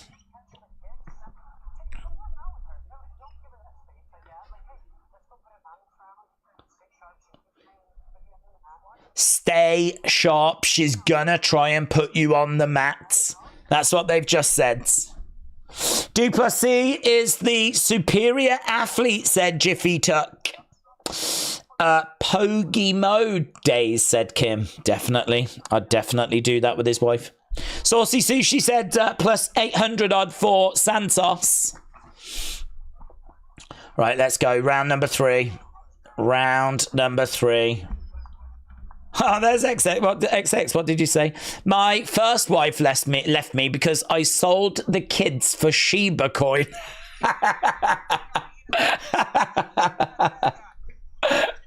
That was probably a good deal, in all fairness. I don't know what Shiba coin is at the moment, but it was probably not a bad deal at the time. I know the crypto market's not in a great place at the moment, but even so, Shiba coin was doing all right for a moment there. I'd have done the same. Shot coming in by Santos. I hope Drake didn't bet on Izzy, said Som Tochukwu. Right, Santos surely going to look for a takedown. Surely 2 rounds down. Trying to come forward with a real flurry of shots there, Santos. She backs up a little bit. Jab coming into the body. Casey, I think, is being very calculated here because she knows that she doesn't need to do a great deal. She just needs to avoid those takedowns. Couple of shots coming in again there by Casey. Santos staying on the outsides. She just can't do anything. I mean, I just don't get it. I really don't get it. She's only attempted 4 takedowns. I thought she'd spam them.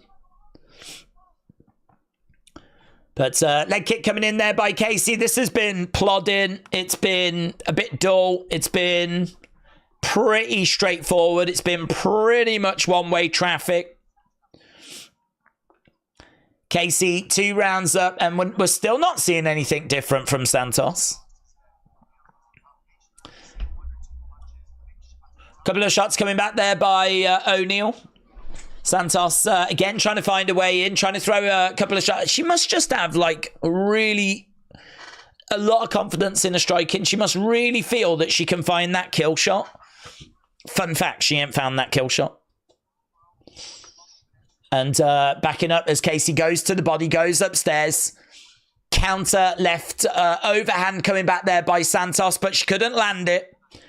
O'Neal again trying to throw a right, overhand right, but doesn't fully commit. Jab coming in. Nice body shot there by O'Neal. We got 2 minutes 40 odd as Santos comes forward with a couple of shots. She is getting through with a couple of shots. I mean, make no mistake about it. She's landed stuff. I mean, it's 69-44, but still, you know, she's landed 44. So she is getting through, but it's just not enough. It's the volume's just not there. O'Neal has thrown 226 shots. Santos has thrown 112. I mean, she is like drastically down on the volume. There we go. She goes for a trip. She manages to get a trip. She's in a really awkward position, though. And actually, she's given up her back. Shot coming into the side of the head by O'Neal. O'Neal, raining these shots down. Yep, she's managed to take the back, and I think this is done, mate. I think this is done. O'Neal is up 2 rounds. It doesn't matter if she's tired. Just play smart, said XX.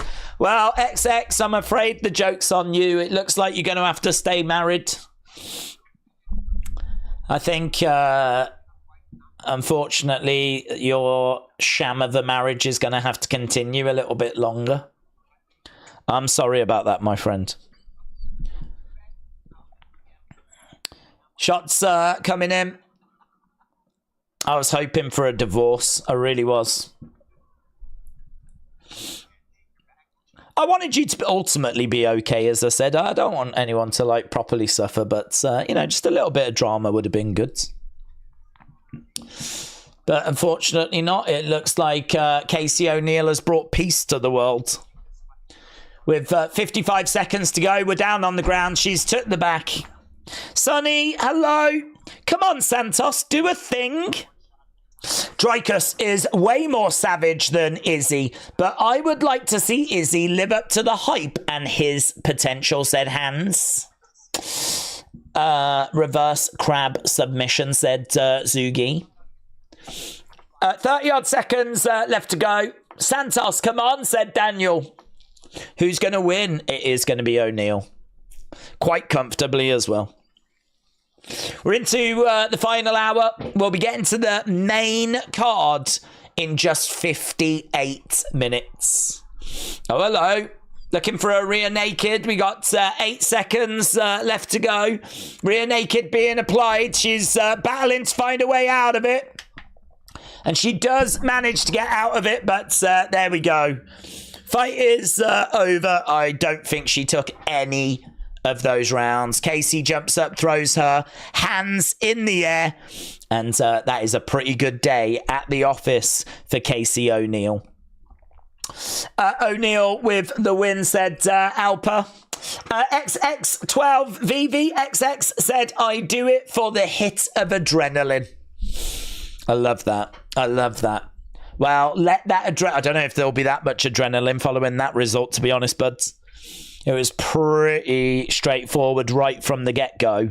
But I respect you putting your marriage on the line.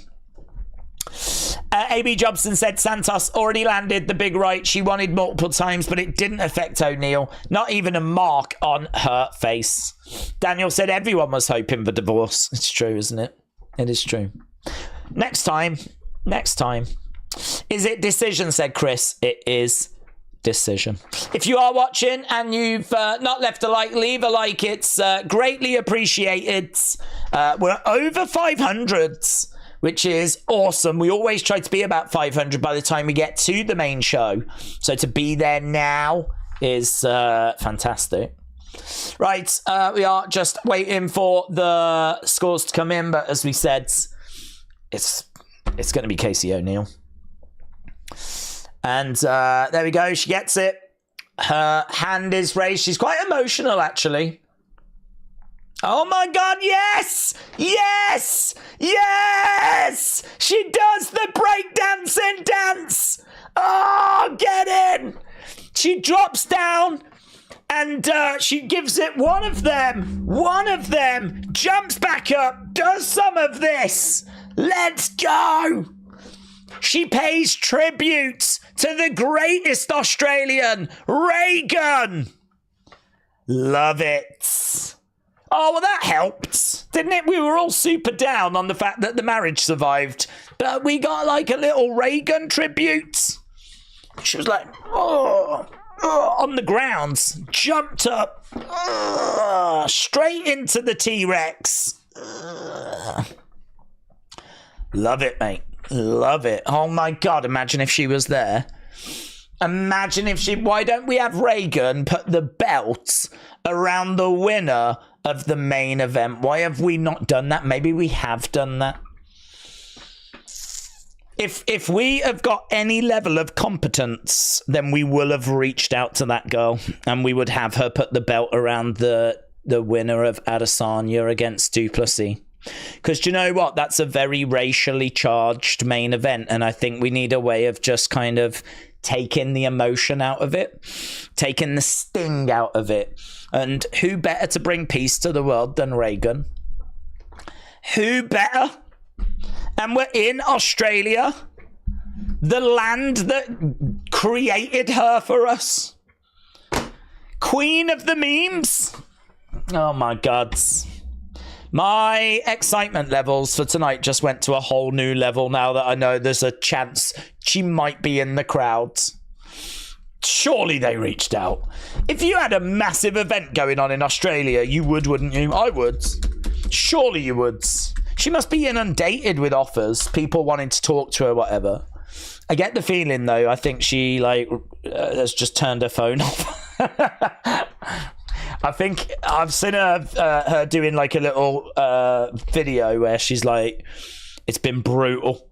Like, please stop calling my family. Please stop getting in touch with my friends and all that kind of stuff. So I think it's been pretty moody for her, actually.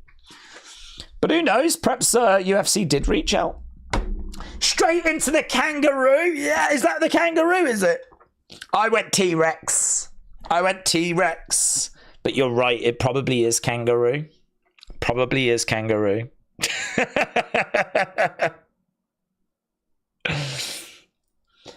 Listen, I'm not one for bullying, right? You know that about me. I'm not one for bullying. But if you're going to go to the Olympics and be a goof, you probably do have to expect there to be some degree of backlash. Do you know what I mean?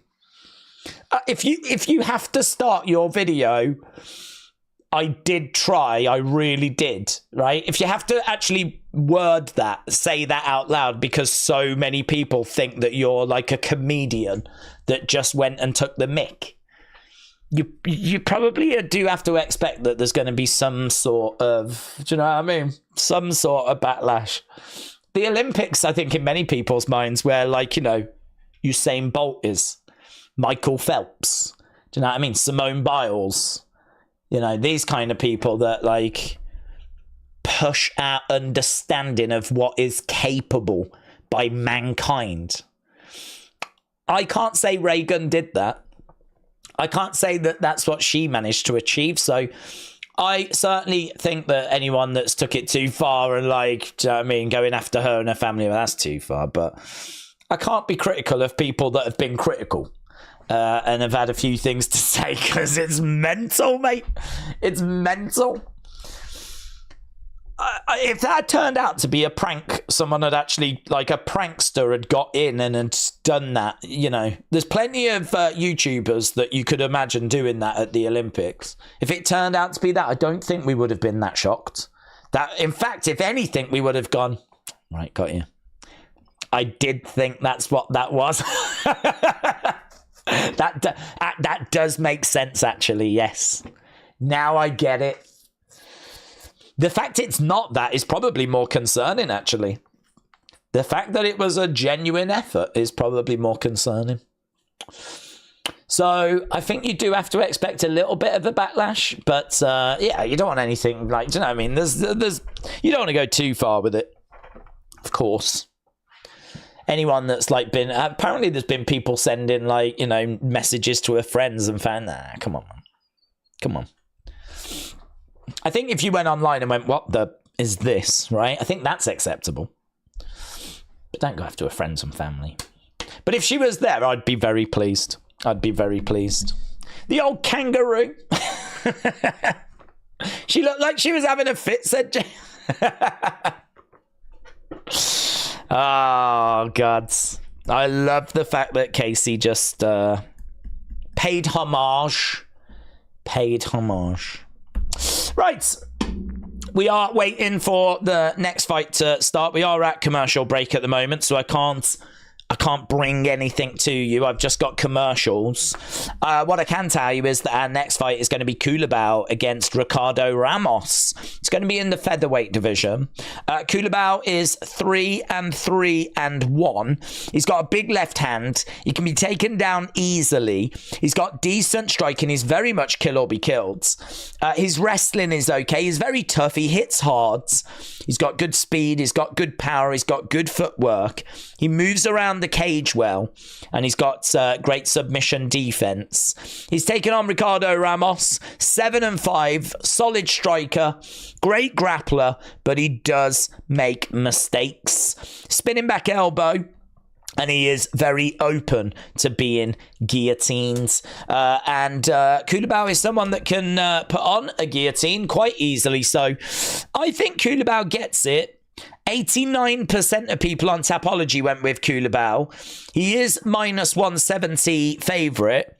So this is featherweight division. So I do fancy Kulabau to get the job done here. But I think it's going to be, I don't know, maybe not the most straightforward night's work for him. Feel free to let us know in the chat which way you think this is going to go. Which way do you think this goes? Do you think it's going to be Kulabau? Do you think it's going to be Ricardo Ramos? I think we've got this and then Junior Taffa against Volta Walker, and then we are going to the main cards. It is okay to be useless, said Volontera. We are humans. We not human doings. Human beings, not human doings. That's lovely.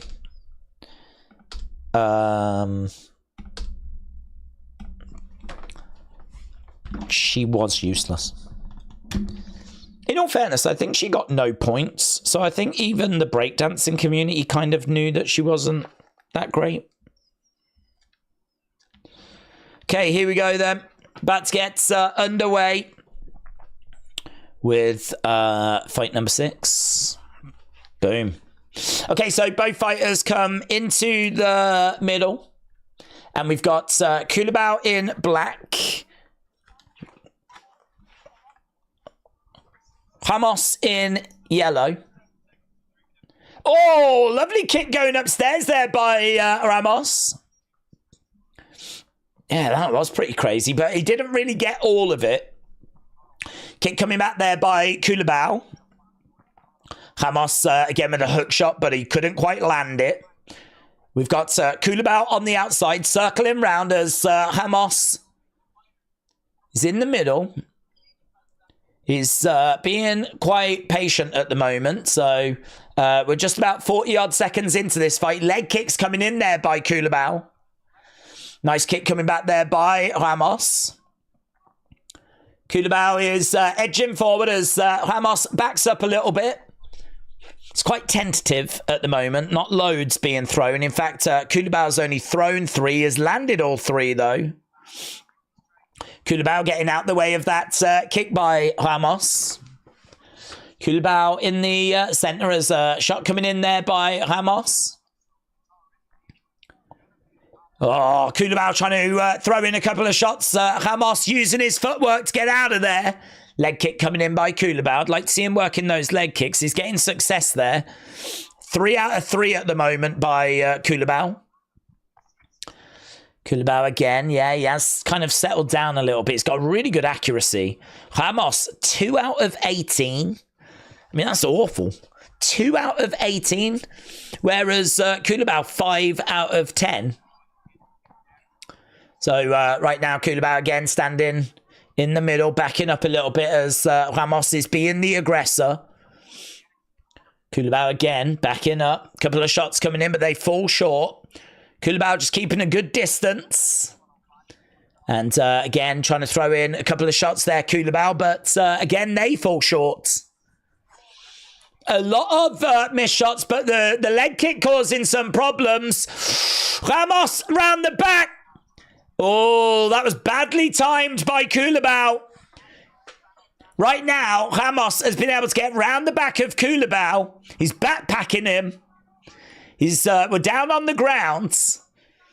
Kulabau needs to make sure. In what regards? Like, you think that Izzy will be done? I don't know that Izzy is at that stage of his career.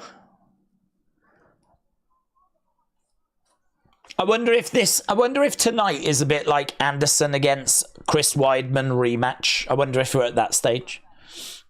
You know, he lost to Chris Weidman and then he had the rematch. And then, of course, that's where we got the leg break. And, you know, that was it for Anderson after that point. I mean, he just goes on like this really bad lose. He gets the odd win. Oh, but it's pretty much nothing but losses after that. Look at that squeeze, man. Rear naked choke is in by Ramos. Oh, it's deep as well. That is a real problem. It's under the chin and it is in. Wow, and Kulabau breaks it. Wow. Oh my God, he's done so well. That was under the chin. It was in. It was tight. Oh, and it's back in again. Oh, my God. Oh, it's back in again. Culibao in big trouble. He can't break it this time. He's trying to survive. He's going to have to survive 40-odd seconds, and he breaks it again.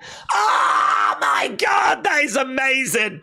That is amazing. Twice. He's got out of the rear naked choke. Wow. That is like certain death. That is like you are done. You're just waiting for him to tap. Wow. That is amazing. That is amazing. He's done so well. Twice. He's been able to break that. He must be knackered, though. He must be absolutely knackered. Round 2 coming up. That is amazing. That's almost as good as actually finishing the fight, getting out of that, because... yeah, I mean, I don't think they were expecting to get to a second round. His legs are tired. His arms are tired. That's what they're saying to Culibao. Find the chin. His legs are tired. His arms are tired. I would not be surprised if Culibao sat there still a bit shocked at what's gone down, actually. I would not be surprised if he was still not, like, totally back, because his brain was probably starved of oxygen for quite a bit there. I mean, that squeeze was tight. That was tight. XX12 BBXX said, I almost bet on Ramos decision, but I didn't. Well... I think that putting your marriage at once tonight is more than enough, to be honest. I would still like to see that marriage break up, but I think you rolled the dice, you took the chance. I think your marriage should live for another week. Right, here we go. Round number 2. That was sick, man. Honestly, that was sick. That was so good. Can Culibao make it count, though? Red Eye Jedi said he's breathing through his ears. Kick coming into the body there by Ramos. Let's see. Can Culibao find a way to victory? Culibao was expected to be the winner here. Tapology was with him and the odds were with him. I thought that rear naked was done, said Alan Jaban. Sean said 0 quit in Josh Culibao. Elite submission defense. Yeah, I'm so rooting for him. I'm so rooting for him. He's on his feet. It'd be such a shame to go through all of that and still end up losing. Leg kick coming in there by Culibao, but he couldn't land it. Ramos is both guys in the middle. Leg kick, but checked there by Ramos. Another leg kick coming in, and he tries to follow it in with a big right hand there, Culibao. Oh, lovely work there by Culibao. He's kind of getting back into a rhythm again. I wonder if this is demoralizing for Ramos, because he had that fight won technically twice. Should have been done. Oh, that leg is chewed, in it. That leg is really, really done for Ramos. His left leg, bright red. And it's definitely feeling the effects of those 10 leg kicks. Big shot there by Culibao. Culibao's got into a rhythm again. Big overhand. Tries to follow it in with a hook. Oh, my God. Loving it. Leg kick again. This is Culibao's round, you know. Yeah, he's... Oh, another leg kick. Oh, Ramos goes down. The leg gives out. The leg gives out. Culibao just throwing in kicks. Wow, man. He's a dog. He's a dog. So good. So good. So right now he's over Ramos, but he can't find a way of getting on top. Throws in. Big right hand. He's trying to find a way of finishing him. Yeah, he's managed to get around the top. He throws in a big hammer shot. He can't get many in, though. Again, Kulabau standing over Ramos. Oh, big kick coming in there by Kulabau.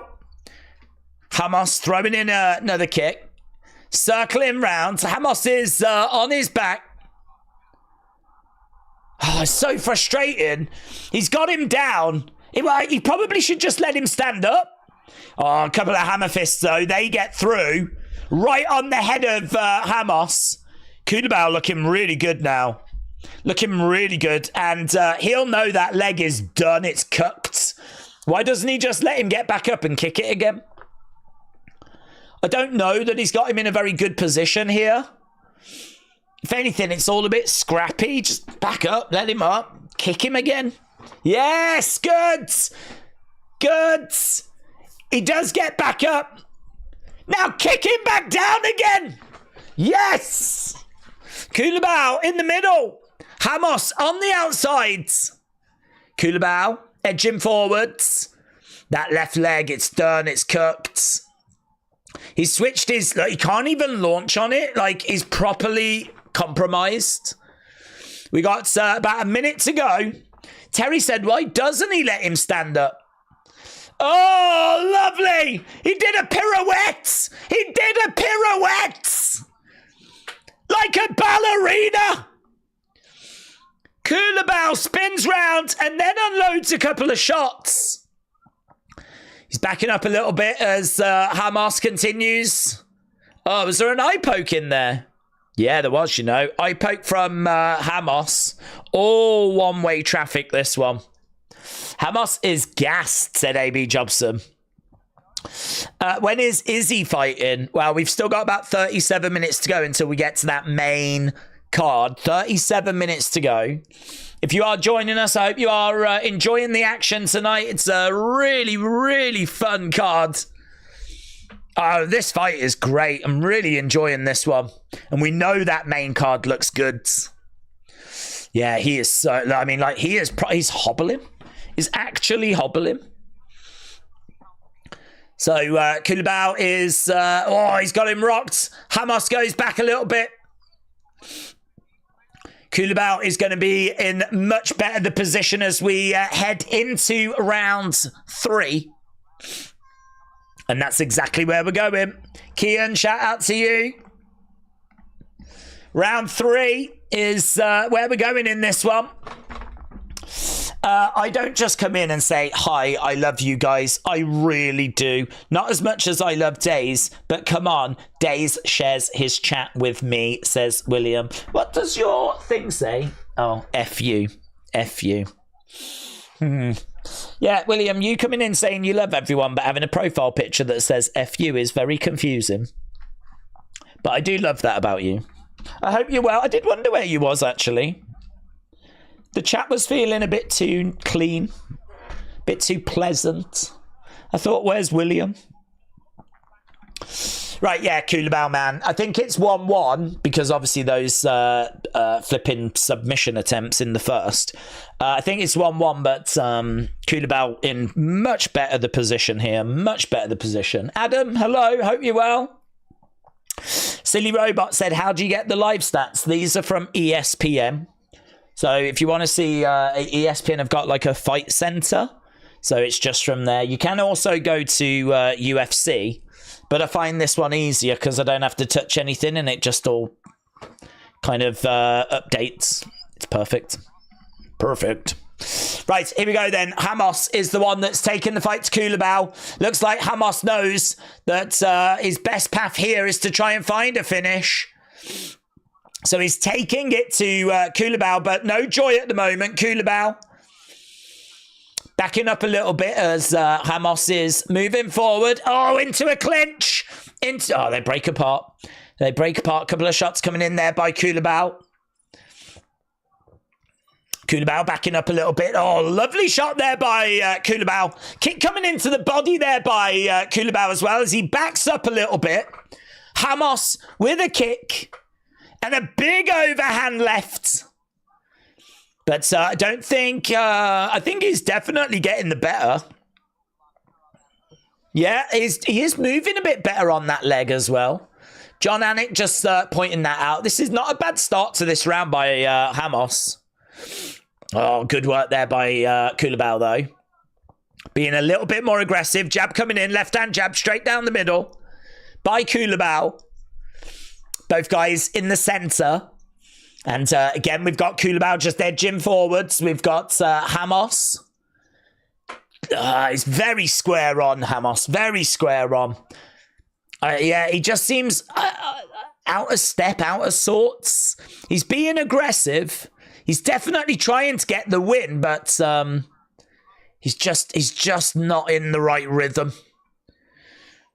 But he might just be leading the dance in this third round at the moment. He's taking the fight to Kulabau. Really fun little fight, this. Really fun little scrap, you know. Oh, big body shot coming in there by Kulabau.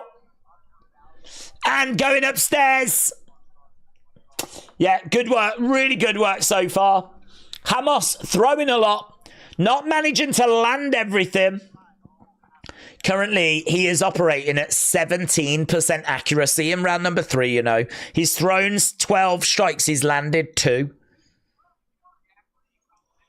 He landed that one overhand left, but it was quite weak.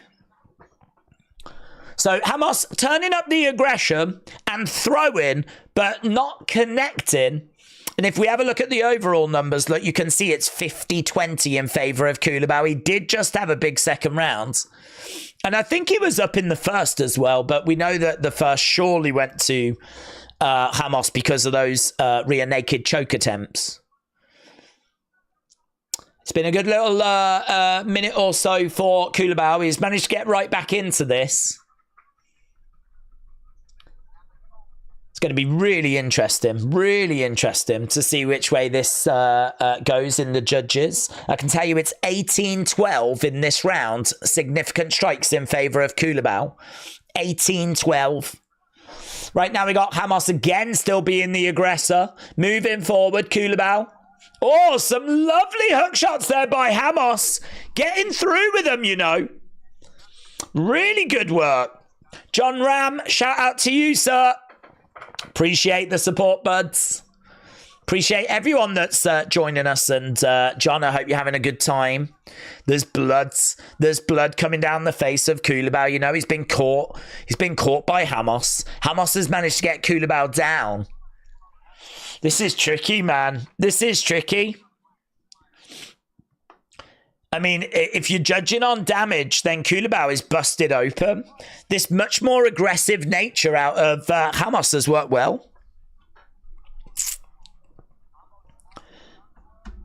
Oh, this is hard. Can Ramos win? Said I think he can, you know. I think you could make a real argument he's taking this round because certainly if you look at the blood and you look at the damage, and the judges do, I think you would give round 1 to Ramos. I think you'd give round 2 to Kulabau. And right now, I think Ramos may be taking this round. You never quite know. It's so hard to predict what the judges are going to be seeing and scoring, but yeah.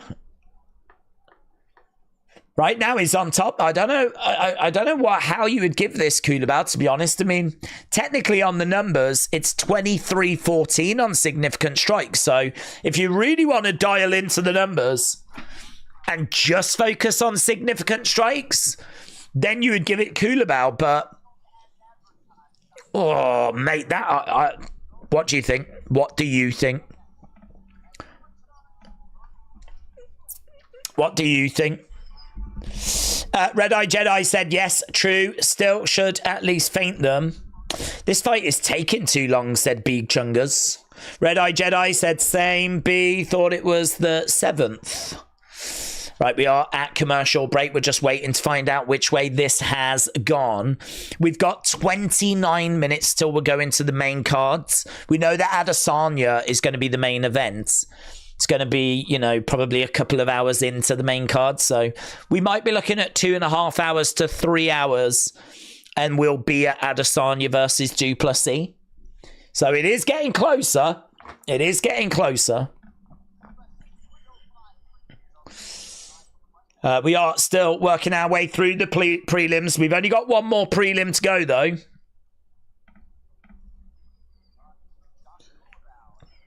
Okay, we're just waiting for the referees' scorecards. Feel free to let us know in the chat which way you think this has gone.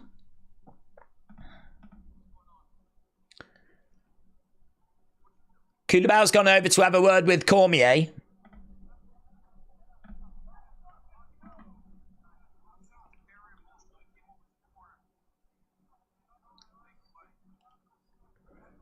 He seems very emotional.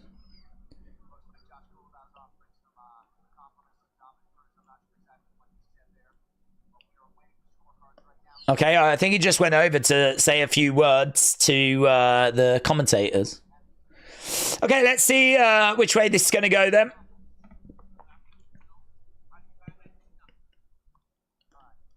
Wow, Bruce Buffer? Bruce Buffer was like... seemed a bit surprised.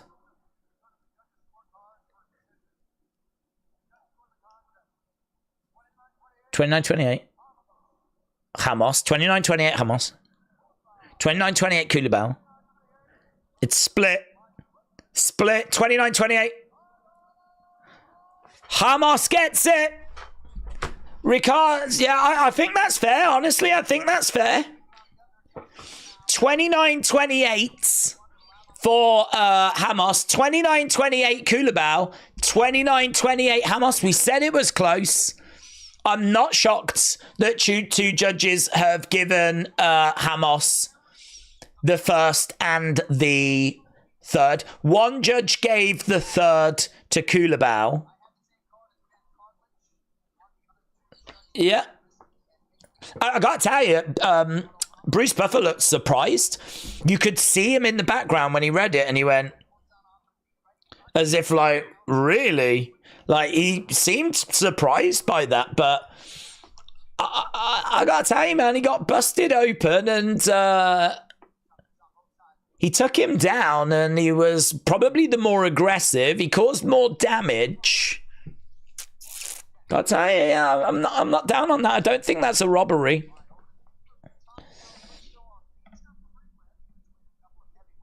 Okay, so we move on. We move on to the main event of the prelims.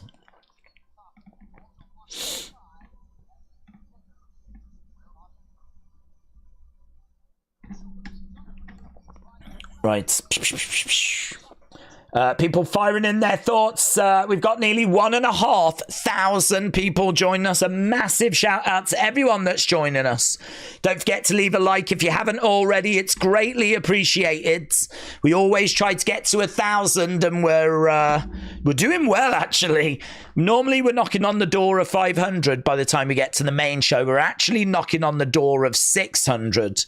So if you haven't left a like, leave a like. It really is appreciated. One more fight to go on the prelims. Then we get to the main cards. Main card coming up after this. It's going to be Junior Taffa taking on Walter Walker. And this is heavyweights. Should be really fun. Obviously, with the heavyweights, it can be a bit plodding. But equally, they do have the ability to just end a fight whenever. So this is fight number 7. 5 more fights after this, including our main event. Taffa versus Walker. We'll do the breakdown. Taffa versus Walker. So Junior Taffa is 1-2 in the UFC. High-level striker. He is a decorated kickboxer. Technical. He's quite fast. He's got really good calf kicks. He is going to look to keep this fight standing. He needs to keep working on Walker's lead leg. That is going to really compromise Walker's movement. Walker is someone that likes to get the fight down to the ground. When he gets it down to the ground, he likes to just get on top of people. I don't think he's got a very good skill set, to be honest. I think his standing, striking is very limited. I think on the feet, it's definitely Junior Taffa. If it goes down to the ground, I don't think he's the most dynamic down there. I think he tends to just get people down and then just lay on top of them. So, like, for me, Junior Taffa has got way more paths to victory. But, you know, Walker is definitely someone that can still find a victory here. And actually, I don't know where the odds are, but about 48 hours ago, it was -110, -110. Both guys coming in with the exact same odds. Junior Taffa, -110. Volta Walker, -110. Both guys coming in exactly the same. Don't know if that's still the case now, but it was 48 hours ago. Over on Tapology, 77% of people have gone with Junior Taffa. 23% have gone with Volta Walker. So feel free to let us know which way you're going on this. Neither guy has got an impressive record. 1-2 in the UFC for Junior Taffa. 0-1 in the UFC for Volta Walker.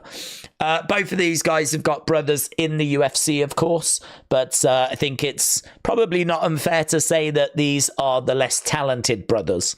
And yeah, should hopefully be a fun fight with a finish to kind of wrap up the prelims, but don't know, we've been getting a lot of decisions once again, to be honest. It's been, again, quite decision heavy. Let's go, Izzy, said Samuel. Serge said, let's go, Izzy. Izzy, definitely bringing a lot of fans out tonight.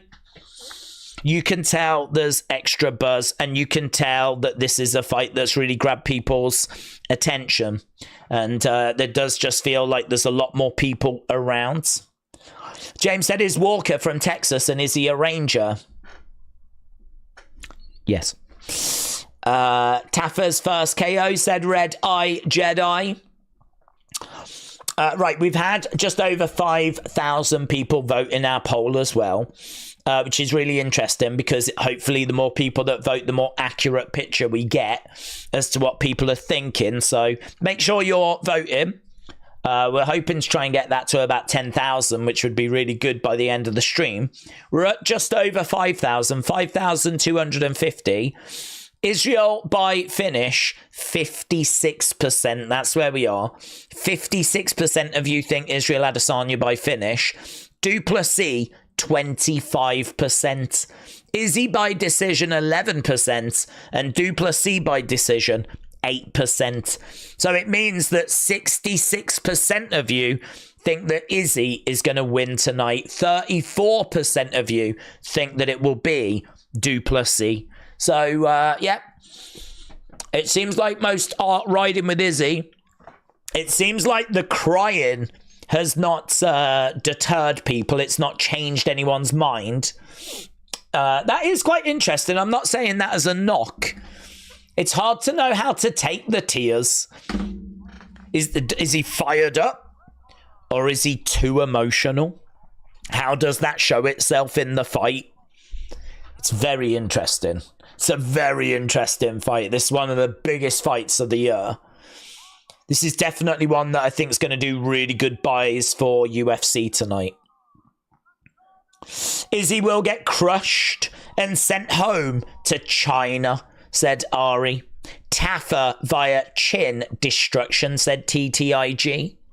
Dricus said Jif Apolitigi. I've totally butchered that. Apologies. Terry said, never forget, Taffa Jr. was a same-day replacement for his brother. That is true. That is true. We're about to get underway then with fight number 7 as both fighters come out into the centre. And we are getting underway with our main event of the prelims. We got Walker in yellow. We got Taffa in black. So we got Walker moving forwards and throwing out a kick there by Taffa. Taffa in the centre.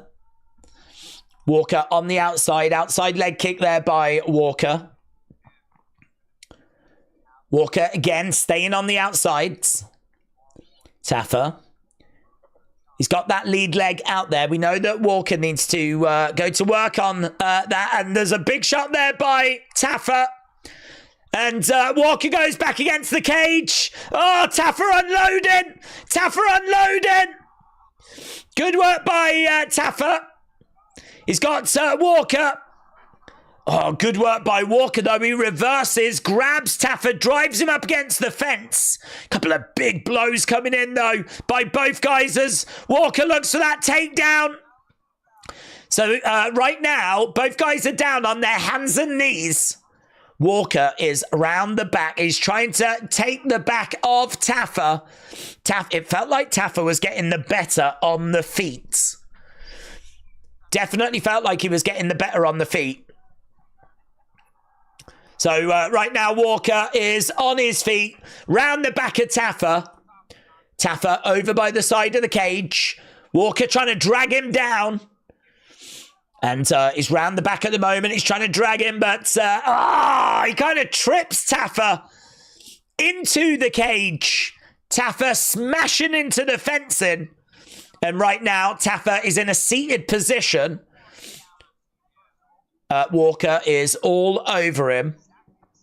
Yeah, this is good. This is exactly what Walker wanted. This is what he tends to do, to be honest. He tends to get people down and then lay on them. Shot coming into the side of the heads. I've got a fly right in front of me. Have that, you bastard. Right now he's got Taffer in a seated position. Walker all over him. Is Du Plessis Adesanya the next fight? No. That's going to be our main event. Pop in a pizza said, I've put money on Walker. Well, he's in a good position. He's got Taffer down on his back. And crowds are booing. Taffer is on his back. Walker on top. It's slow. I mean, this is exactly what the UFC are rumoured to not want. They don't want this. They don't want people getting other people down and just laying on top of them, you know? But that's exactly what Walker's doing, and he's been doing it for 2 minutes. Mick said, how long further? For what? For Adesanya? We've got a way to go, unfortunately. CD said, I've watched EP fights. He is good, but doesn't have the stamina to hold the end with Izzy.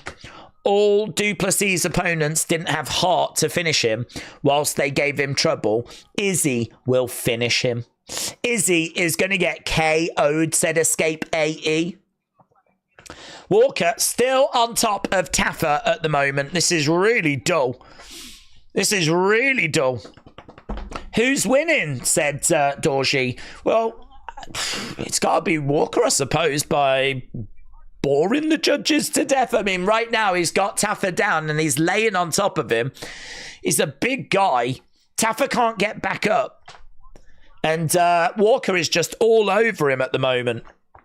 And, I mean, he's trying here, Taffer. He's desperately trying, but... I mean, look at the strikes, 6-5. But look at the control time, 3 minutes for Walker. 3 minutes for Walker. Izzy KO'd Alex not that long ago, said Pole Pothead. What time is the Adesanya match? Probably about 2 hours 45, maybe a bit less. Depends how the fights go. Daily Dose said, Izzy has got this. And new. Right now we got Walker all over Taffer. Oh, he's grabbed a hold of the leg. Walker trying to get a heel hook, is he? Did he tap? Did he tap?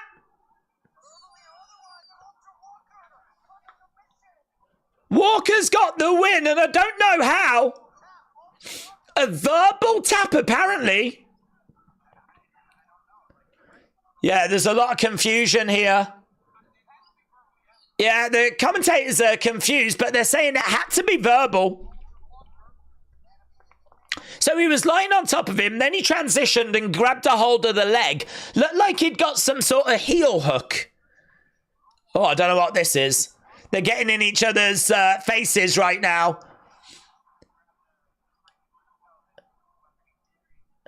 Yeah, man. They just both got in each other's heads then. Head to head, forehead to forehead. Whoa.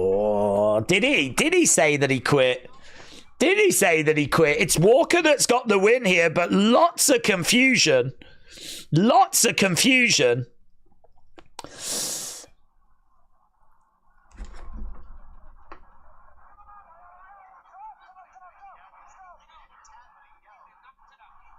He yelled.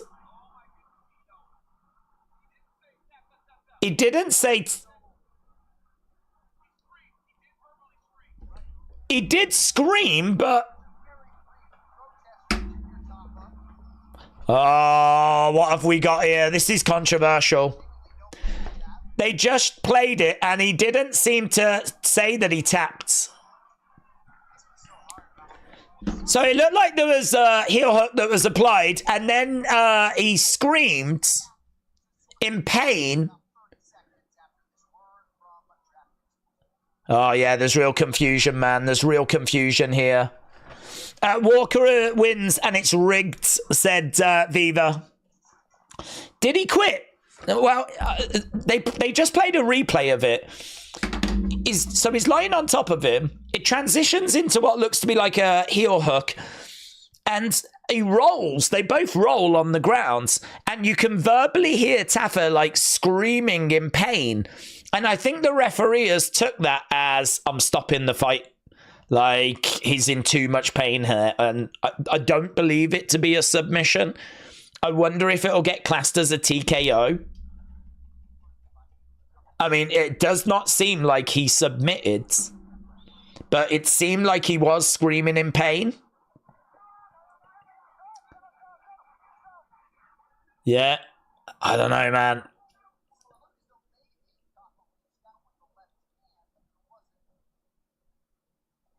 Yeah, Taffa slaps him after as well. We've got... This is going to be really interesting. Yeah, Reyes said if a guy screams, perhaps the refs are told to stop it. Is this going to be classed as a TKO? Or a verbal submission? Here's Bruce. Let's see what Bruce is going to say. Crowd are booing. Technical submission. Technical submission.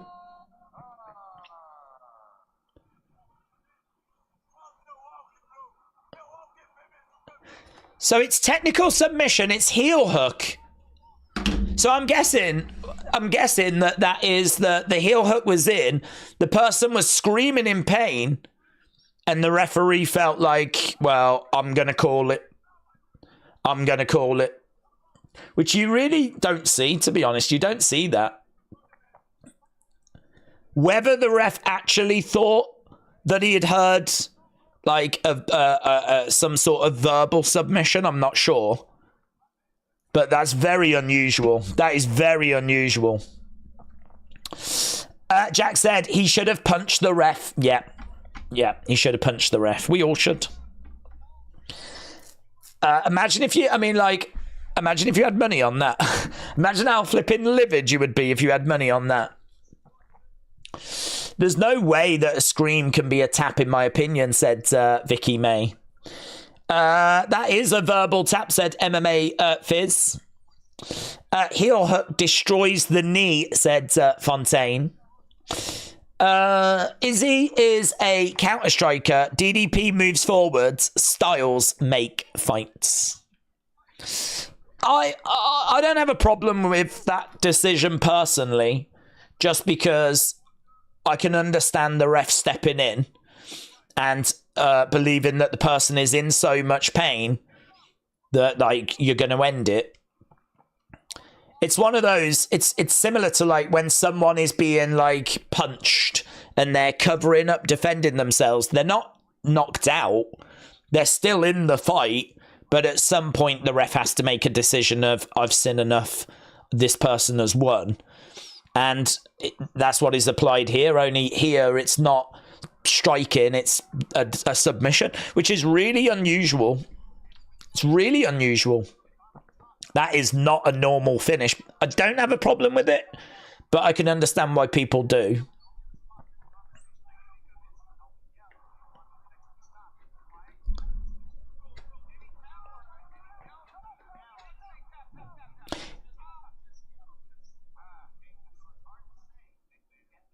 He yelled because it was painful.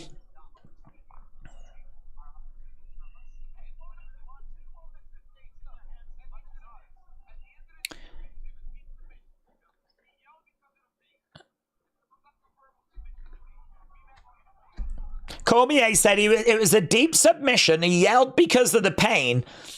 That sounds like it's pretty close to a submission to me. So I don't know. That'll be a real talking point after that. That'll be a real talking point after. I think there'll be a lot of conversation with that. Ali said, bruv, when does it start? Well, the main show is going to start in 8 minutes time. Obviously, Adesanya is the main event against Dricus Du Plessis. So that means that we have to wait a little bit. We've got 4 fights to go until we get to the Adesanya fight. But it'll be worth the wait. They're acting like they can't put them back to finish the fight. Fire the ref and the judges from the last fight, said it's Geo dudes. Where can I watch it, says Danielle. Well, here in the UK, it's on TNT Sports. In America, it's on ESPN Plus. Actual illegal streams tend to get pulled down pretty quick. Certainly on YouTube. I'm not aware of anywhere on YouTube. Maybe on Twitch. It is a little bit more like the Wild West over there. But genuinely, I don't know. I couldn't point you in the direction of that because I'm here. Like, I don't know where the illegal streams are because I'm always watching it and streaming myself. So, but if you want to watch it legally, then TNT Sports and ESPN Plus. Taffa was barely disputing that decision, said Matt. That's a really good point, actually. He wasn't disputing it. He was clearly upset by it, like he was frustrated by it, but he wasn't protesting it. Yeah, he got out of the octagon and just sort of walked away, and he didn't really have anything to say to the referee. So, yeah, it's a really good point. There wasn't really much of a protest that was there from him. But I have to leave Team Izzy after the fingernails and the pearls, said Vicky May. TTIG said there's basically no chance of a stream on Twitch, maybe on Kick. That would be ironic because Kick is actually a sponsor tonight. It's all over the octagon, so imagine if people saw that, went there and then could watch this event for free. The irony. Heel hooks were illegal in jiu-jitsu back in the day because it just destroys knees before a tap, said Fontaine. Michael said, I can't help but think we're going to get really fired up Izzy tonight. I think we get a fired up Izzy as well, but I do just wonder if that fired up Izzy is going to be a good or a bad thing. I agree. I think we get a very motivated Izzy, a very determined Izzy, Izzy that's full of heart and full of fight. This is not just another fight. I mean, you can tell that by the amount of people that are joining us. This is not just another fight. This is a big fight. This is a big event. This is one of the biggest events of the year for UFC. And I think this is a grudge fight and a grudge match that a lot of people have been waiting for. We all know the emotion that Izzy showed at the press conference. But the question is that a good or a bad thing? Because some people have interpreted it as a bad thing that Dricus has got to Izzy. But some people have interpreted it as a good thing because it shows that Izzy is dialed in. It shows that he is present. It shows that he cares. It shows that he's everything is being given here. This is not him just turning up for a paycheck. Like, you should get all of Izzy tonight. So the question has to be, can Dricus deal with all of Izzy? The other question is, though, does Izzy go too far? Does he abandon the game plan? Does he fight with emotion rather than with his head? I don't think he will. I think we're talking about highly trained fighters here. I don't think he's going to fight with emotion. I think that he's going to believe in his ability. And I think when the opportunity shows itself, then he's going to obviously do what he does best. Izzy is going to be a big problem tonight. It's going to be a big problem. This is in no way a walk in the park for Dricus. I don't think anyone thinks that. Not even Du Plessis' biggest fans think that this is going to be an easy night at the office. It's going to be hard. I think it's going to be hard for both guys. And I think it's one of those where you could run this fight 10 times and I think you get multiple winners. Like, it's probably 6-4 Izzy. Run the fight 10 times, Izzy probably wins it 6 times. But the question is, what fight do we get tonight? Who wins it tonight when we run it tonight? Is it Izzy or is it Du Plessis? Looking at the poll that we've got, which has had a really good response. We're over 6,000 now. We're looking to see if we can get that to 10,000. We're at 6,000. We're almost at 700 likes as well, which is just staggering. If you join us for these watch-alongs, you'll know that around about this time now, we're probably about 450. The fact we're on 685 just shows you that we are well ahead of where we would normally be. But that's not because we're doing anything different. It's just the interest in the show. It just shows how much of a draw Izzy and Dricus Du Plessis are. They're the ones that are bringing the viewers. They're the ones that are bringing the attention. They're the ones that have really delivered tonight. I expect this to be a big, big, big success for UFC, this show. So, yeah, people are really invested. Over 6,000 votes. 66% of you think that Izzy is going to get the job done. And that means that 34% of you think that Du Plessis is going to get the job done. So, 66, 34, that's how it shakes out. And yeah, it's going to be a big night, man. And we're getting ever closer. We got 2 minutes to go until we get to that main card. Just 2 minutes to go. Then, of course, we will be getting our teeth into the undercard. Pretty good looking undercards. And then we'll be getting to our main event. Let's get it. Izzy, bring home the title, said Kodak. Izzy after winning, said Christopher. Andy, shout out to you. Hope you are well. So, yeah, we have got... we're just looking at a video package at the moment. Just looking at Izzy and Du Plessis. We're just looking at those guys as we are heading towards that. He's embracing his emotions as he is looking to become a 3-time UFC Middleweight Champion.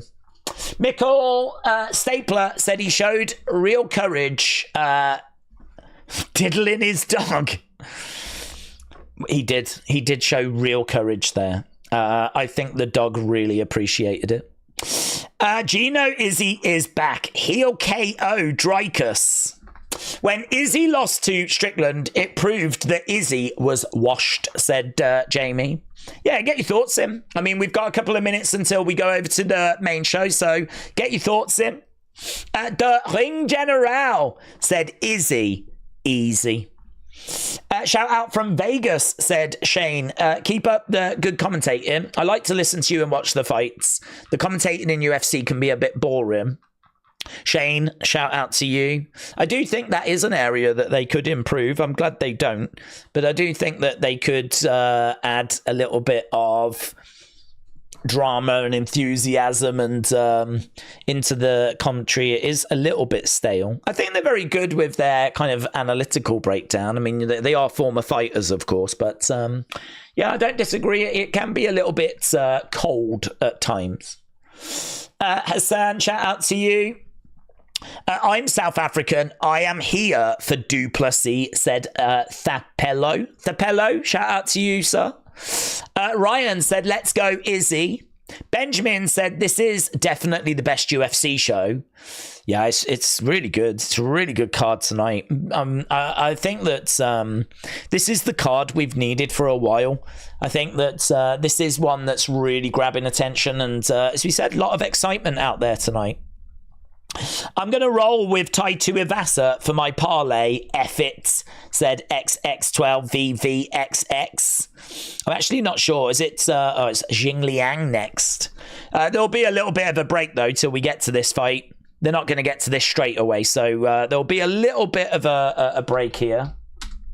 So Jing Liang versus Prates. Oh, let's change that over. Jing Liang versus Prates. So yeah, this will be our first fight, but there'll be video packages and everything for us to go through first. But they are just playing that at the moment, and be about 10 minutes or so. We'll get to this first fight. Keep getting in your thoughts though, because I definitely want to know what people are thinking about the fight. Who are you riding with? Who are you representing? This is definitely one of those where the vast majority of you are going to have fighters that you're supporting. For me personally, I genuinely don't mind. I like them both, really. I like Adesanya. I think he's been brilliant for the sport. I like Du Plessis. I think he's been very exciting. You know, undefeated, coming through. He had future champ written all over him. I think he was someone that we were watching rising through. And every time he fought, it was quite exciting to see if he could overcome that next hurdle. And obviously he goes on to become champion. And I got real respect for what he has achieved. And, you know, Adesanya's two-time middleweight champion. You could say one of the greats. I mean, you know, he's been fantastic. He was trying to kind of emulate what Anderson Silva did. I suppose it's debatable as to whether he achieved that. For me, he's fallen a bit short, but who knows if he wins tonight, goes on to have a really good third run, then, you know, maybe for many people he will have eclipsed what Anderson Silva achieved.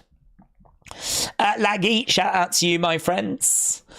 South Africa is the best country in Africa, said Thapilo. Dricus said Quinn. Stephen is riding with Izzy.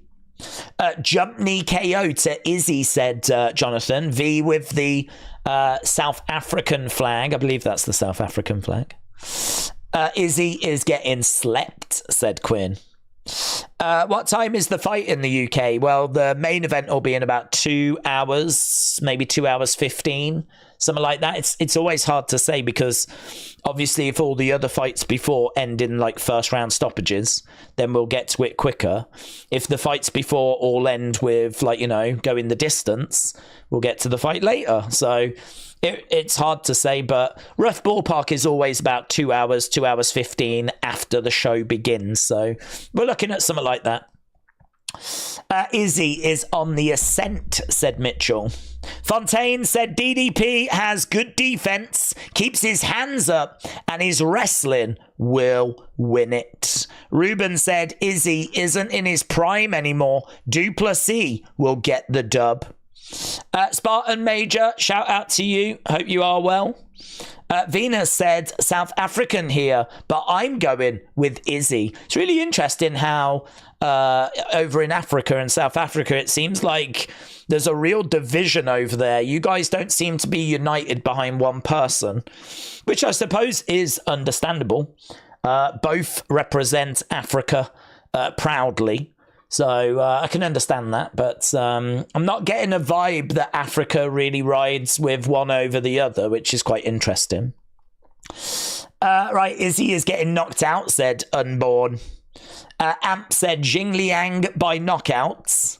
Majid said DDP is going to win because he can mix up wrestling and striking, and he's got good defense as well. Hassan said this is either the start of Izzy's prime or the end. Don't know that this is his prime. He's 35. That is quite old when it comes to the middleweight division. It's not impossible. But if we looked at, like, you know, Anderson Silva, he spent a long time in a decline. I mean, really, when you do kind of reach that top start coming down, it can be pretty brutal. It was pretty brutal for Anderson Silva, and it's been really brutal for Tony Ferguson. So I don't know where Izzy is. I mean, the fact that he lost to Sean Strickland is, yeah, there's no problem. Sean Strickland's a good fighter, of course. You've got to put respect on his name. But I don't know. It has left us with some questions. You know, where is Izzy right now? Can he beat someone like Du Plessis at this stage in his career? I think he can, but it's just, does he do it tonight? That's another question. And then you've got the emotion on top as well, which further complicates matters. So it's fascinating. It really is fascinating. This is why people love MMA, because you've got just so much wrapped into this fight here. I mean, you've got, like, obviously so much skill on the feet, on the ground, the kickboxing, like there's just all of that, the aggression, the volume, the accuracy, the takedowns, like there's so many different facets. If the fight goes to the ground, who's got the advantage? If they stand and exchange kicks, who's got the advantage? If they turn to their boxing, who's got the advantage? Who's got the better cardio? If we go 3 rounds, who wins? If we go 4 rounds, who wins? If it goes to the judges, who wins? If we run this match 10 times, who wins? Then you've got all the grudge element as well on top. Like, it's brilliant. It's brilliant. MMA at its best is just incredible. It's incredible. And I really think when we get to our main event tonight, that will be MMA at its best. You know, the emotion in the place, the entrances, the ring walks, when them two are in the octagon staring at each other. It's going to be sick, man. It's going to be sick. So, yeah, a lot of excitement. It's really ramping up now that we're actually at the main card. I did say not long ago that the prelims would soon go, and they have soon gone. And here we are now. We're just watching the weigh-ins. We're just seeing these two face-to-face. Very focused. If Strickland could knock Izzy, DDP is going to win, said Quinn. Why are all of you saying that African countries? Nigeria is different from South Africa, said Sphinx. Izzy needs to step aside and leg kick, keep distance and counter strike, says Amp.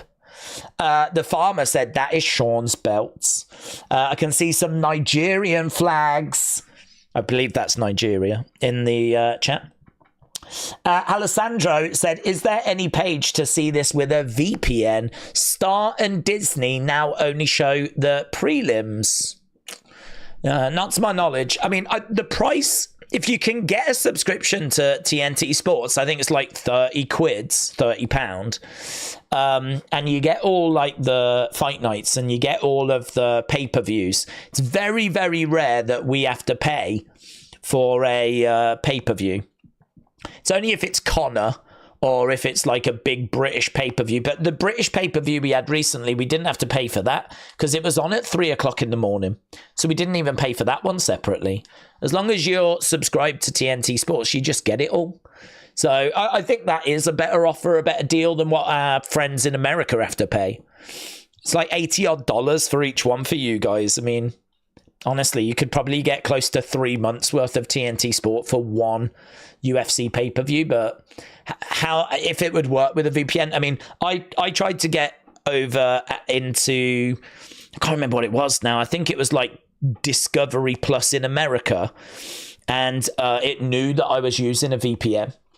It was like, you can't sign in because we've detected you're using a VPN, and so it knew that. So I think sites are getting they're getting a bit smarter, aren't they? Unfortunately, some sites know if you're kind of using that technology or not. Nigerian who never grew up in Nigeria said off tense. Yeah, but seemingly we're being enjoyed by quite a few people from Africa and Nigeria. Big shout out to all of you. I can imagine the excitement is palpable. Okay, so now we've got our first fight. So we are going to work our way through this undercard as we get closer towards that main event. So it is Li Jiang taking on Carlos Prates. I think that's how you pronounce his name. He's 2-0 in the UFC. He's known as the Nightmare. He's part of the Fighting Nerds who have been very, very successful in 2024. He's tall, he's long, he's got big power. He can sometimes get himself in bad situations and then pull out the win. He likes to keep people at distance, throws in knees, throws in hook shots, good head movement. This is quite a big step up in competition for him, though. He's taken on Li Jingliang, who is, honestly, I mean, so decorated. He's 11-6, loads of experience for him. He's been in UFC for ages, but he is 3-3 in his last 6. Massive power in both hands. Should win if he can land big consistently. If he can put some big shots together on a consistent basis, Li Jingliang, I think, will get it. But The odds makers are with Prates, and so is Tapology. Tapology, 75% of people have got Prates. Only 25 are with Li Jinliang. So yeah, everything seems to be pointing to Carlos Prates here. Fighting Nerds having a great year this year. DDP for the win, said Keegan. When does Du Plessis fight? We got a little way to go. Probably looking about 2 hours. About 2 hours. It'll soon go quick, though. Don't worry about that. It'll soon go quick. There's Megan Levy backstage. First fight of the main cards. About to get the ring walks. Fights are starting, said Strife. I'm going to go with Carlos. Izzy is an artist. He's too quick for Du Plessis, said Laggy51. Here's Prates making his way down. As an African, we don't consider Doe as one of us. Really?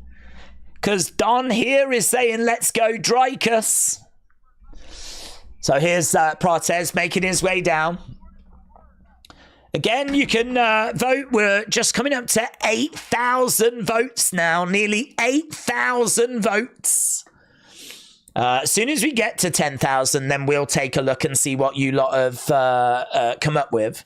It's been pretty solid all night. It seems like the majority of people are with Izzy. It's been like 66-34 pretty much all night. So we'll leave it for a bit. We'll come back to it in a little bit once we start knocking on the door to 10,000. Who's winning on Tapology so far? We can have a look at that whilst we're just waiting for this thing to get going. So this is where we are at the moment. Sunny finds herself in second place. St. Christopher in first. We've got Vacon MMA and Houdini 199X. They are all in third place. So this is where we are at the moment. If you do want to join the group, just go to Tapology, search for Wrestling Days League. If you search for this, then you can join up with all these people that are playing. And that's the top of the leaderboard at the moment. At the moment, we've got 328 people in the group. 328. So if you have got a Tapology account, you can sign up and play along. We do have a look at this. We try to have a look at it throughout the evening. But, yeah, I think that's the first time we've looked at it. I was going to have a look at it. Obviously, we always look after the main event, but that's where we are right now. Free to join up with that, by the way. We're not sponsored by them. It's just free to pick who you think's going to win, how you think they're going to win, and then compare yourself to everyone else that's playing along. So, not bad for free. Okay, here comes Li Jingliang making his way down. Manuel said Izzy wins by finish in the third round. Aubrey said I'm 3-4 tonight. It's just not going well. So Li Jingliang fighting longest tenured Chinese fighter in UFC. So he's made his way down. Leon said when's the fight? Depends what fight you're looking for. If you're looking for Adesanya against Du Plessis, then that is a couple of hours. Right now here in the UK, it's about 3:15 in the morning. I think we're probably looking about 5:30 for that fight, maybe 5:15. Again, it really depends how these next 4 fights go.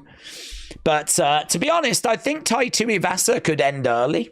Tuivasa against Rosenstrike, that could end early. Kai Kara France against Steve Erceg, that could end early. I don't know. I don't know about Hooker and Gamrot. You never know with that because Gamrot's so boring. Yeah, he's really dull. I mean, that fight really could go the distance. This one, they do try to open with quite an exciting fight. They do try to open with a fight that's going to bring some action. So there's probably a bit of hope for this. But it's been a bit of a mixed bag when it's come to finishes and decisions. It's been a bit of a mixed bag tonight. Randor said, can Izzy stop the takedowns? I think it's going to be a challenge for him, but yeah, I think he's going to be able to. He's going to have worked on it, isn't he? He's faced people that have got that ability before. I think he is going to be asking plenty of questions himself. Okay, so we have got both fighters inside the octagon. 36-year-old Li Jingliang taking on 31-year-old Carlos Prates. Massive reach advantage for Carlos. Coming in with 6.5-inch reach advantage. He's only 1 inch taller, but his reach is significant. Bruce Buffer then doing Bruce Buffer things. DDP already KO'd Ditzy Izzy, the Nigerian Chinese bank cleaning scammer, said Seeker. Wow. Tell me what you really think. Right, we've got this clock going, and I don't know why. Right. Shout out to everyone that's joining us. If you haven't left a like, leave a like. It's greatly appreciated. We got just over 3,000 people joining us. The interest in this event, in this main event, is absolutely huge. Absolutely huge tonight. I don't think it's this fight that's grabbed people's interest, to be honest. I think it is the Adesanya Du Plessis fight, but gotta wait just a little bit longer for that one. It's coming up, but you've got to get through 4 fights first, including this one. Some of those fights, though, I don't think they're going to be around very long. Christopher, shout out to you. Dricus has been underestimated, said Heinrich. Isaac, hello. And 18 kg world champion with some Nigerian flag emojis. Jingliang, please win, says Alex. Sayabonga said Izzy is overrated. CD said Izzy is very smart for DP. Izzy has got insane IQ. Okay, so let's turn our attention to Li Jingliang and Prates, and let's see how this one goes. We're at 8,600 votes, so keep your likes coming in, keep your votes coming in. We're trying to get to 1,000 likes, 10,000 votes as we are underway with our first fight on the main card. So let's see how this one plays out. We got Prates in black, we've got Li in red. And we've got Prates in the middle at the moment. Li. This is quite cagey. I mean, we've only been going like 30 seconds, but neither guy wants to get in close. There's quite a distance between them at the moment. Li staying on the outsides. Yeah, there is a stance battle. Neither guy wants to do anything. Nothing has been thrown right now, and we've had just over 40 seconds. Leg kick coming in there by Li Jingliang, and he lands it. Trying to get a kick into the body, and Prates catches the leg. Another kick coming in again there by Prates. Li backing up a little bit. Prates putting that pressure on. So Prates in the center. Li edging forwards, but again disengaging. Quite a distance between these two at the moment. So far, we've just had both guys land in 2 shots. 2 leg kicks for Prates, just 1 for Li. Again, another kick coming in there by Li. Oh, good inside leg kick, and he lands it. And again, good work by Li Jingliang. Prates edging forwards. Trying to put the pressure on. Li backing up a little bit. This fight is dull, man. There is absolutely nothing happening at the moment. Oh, kick coming into the body there by Li. And going in. That was better. Okay, temperature starting to rise. Li, nice side kick. Blocked there by Prates. Outside leg kick there by Li. And again. And again. He's spamming those leg kicks. Leg kick's working well for Li. Tries for another kick, gets caught there by Prates. Prates, outside leg kick of his own. And we're starting to see these two engage in a bit more, but lots of leg kicks. That one just missed. Inside leg kick there by Prates. And again, Prates backing up a little bit as Lee puts that pressure on. Prates in the middle. Lee backing up a little bit. Trying to come forward, but Prates again backing up. Nice shot coming into the body there by Prates. Lee with a body shot of his own. Prates is trying to find a big shot here. You can tell that he's really looking for a certain shot. Oh, Lee goes down to his knees momentarily. Don't think Prates connected with anything there. I think it was a stumble. But Lee backing up a little bit. Lee is ahead at the moment on significant strikes, but there's really not a great deal in this. Leg kick just misses there by Lee. Prates trying to put a bit of pressure on. Kick coming in. It's blocked into a bit of a scramble. They're staying upright at the moment. Neither guy looking for a takedown. Leg kick misses there by Lee. Prates with the leg kick coming back. Prates in the middle. Jab coming in. Lovely right hand jab there by Prates. Lee backing up. Jab coming back of his own, but it falls short. Prates again edging forward, moving forward. Lee on the outside. Swing and a miss there by Prates. Lovely left hand by Lee. We got just over a minute to go. Just over a minute to go as Prates has got Lee backed up against the side of the cage.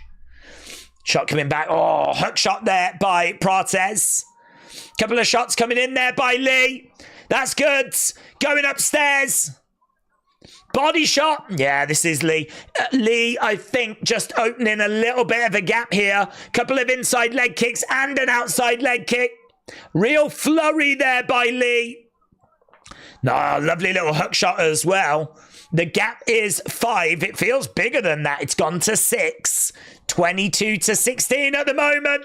Prates, couple of jabs. Head kick just misses. 20-odd seconds left. Oh, big left hand. Big left hand. Great work by Prates. Wow. Lee, back up on his feet. Oh, let's go, mate. Let's go. Wow, he just rocked him. He just rocked him, but Lee was right back up after. Man, that is sick. They end 25-25. That was sick. Prates might have just took that with that. They have classed it as a knockdown. Oh, that's such a shame that is for Li Jingliang. That is such a shame. He was working so hard. I think he was leading that whole round right until the end. Prates catching him. And it's scored as a knockdown. I mean, he does go down, but he's right back up. Sometimes they don't count those. But looks like ESPN have scored it. I don't know about UFC, actually. I don't know if UFC would class it as a knockdown. I'm just going to have a look now. See if they've got... yes, they have. They have scored it as a knockdown. So he does go back against the fence, but he's right back up again. He did well, man. You've got to credit his power of recovery there. I mean, he got sat down and he was right back up again. He did really well. So, round number 2 coming up. Round number 2, let's go. Prates says pink pineapple. Prates in black. Li Jingliang in red. I think that's a Prates round, that first round, that knockdown. A real difference maker. Kick coming in there. Oh, kick coming back there by Prates. So Prates just staying very composed. He's got to be careful of the volume, though. So right now, both guys are in the center of the octagon. And we got Prates just edging forward. Kick coming in there by Li Jingliang. 10-9 Prates, says Aaron. 10-9 Prates, said Ryan. Head kick blocked. Prates going upstairs. But it was blocked. Prates, again, he's not about volume. He's just looking for that big kill shot. He did find it at the end of that first round. But here we've got Li Jingliang is being aggressive, coming forwards. Swing and a miss there by Li Jingliang. Prates staying on the outside. Inside leg kick there by Li Jingliang. Inside leg kick coming back by Prates. Kick coming back there by Li Jingliang. Prates with a left jab.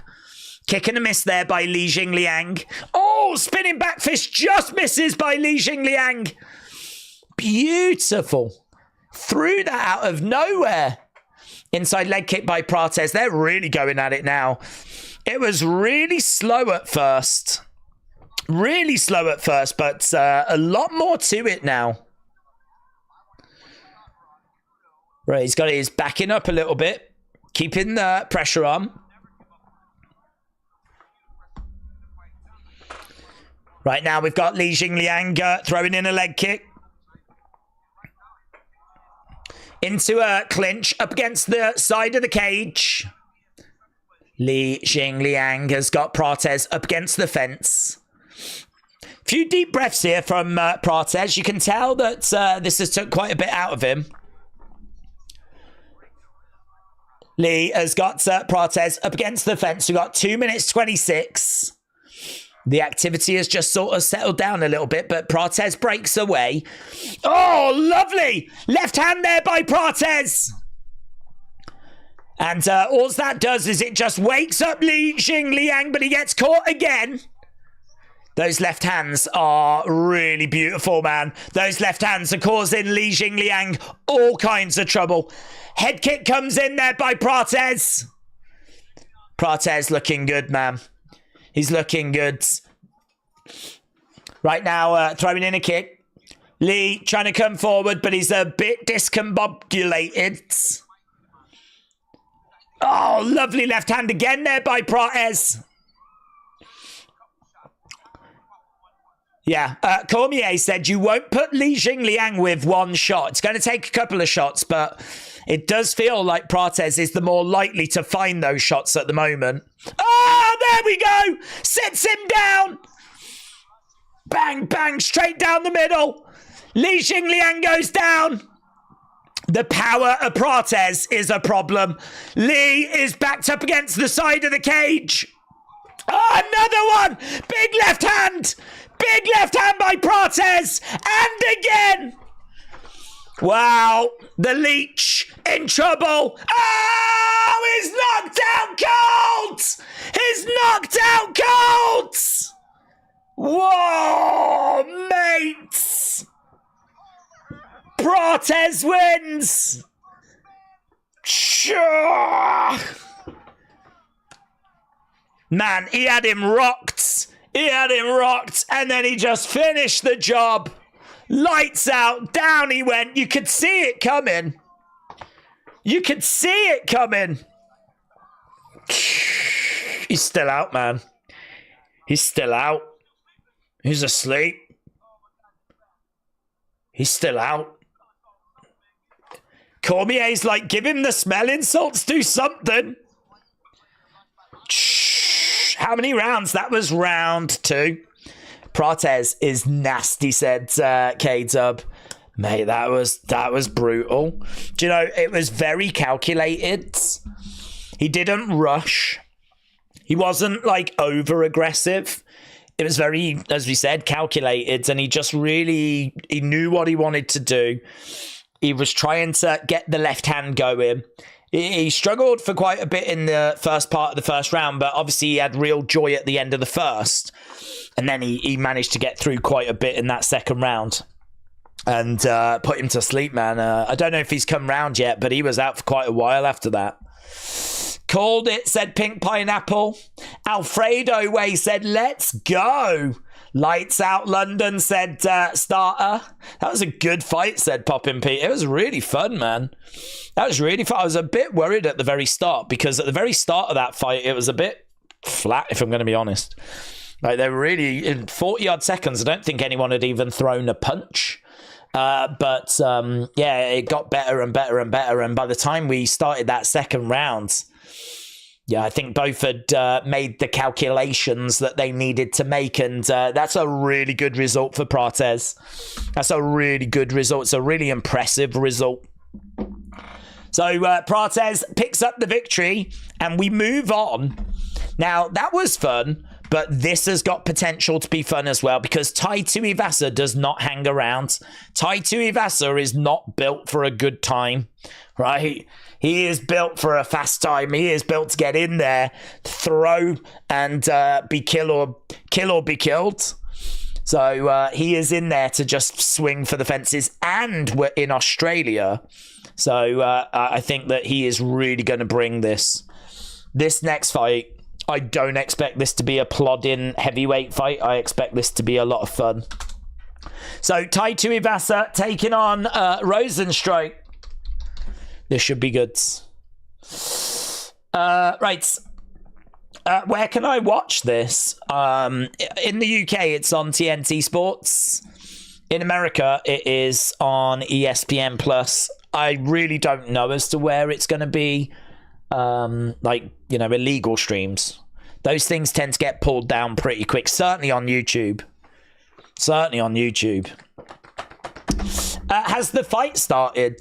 Not the main fight, no. If you are joining us and you've not left a like, leave a like. It's greatly appreciated. It really is appreciated. We are very close to 1,000. Very close to 1,000 likes. We always try to get there. We normally get there by about the time of the main event. So to be knocking on the door already, we've got over 3,300 people joining us live. I hope everyone's having a great time. That fight was sick, man. I mean, if you was watching that, you did just have a great time. And if you're not watching it, hopefully you had a great time. But I think Tai Tuivasa can bring something similar in this next fight. He is a headhunter. He is kill or be killed. So this next fight should be fun as well.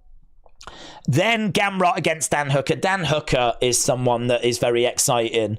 But Gamrot is not. So I don't know what to expect there. And then we're at the co-main.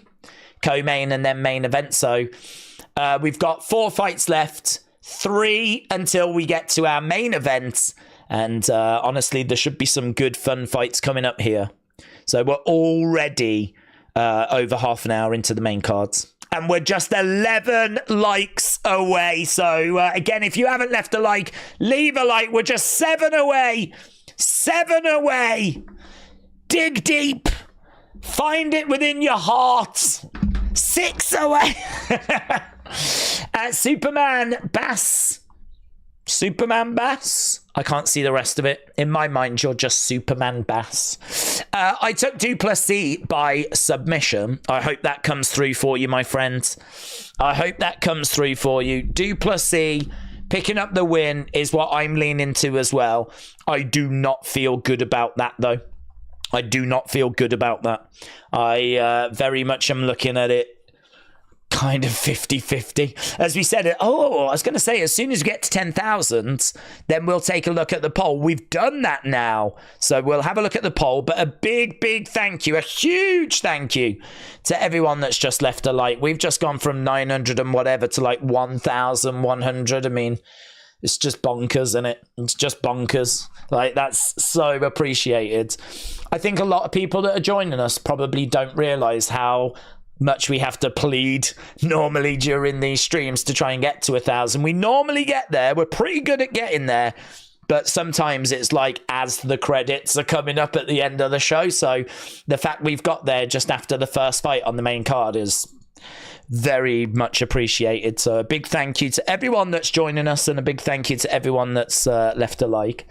Let's have a look, shall we, at the poll. I said that we would. As soon as we got to 10,000, I can tell you there's been a little bit of movement, but not much movement, right? Not much movement, because Izzy is ahead 66% to 36%. So 64%, sorry. 64 to 36. So 54% of you think Izzy wins this by finish. That's the most popular option. Izzy by finish. Izzy by decision, 10%. Du Plessis by finish, 27%, and Du Plessis by decision, 8%. So we're looking at 64% for Izzy winning, and we are looking at 36% for Du Plessis.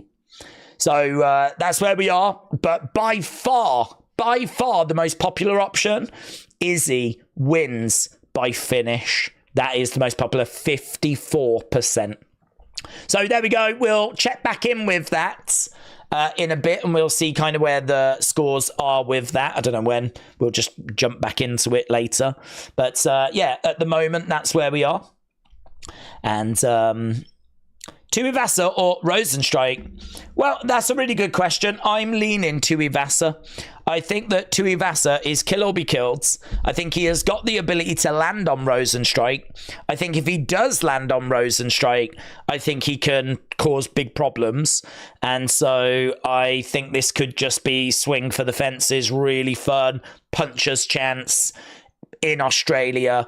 I think he could land it. I mean, Tai Tuivasa has lost his last 4 fights. If he loses tonight, I genuinely don't know if that's it for him.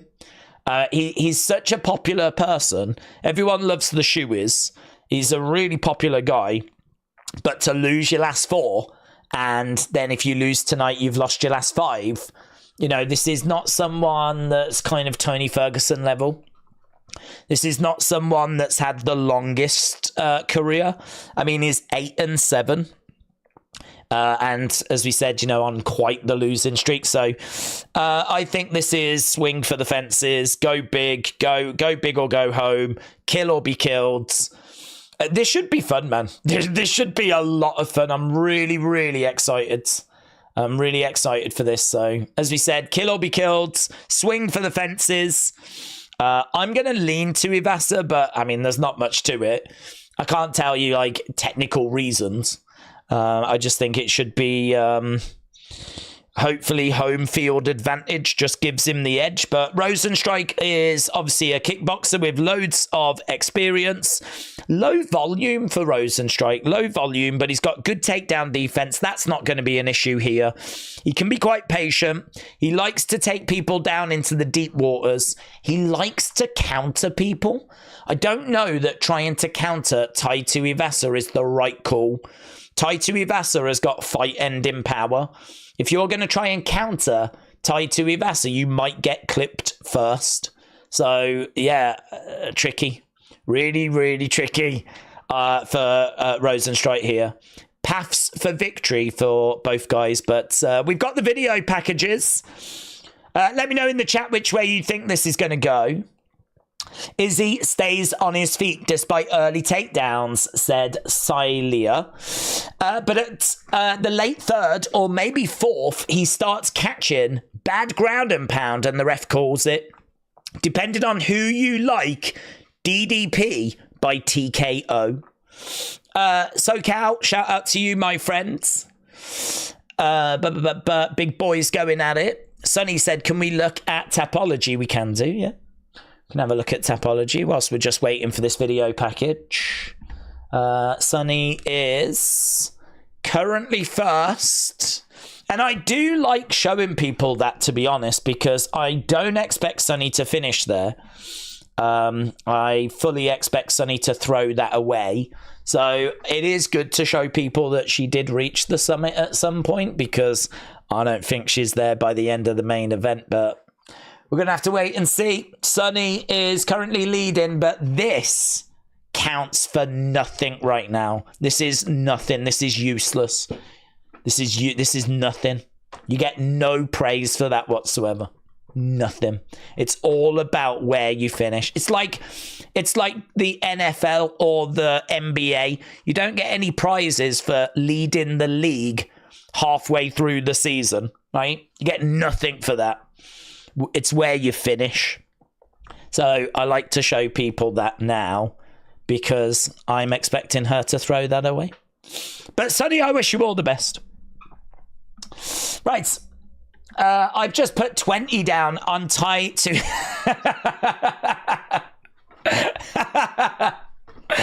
Sonny with crying face emojis. Who's winning? No one. There's no fight at the moment. Let's go, said Stephen Du Plessis. Let's go. Stephen, it should be you in there.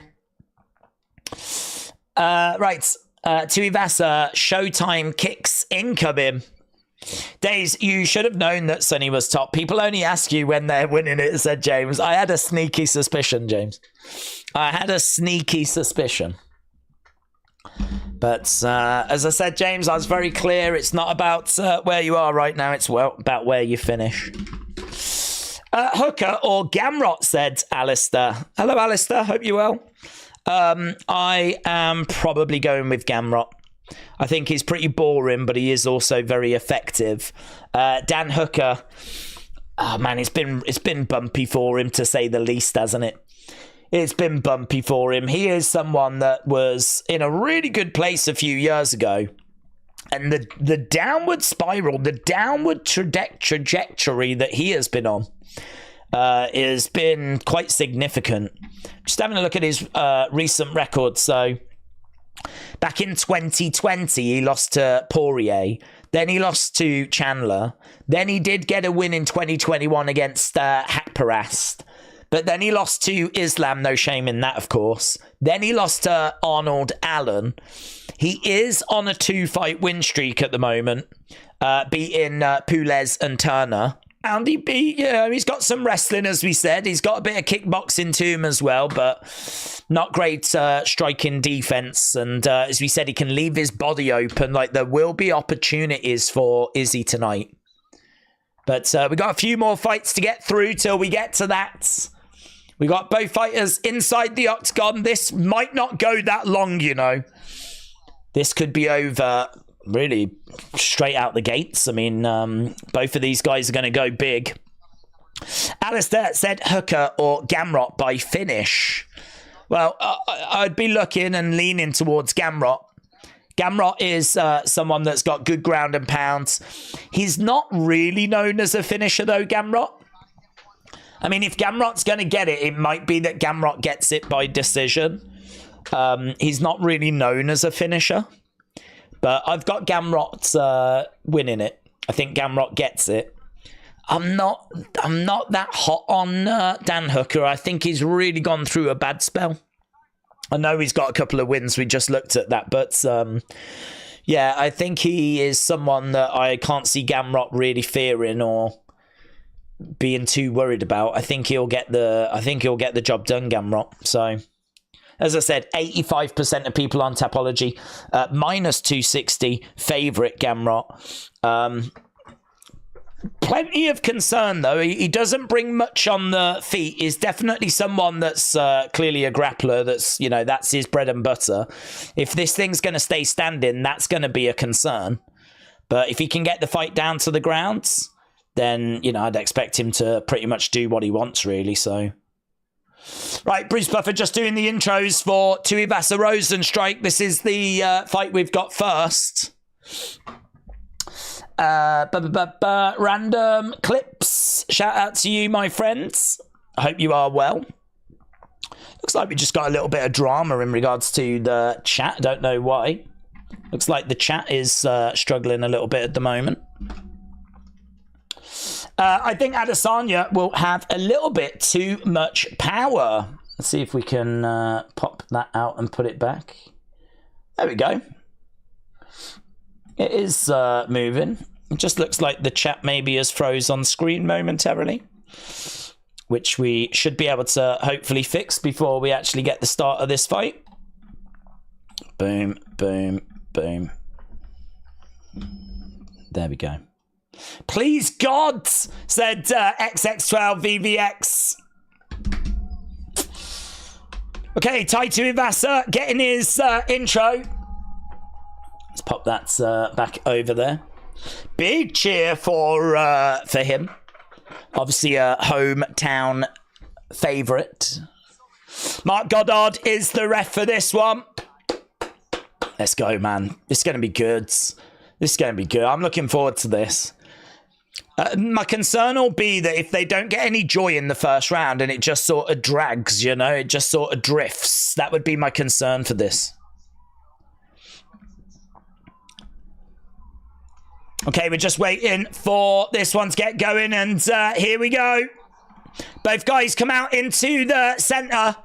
Tai Tuivasa. Yeah, Rosenstrike in the middle. Tuivasa in the center. Rosenstrike in black shorts. Tuivasa in green. And kick coming out there by Tai Tuivasa. Rosenstrike just edging forward a little bit. Tuivasa backing up. Rosenstrike inside leg kick. Tuivasa again looking to edge forwards. So tentative at the moment. Jab coming in there by Tuivasa. Inside leg kick there by Rosenstrike. Man, it's one of those where when they go, it's going to go. But you're just waiting. Right hand. Right hand by Rosenstrike. Yeah, nice leg kick there by Tuivasa. Tuivasa on the outside.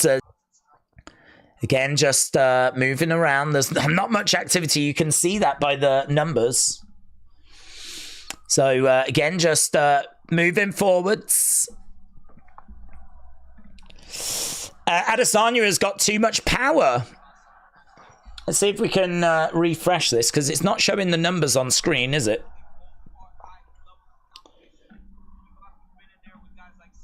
So, there we go. So, you can see it's quite low output at the moment. Rosenstrike is in the middle. We got Tuivasa in there as well. Not loads of activity right now. Leg kick just misses there by Tuivasa.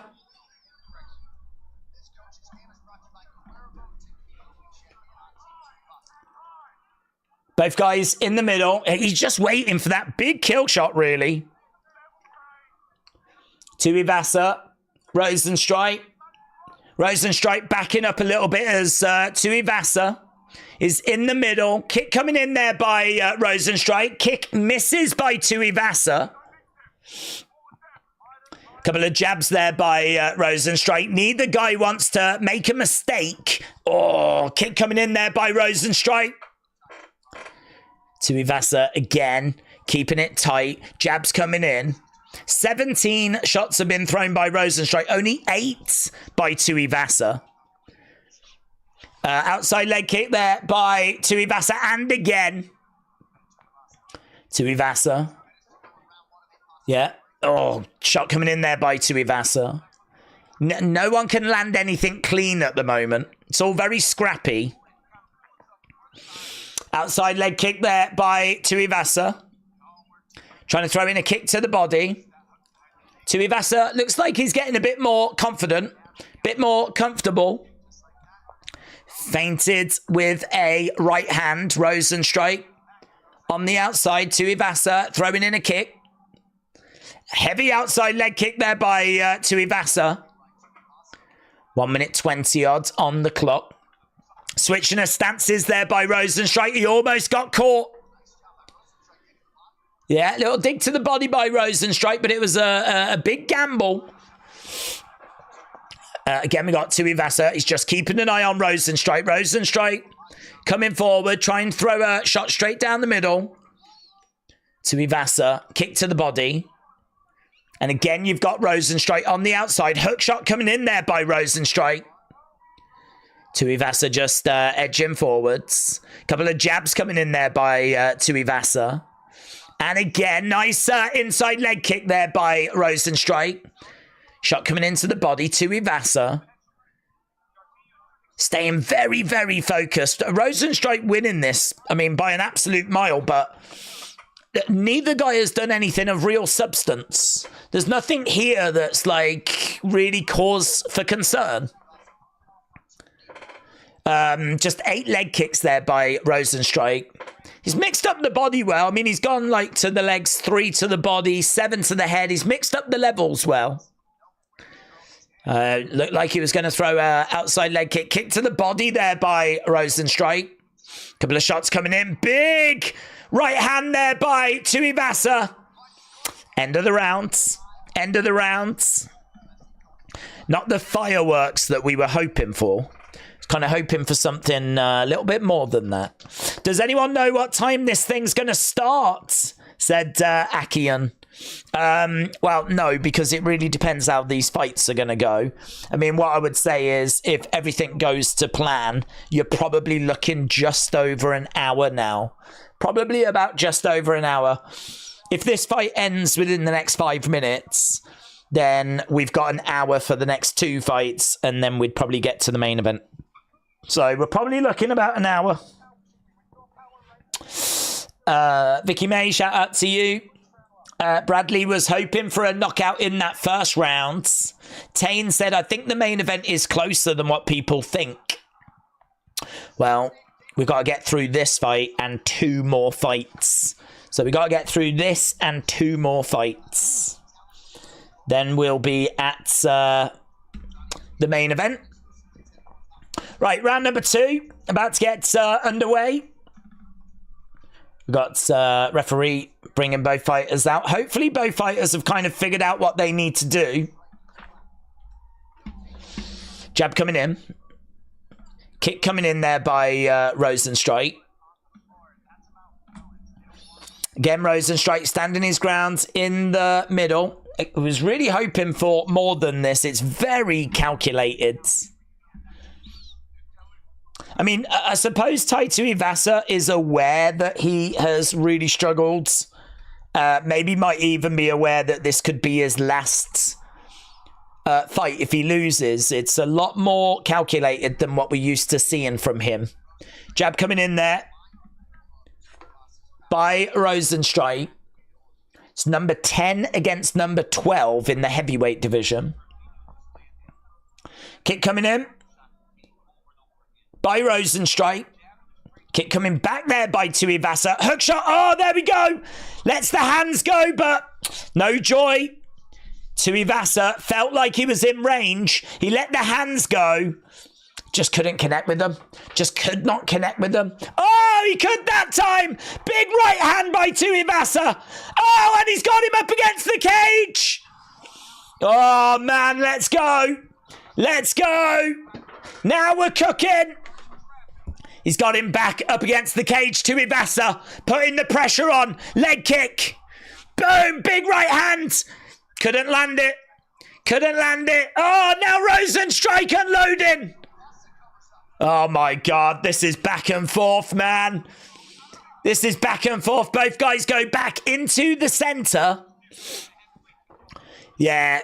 Cormier said it's just different when the heavyweights are throwing, and it is true.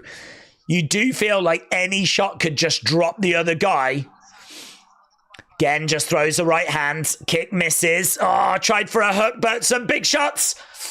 Man, a big knee there by Rosenstrike. A big knee by Rosenstrike. Into the clinch. Over by the side of the cage. Tuivasa breaks away. Hook shot misses by Rosenstrike. Tuivasa again. Goes back to that jab. Throws out a left-hand jab. Circling round, back into the center. This has been a much more exciting round than what we got in round 1. Much more exciting. Jab coming in again there by Tuivasa.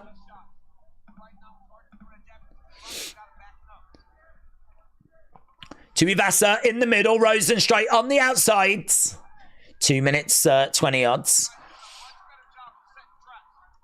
Right now, Tuivasa with a kick down the middle, but misses with it.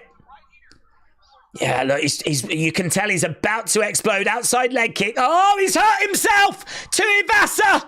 That leg kick, I think it was checked. Oh, Rosenstrike unloading. Tuivasa covering up. Oh, man, he's taking some big shots. Taking some big shots. Crowd are going crazy, though, because he's just stepped forward. He's swinging for the fences, Tuivasa. Yeah, there's blood coming down the side of the face of Tuivasa, but he's right back in the fight. He's right back in the fight. I think that leg kick was checked.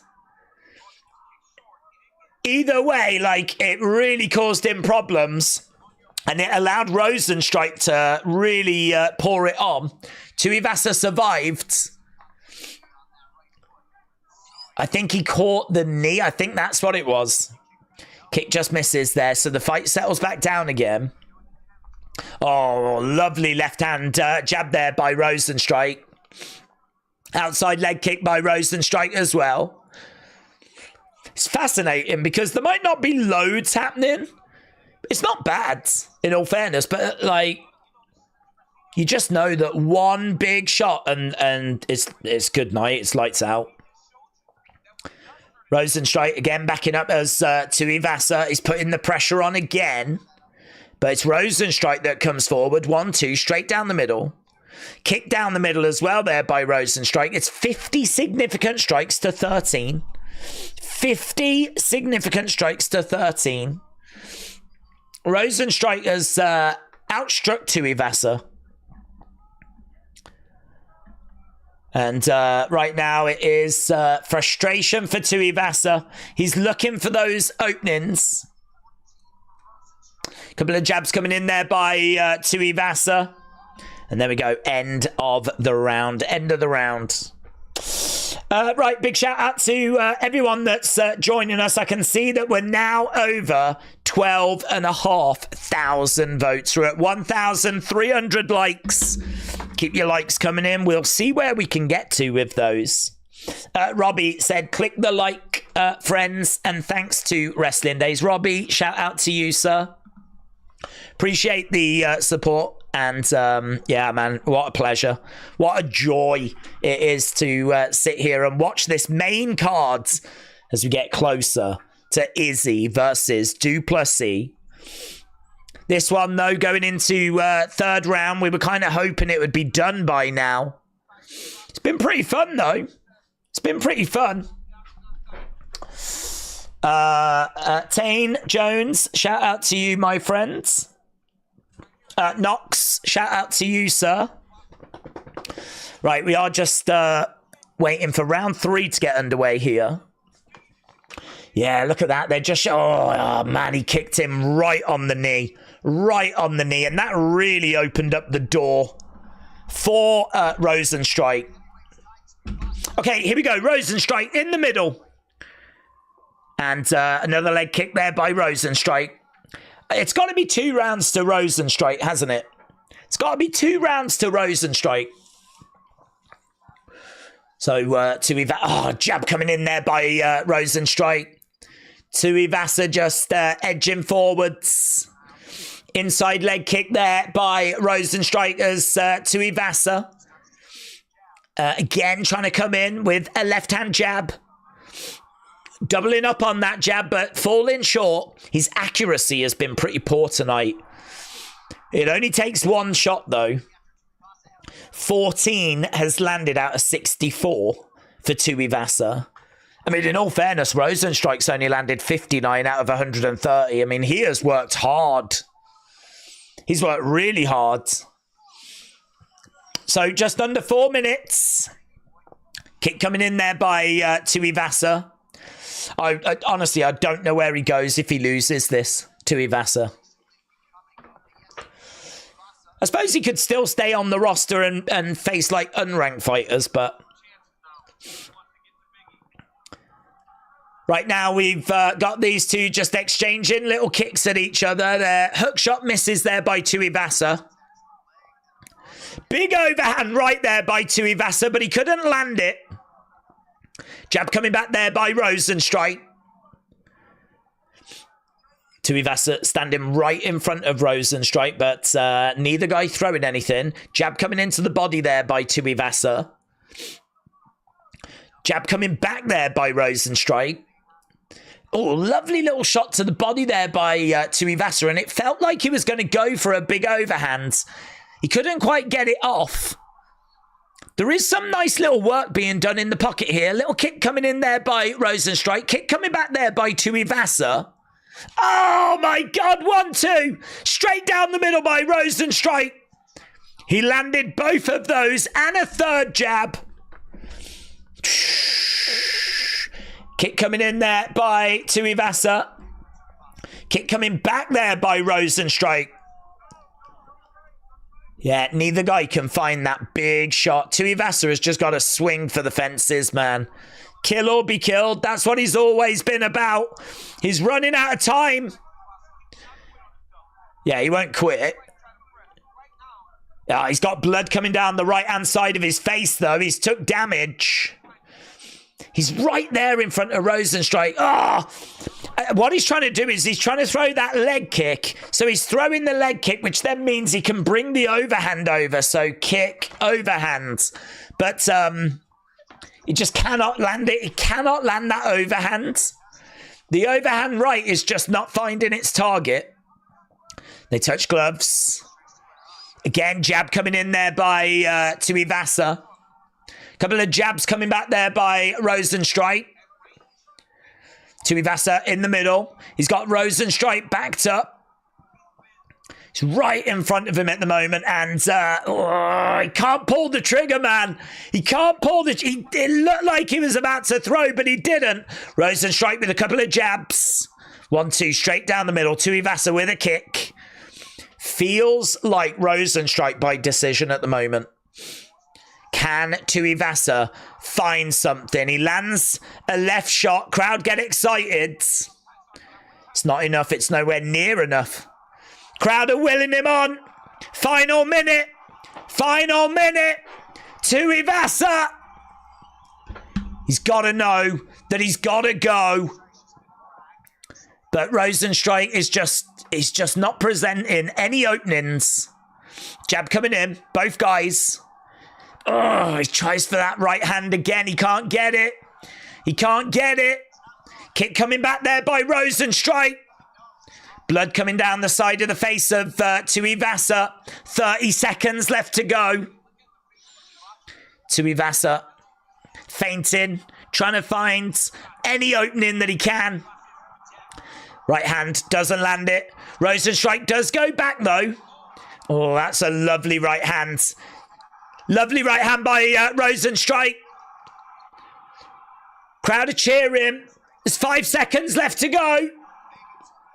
I think it's out of time. It's out of time. It was too late. Ran out of road, man. Ran out of road. That's really frustrating. I think Tuivasa will be frustrated. It was a much more calculated approach, but it's not going to have resulted in the win for him. Rosenstrike 90 significant strikes. Tai Tuivasa 23. That's really frustrating. Really frustrating. Go Rosenstrike, said Conchita. He'll be back soon. He's only 10 because of the lack of heavyweights, said Marcus. Tuivasa acknowledging solo, said Corgus. That was a good technical fight, said Key Sven Notten. Rosenstrike killed it. He did great. He did great. Where are y'all watching it? Said Mr. Pezzo. I've got it on TNT Sports here in the UK. In America, I think it's ESPN Plus. At what time is the Israel Adesanya fight? So we're probably looking at about an hour. We're probably about an hour. We got 2 more fights to go. We got Gamrot against Dan Hooker. And then we've got Kai Kara France against Steve Erceg. So we've got those 2 fights. Then we're at the main event. But at the moment, we're just going over to the scorecards. This should be Rosenstrike. Here we go.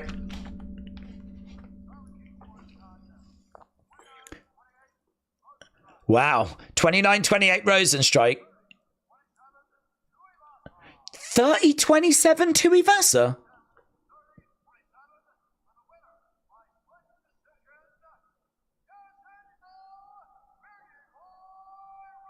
What? What?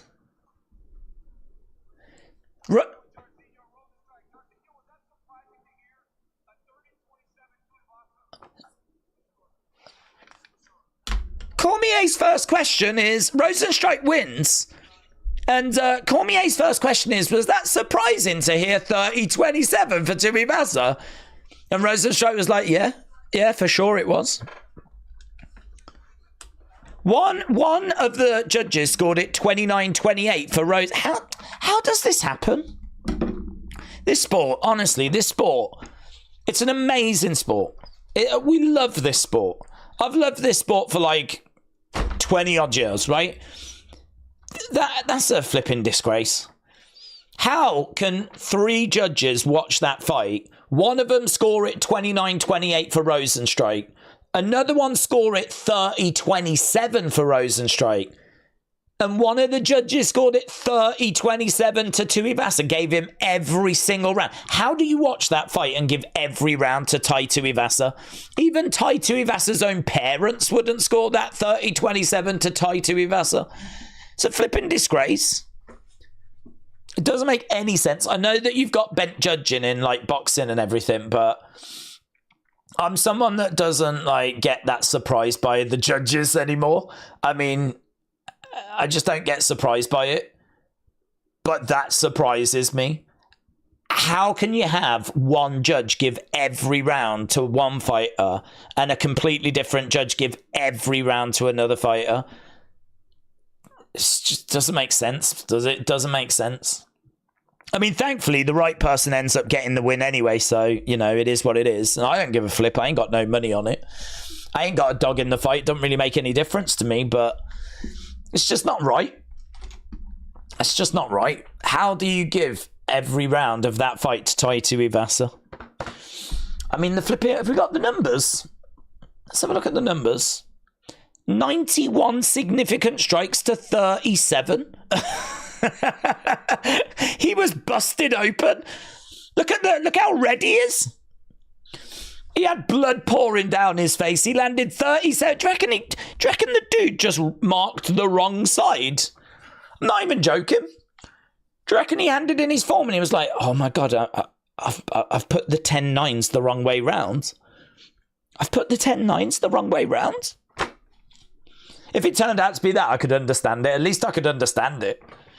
As soon as they were starting to go down, I was like, has someone really scored this 29-28 to Tuivasa? When he said 30-27, I was like, what the... Honestly. You can understand why people get so frustrated. People lose money on this kind of stuff, you know? Yeah, 37, it does beat 91. Let's go, said Hawks. Right, what website are you using for those stats? This is ESPN. I always use ESPN. I think it's really useful because I don't have to touch anything. It just automatically does everything. It even changes the fight over for me. I'm lazy. What can I say? Gamrot against Dan Hooker. I don't think this is going to be great. I'm not expecting this to be a flipping classic. Gamrot is not the most exciting of fighters, to be honest. Dan Hooker can bring some excitement, but I think this has probably got a chance of going the distance. Gamrot versus Hooker. Right, like John Anik said, maybe he went for a pee after the first round, said Ian. Is that what... did Anik say that, did he? I don't know. I just think that's the kind of thing that can really hurt the sport because... I mean, I could understand people that don't watch MMA looking at that going, what? How? You know? And then, like, I don't know. I suppose part of the argument is, though, if you're going to not finish the fight and you're going to leave it to the judges to decide, well, then, you know, it's out your hands, isn't it?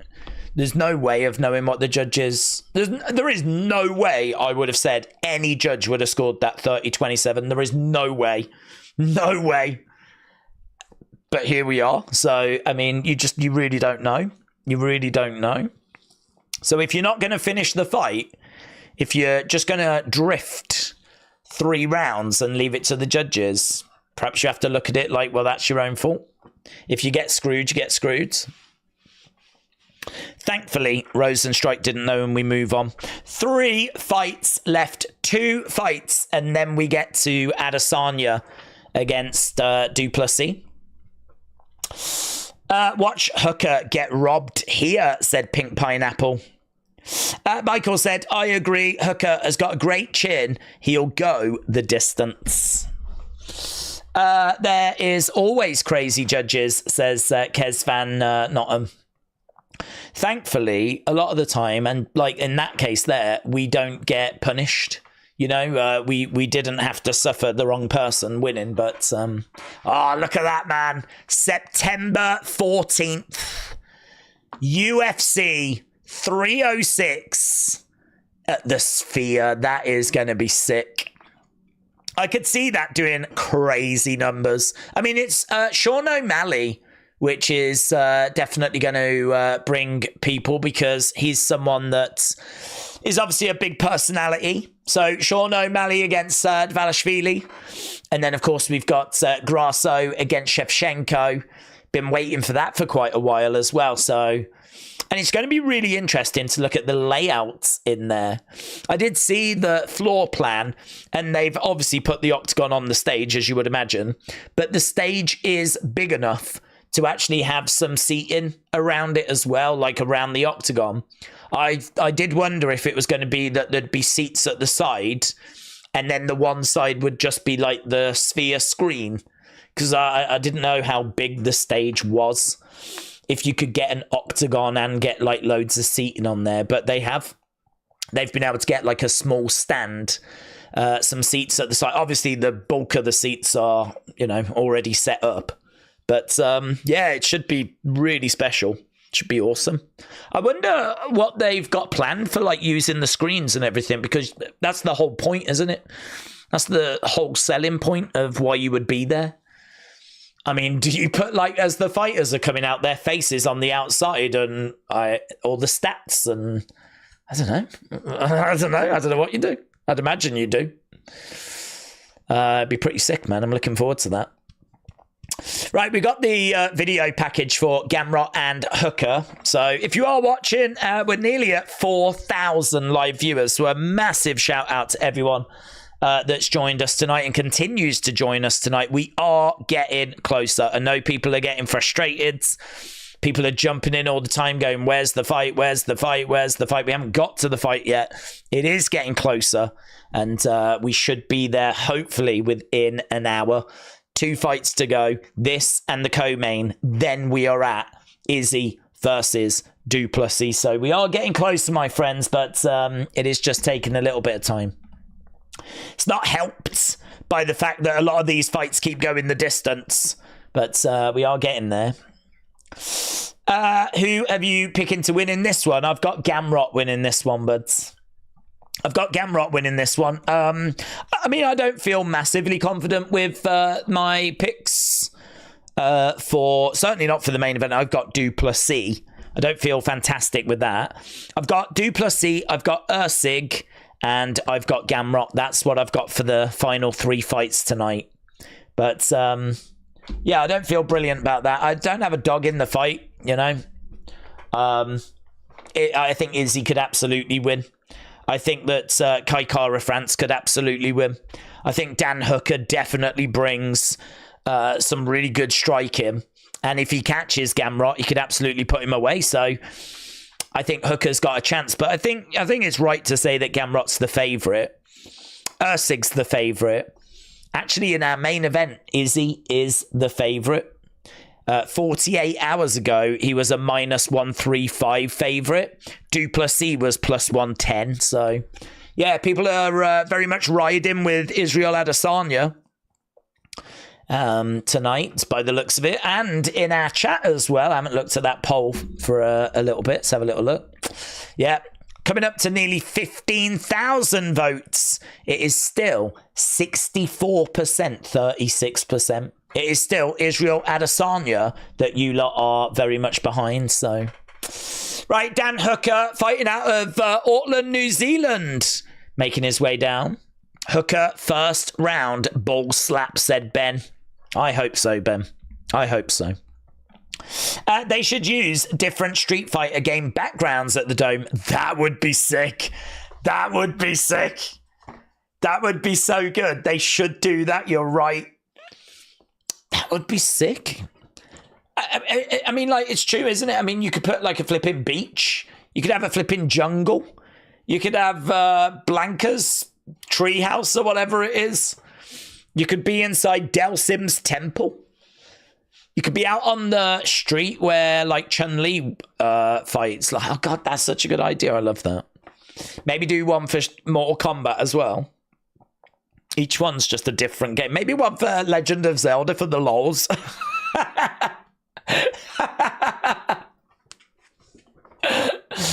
Let's go. One of them could be flipping Animal Crossing.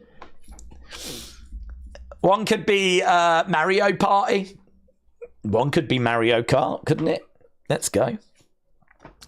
Gamrot is going to win, but Hooker is going to make it entertaining. Alegi said it has been a great night.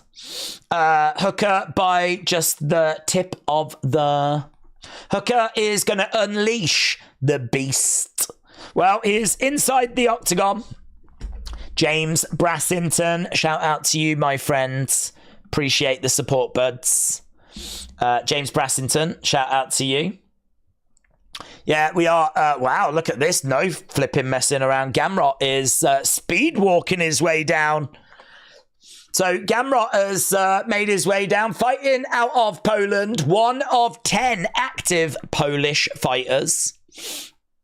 So yeah, no messing about here. We're already 1 hour, 20 minutes into the main card. We've been streaming for 5.5 hours so far. Honestly, it doesn't even feel... It feels like a couple of hours. It doesn't feel that way. Gamrot is on a 3-fight win streak, tied for the 3rd most wins in UFC lightweight division since 2020.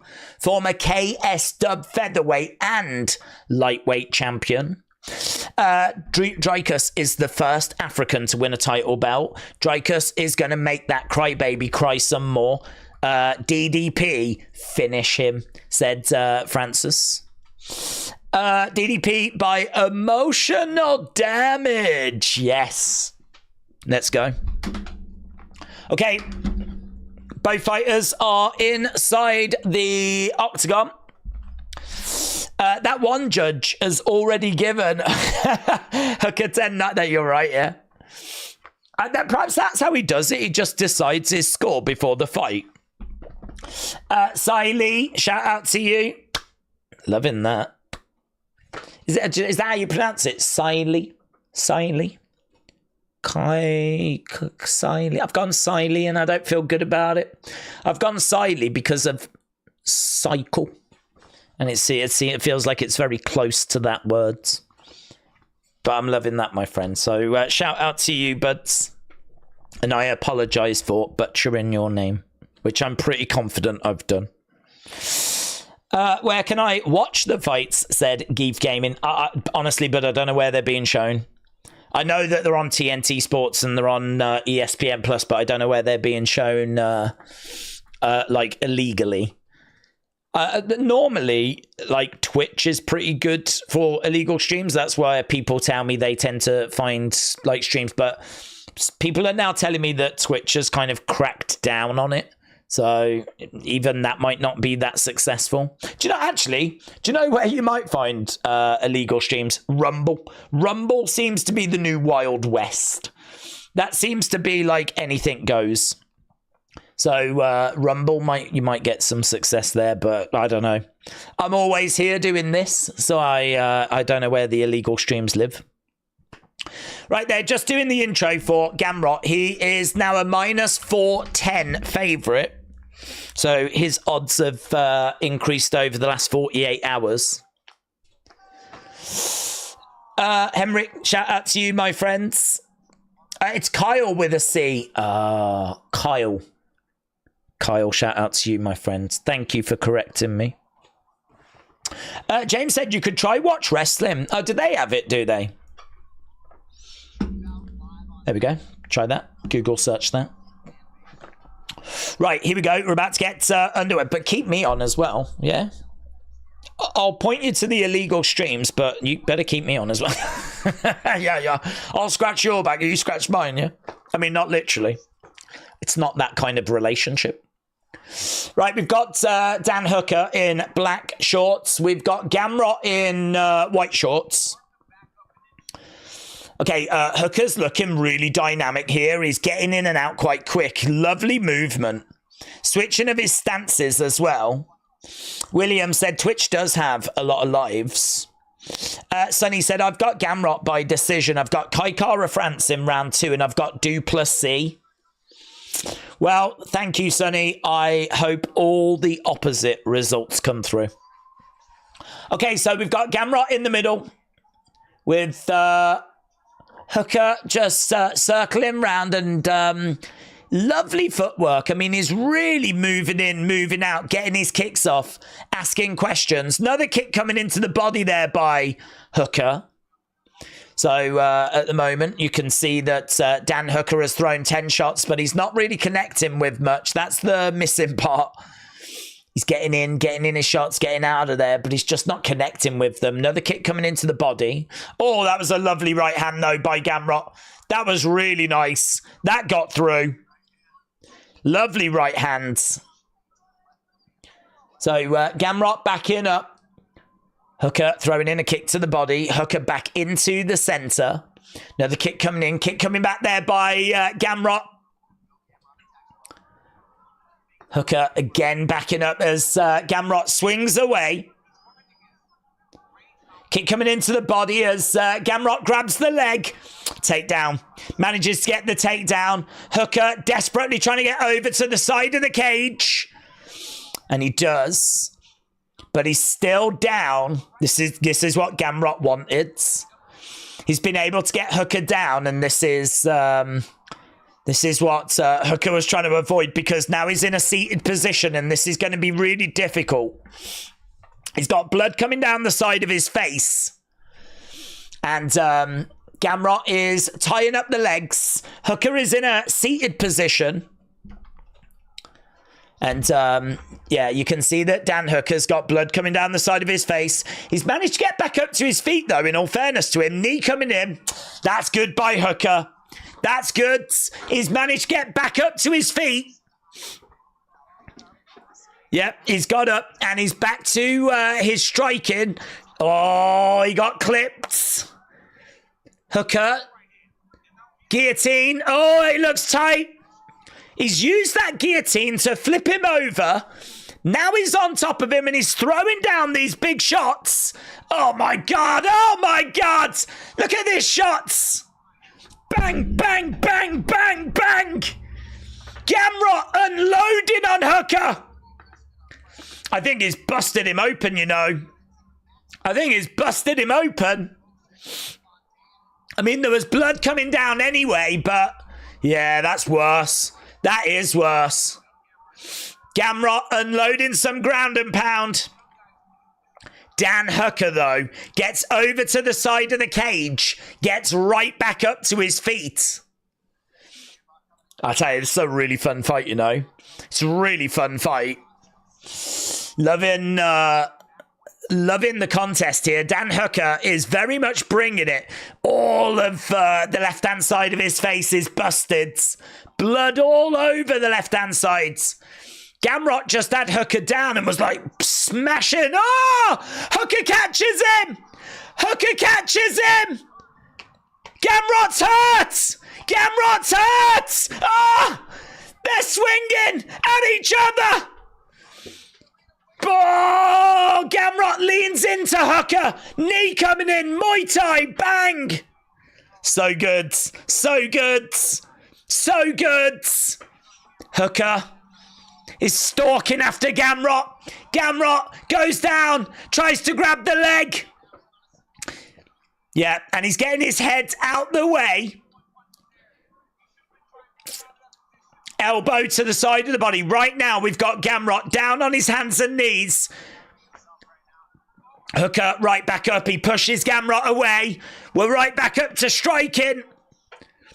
He's circling round on the outsides. Couple of shots coming in there by Hooker. Hooker is the aggressor. Body shot doesn't land. End of the round, man. What a round. Oh, that was so much fun.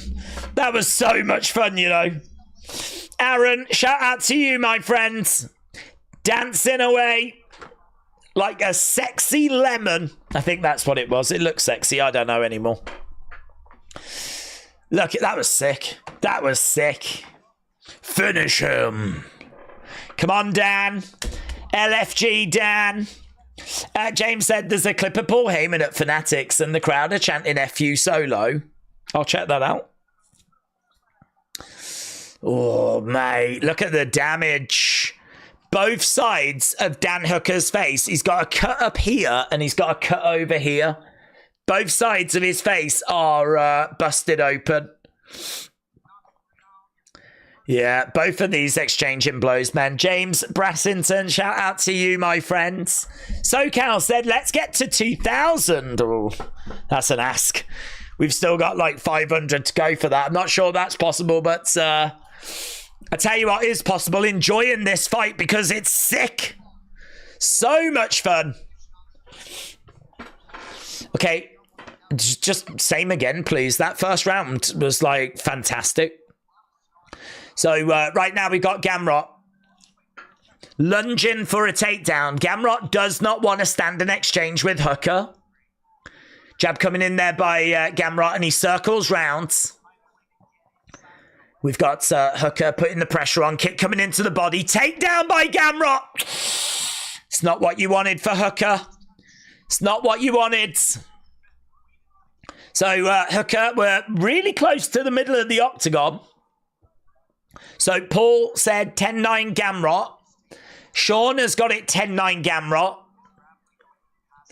Ryan has got it 10-9 Gamrot as well. So all the tweets that are coming in have got it for Gamrot. Same with Ryan as well. I would agree. 3 takedowns or 2 takedowns, I think it was. 30-odd strikes. He had the striking advantage. Certainly caused a lot of damage. I would agree with Gamrot getting the first. Hooker, though, not far behind. This is a problem because right now Hooker is down and Gamrot is in side control. So he's keeping Hooker down. Shots coming into the side of the head there by Gamrot. Knee coming in as well. He's doing really well, Gamrot. This is exactly where he wants the fight. This is exactly where he wants it. He'll be really pleased with how this round's going. He might find himself 2 rounds up after this. Still a long way to go, though. We've still got over 3 minutes to go. Random Clip said, oh my God, I love you, Dan Hooker. Right now, we've got Gamrot all over Hooker. Hooker just cannot get back up at the moment. Hooker's been using the cage to get back up to his feet. Unfortunately, he's nowhere near the cage at the moment. So this is a real problem for him. He's trying to scoot away, though, and he shoots himself over to the cage. That was really good. That was really good. He kind of used the mat to kind of launch himself over to the side of the cage. And right now he's got his back up against the fence. Now he can try and use that to get back up to his feet. And that's what he's doing. Oh, he's done really well there. Dan Hooker's done really well. Rebel Clef, shout out to you. Vicky May, shout out to you. Jab coming in there by Gamrot. We're back on the feet. Shot coming into the body there by Hooker. This must be demoralizing for Gamrot. He just had Hooker in a really good position. And literally fast forward about 40-odd seconds. And now he finds himself in a position he doesn't want to be in. Standing and striking. Gamrot, again, backing up a little bit as Hooker's trying to find an opening. Goes to the body. Crowd are loud. Again, we got Gamrot circling around. Hooker trying to close off the cage, but Gamrot grabs the leg. Takedown. Guillotine! No. Hooker had a guillotine, but he was able to twist out of it there, Gamrot. Yeah, this is crazy, man. This is so fun. Dricus has already won, said Lionel. He made the dog bender cry. He yeeted himself, he did. He proper yeeted himself over to the corner of the cage. Right now, we've got Hooker trying to get back up. He's throwing in these big elbows. He's trying to get Gamrot off of him. 40-odd seconds to go. Gamrot just clinging on for dear life. Knee coming in by Hooker. We got 30-odd seconds left to go. Round 2. Tricky round to score. I think it's going to be a Gamrot round. But 20-odd seconds left to go here. They break apart. Gamrot backing up. We got less than 15 seconds. Yeah, Hooker's like, why are you running? Right now, shot coming in there by Gamrot. Dig to the body. Gamrot grabs the leg. Really frustrating, man. Really frustrating. Loud cheer by the crowd, though, because they love the fact that every time Hooker gets taken down, he gets right back for their money. He is working so hard for them. He is giving them a chance and a reason to cheer. But the problem is, every time he gets into a bit of a rhythm and he gets going, he gets grabbed and taken back down again, and then it takes him a bit of time to work his way back up to his feet, and it's just really frustrating if you're a Hooker fan. I would like to see PFL against UFC, said Hawks. Who won the first round? It was Gamrot that won the first round. Big smile on the face of Hooker. He seems to be enjoying himself. Here we go. Dan Hooker walks out into the center. He's got his arms in the air. Look at this. He's so enjoying himself. He's really feeding off the crowds.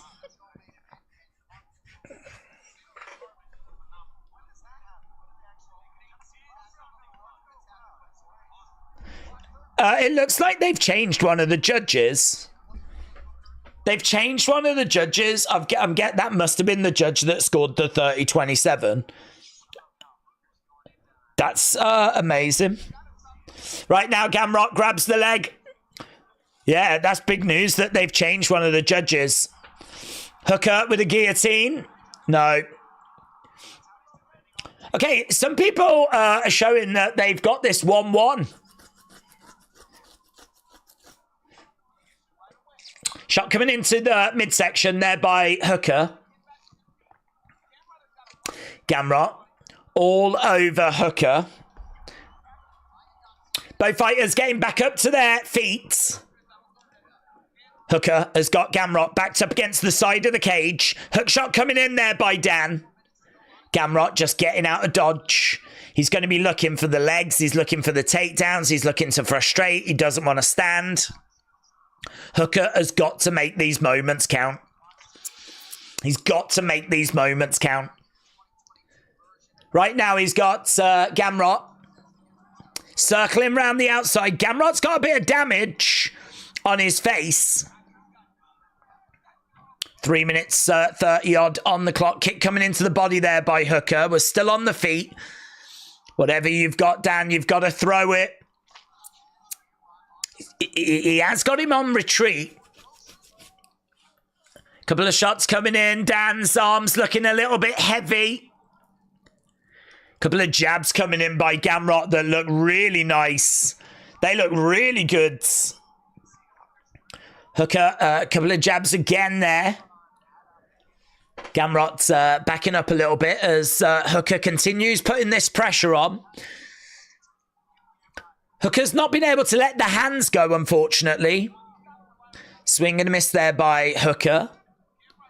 Gamrot backing up a little bit. Hooker again, kick to the body. Gamrot hasn't looked for any takedowns.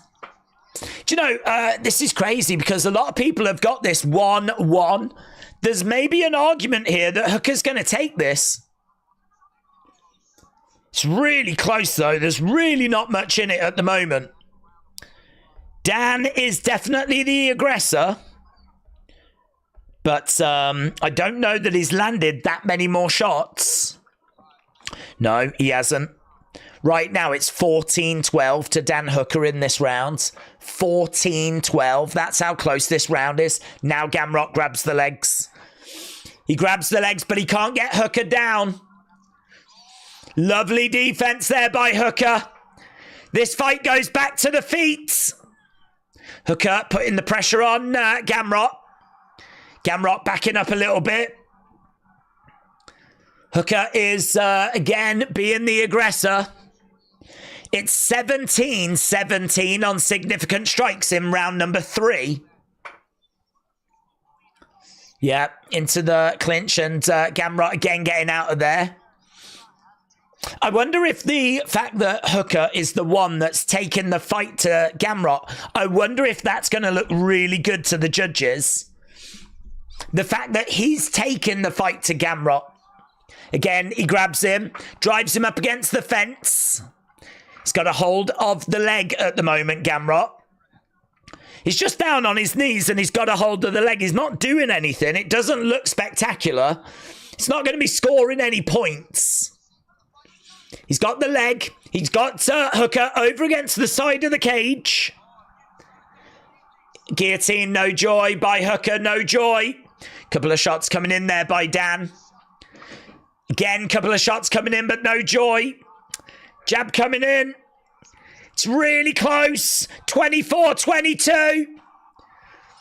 Dan. Oh, 30-odd seconds to go. Gamrot grabs him. Dan Hooker was letting his hands go.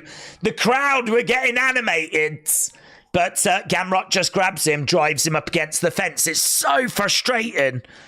Right now, on the UFC website, it says this round is 24-22 in favour of Dan Hooker.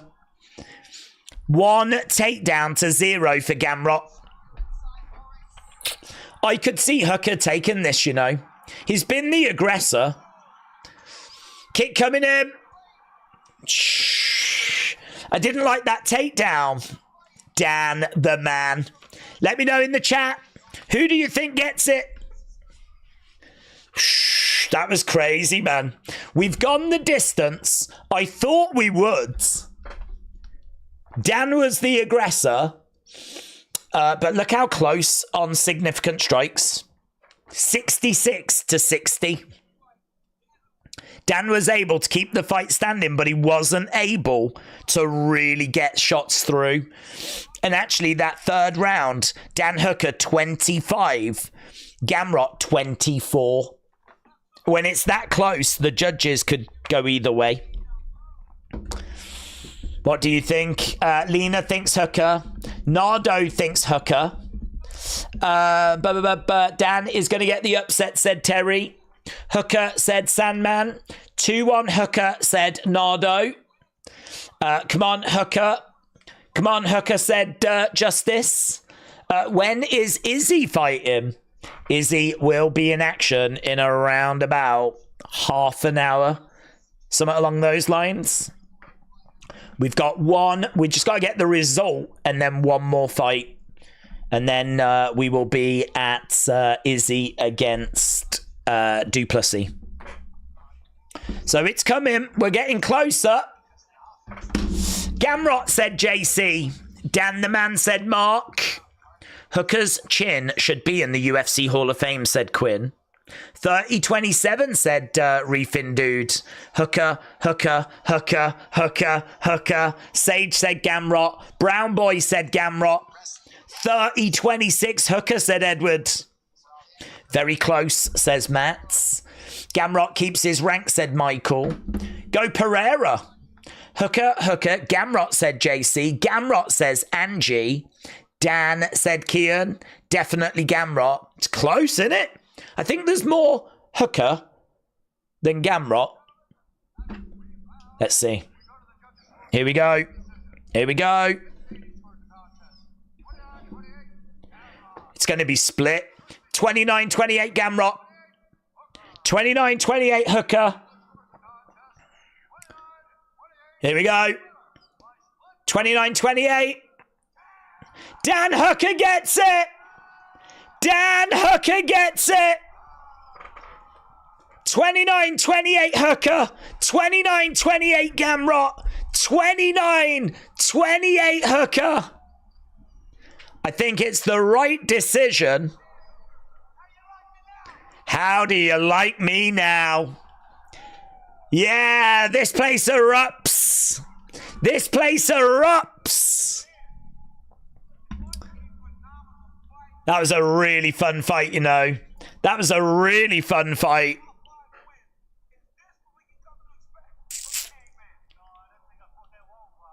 Dan said, I don't think I actually fought that well. Hooker, let's go. Let's go. People celebrating in the chat. Yeah, lots of excitement.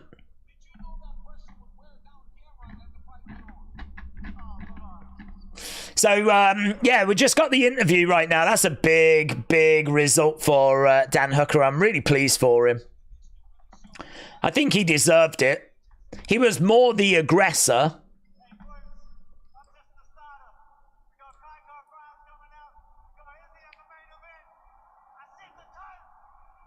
Dan Hooker said, I'm just the starter. We got Kai Kara France coming out, and then we've got Izzy in the main event. And it is true. Look at me now.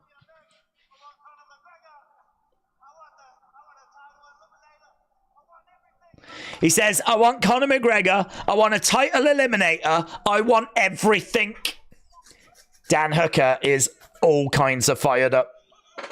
Dan has won, said Sats. He has, buds. He has. Who have we got in the co-main event, said Cyril. Well, I was wrong about Gamrot. It was very, very close. Co-main event, I've got Steve Erceg. I feel pretty good about that one. Feel pretty good about Erceg. Main event is obviously really close. Du Plessis against Izzy Adesanya. I'm leaning Du Plessis, but honestly, Izzy could absolutely win. I've got no dog in that fight. In the crowd, we've got Volkanovski and we've got Carlos Ulberg. We got Jiri in the crowds. Former UFC light heavyweight champion. They're just showing what's coming up next week with Cannonier in action. I want Conor McGregor, might as well. Everyone calls him out, said Carlo. A. Jobson said it was unimaginable prediction. Wrong. Gamrots. It was a split. I knew Dan would win. Can't say that it's undeserved. It was a very competitive fight. I agree. It was very competitive. I agree.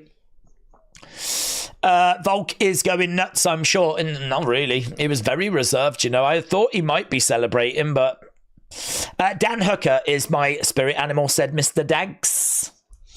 Don't sleep on and don't blink. Can't see a robbery unless the clear winner lost, said Hawks.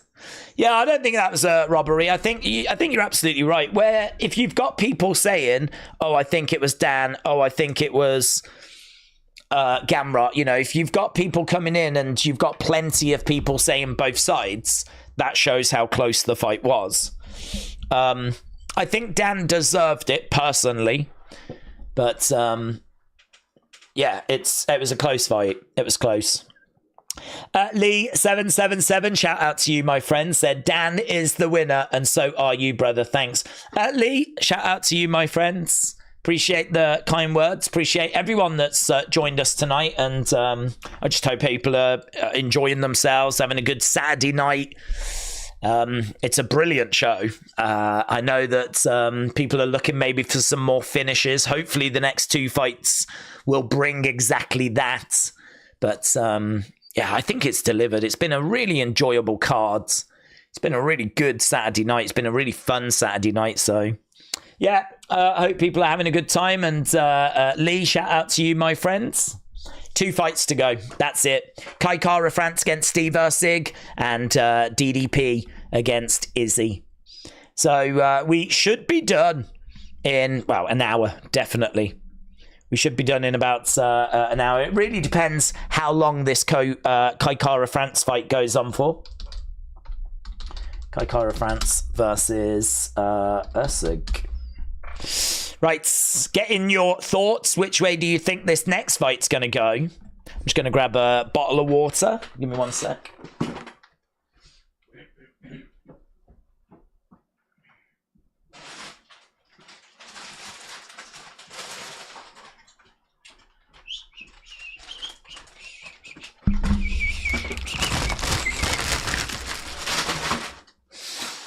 Okay, we just got an advert for Power Slap.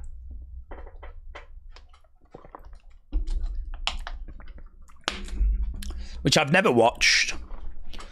But, yeah, we just got an advert for that. We'll be going over to the co-main event very, very soon. Right, Hooker lost. What a robbery, said Jean. Erceg. What are we watching this for? Well, we're watching because we love UFC and because the main event is really, really grabbed people's attention. It's one of those that people have really been looking forward to this. That said, what's in the bag? Oh, just more water. Just bottles of water. That was all that was. I thought rather than grab one, I'll just grab the few that are left. So it wasn't really a bag.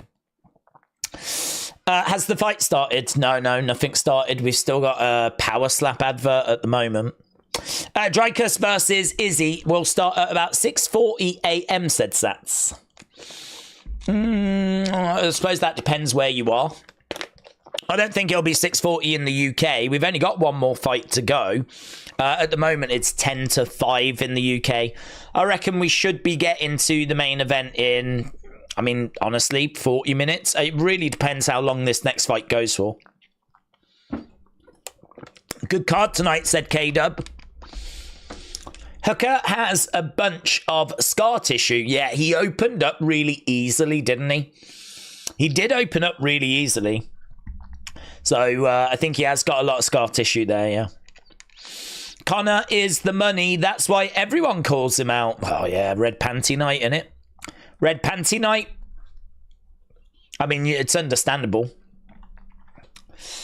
Right, I think we have just got the video package for our co-main event right now. We are, honestly, it's crazy. We are potentially going to get to 20,000 votes. Right now, we're on just over 17,000 votes. So if you haven't left a like, leave a like. I mean, could that get to 2,000? We need, what, another 370, but yet we've got over 4,000 people watching, so I feel like that could, you know. I didn't realise we had 4,500 people joining us, so big shout out to all of you guys. If you haven't left a like, leave a like. If you haven't voted, then vote. There's a chance that we could get the likes to 2,000 and the votes to 20,000. So we'll keep an eye on both of those. We've still got 2 fights left to go. Poll-wise, oh, it's getting closer, you know. It's 63% for Izzy now. That at one point was 67%. Now it's 63%. So it's 63% of you think that Izzy wins. 37% of you think that Dricus wins. So that is starting to drop a little bit now. We haven't had much movement in the poll, but we are starting to get a bit of movement now, which is quite interesting. We'll keep an eye on that. James said, we got you. Shout out to you, my friends. Oh, look, if we don't, it's not the end of the world by any means. I mean, this is, you know, beyond my wildest dreams. We normally battling to get to 1,000, but, oh, man, just to be that close, for it to be that possible is quite exciting, isn't it? But Mr. Dax said gameness is underrated. James, shout out to you, my friends. Soon Genie said, I hope that Dricus wins. It's 6:40 in South Africa, says Sats. Gotta love Dan. He's so unhinged and dangerous, said D and M. Espen said this has to be, if not a new voting records. Actually, no, we did do 50,000 once. We got over 1 million people joining us when we did Conor versus Khabib, which was mental. I think that's still the biggest watch along we've ever done. So yeah, that was pretty crazy. I mean, we've been doing this for a long time. That was all the way back in 2018.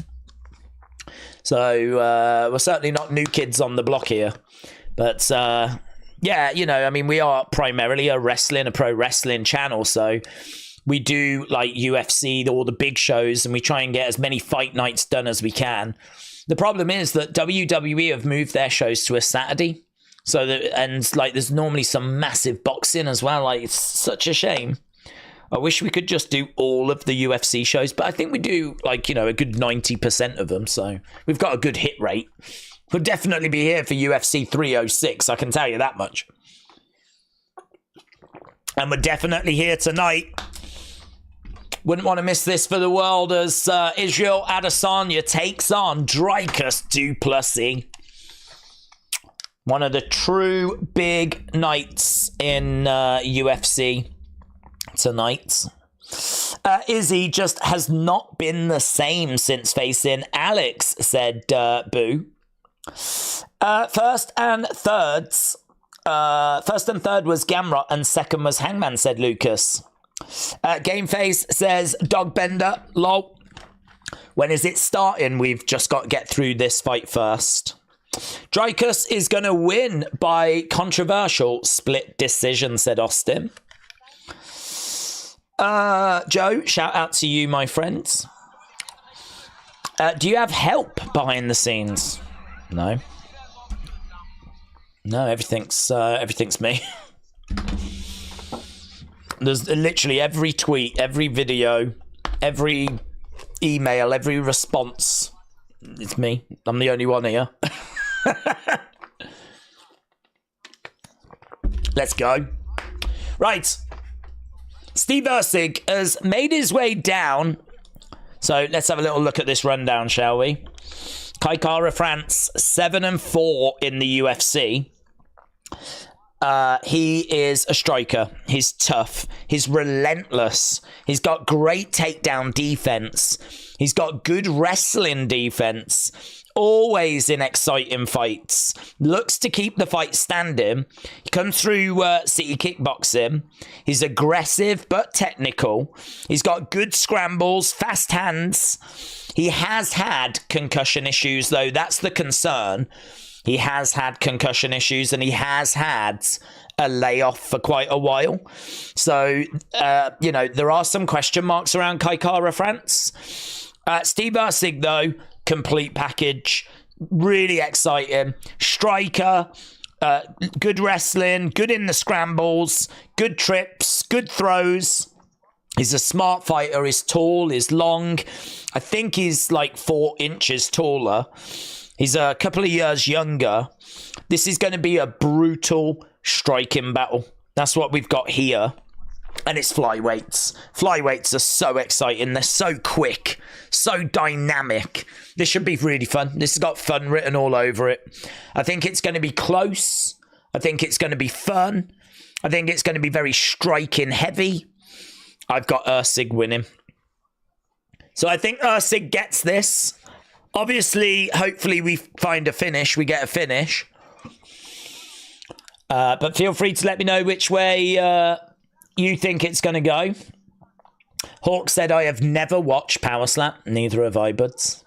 Erceg has got this one.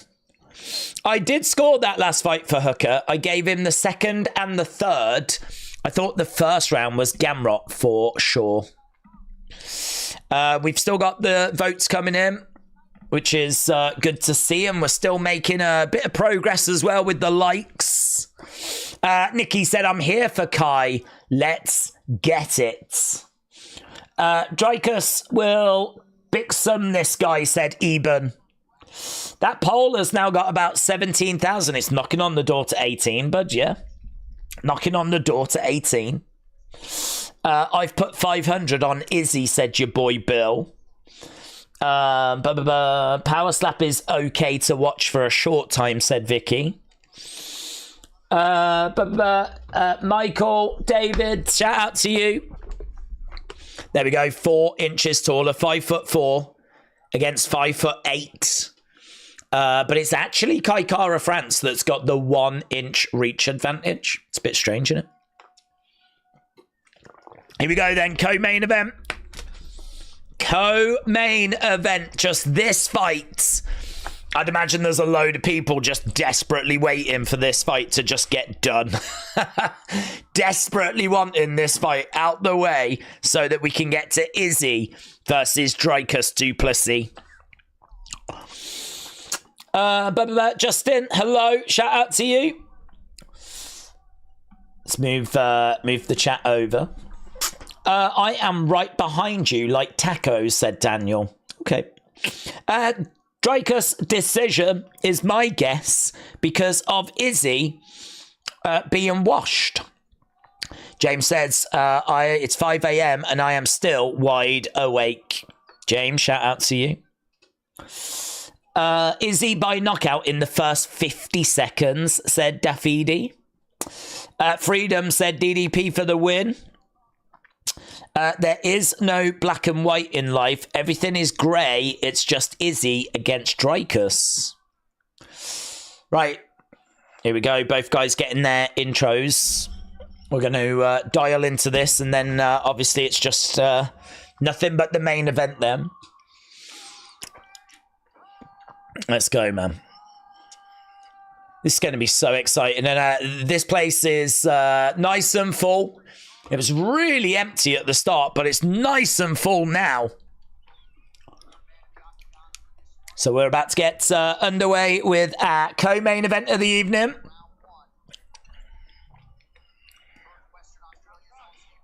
Okay, here we go. Just over 18,000 votes now, which is insane. Okay, Kai Kara France in black, Erceg in green. Kai Kara France is ranked 4th. Erceg is ranked 7th. We've got Kai Kara France stepping into the centre. Erceg in the middle as well. Erceg having a little look as Kai Kara France circles round. And backs up a little bit as Erceg in green, standing his ground in the middle. This is one of those where when they let their hands go, it's just going to be electric. Flyweights are so much fun.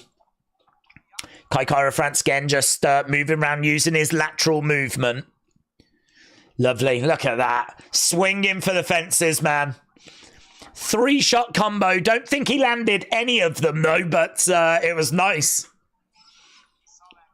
Yeah, Erceg had that well read. Well scouted.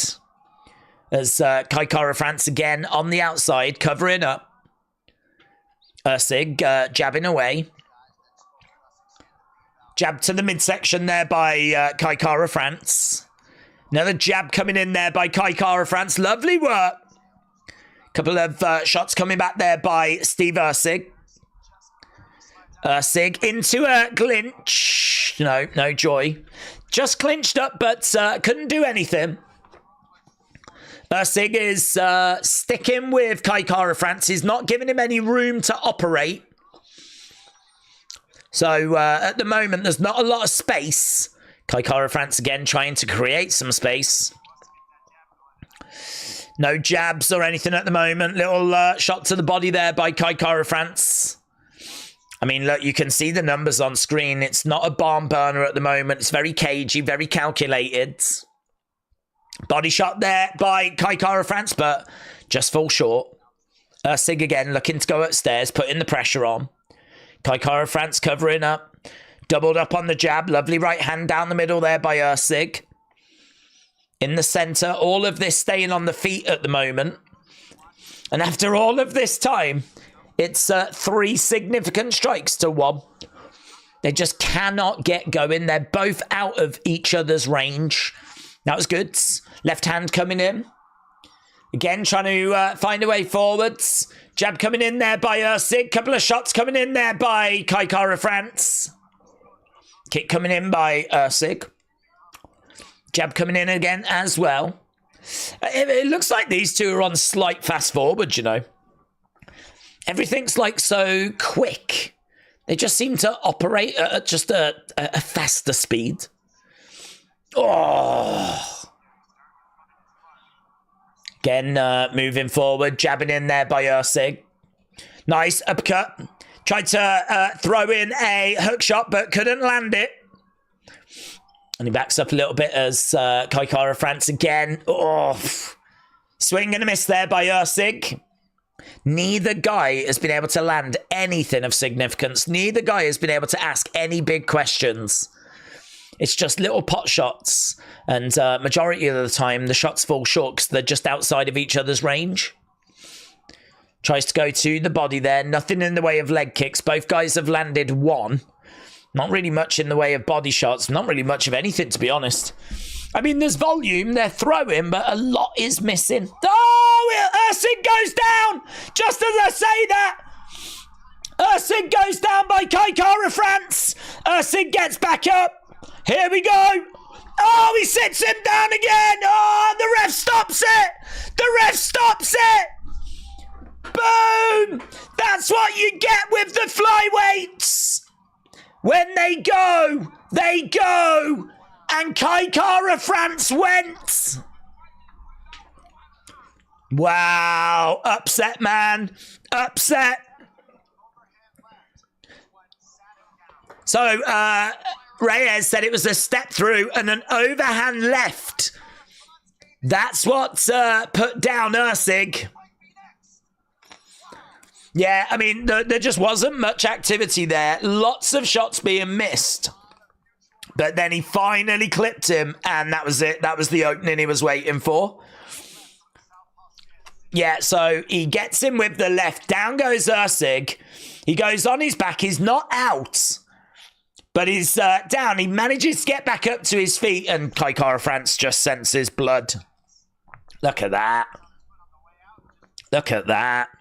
That's a big underdog win, you know. I think it was like plus 200 or whatever. It's not massive, but he weren't the favourite coming into that fight, Kai Kara France. Steve Erceg was really well fancied there. He's just got caught, innit he? Yeah.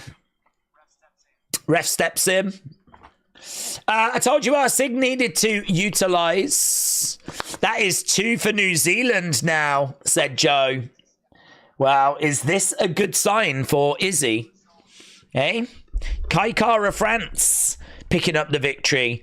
Dan Hooker picking up the victory. What does this mean for Israel Adesanya? More importantly, that fight next. That fight next. That's what people have been waiting for. Look at Erceg, man. He's got his hand on his hips. He looks absolutely gutted. That was first round. Don't blink. That's right. That's what. Do you know what? That's what it was. Don't blink. Don't blink.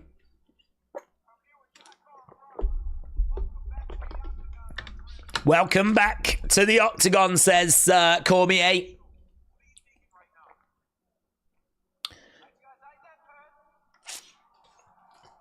Yeah, it did seem a bit emotional. Let's go, Izzy, said Viva. Man, that was pretty sick, you know. I was just waiting for someone to throw something of significance. I didn't expect them to put the other person down, but I thought that they might like open up and find an opportunity.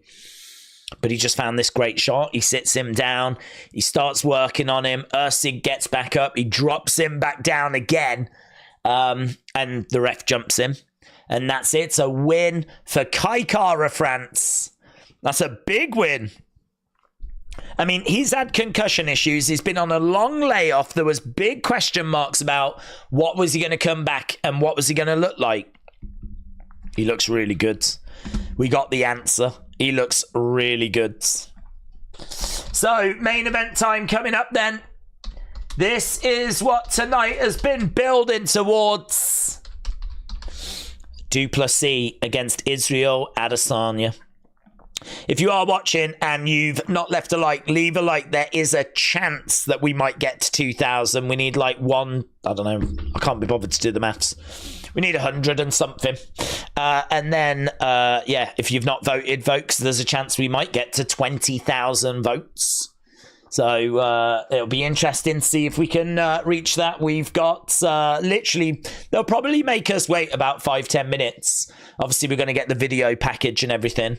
But yeah, we should go over to this next fight very soon. Feel free to put in your thoughts. Which way do you think this is going to go? Let's bring out the chats.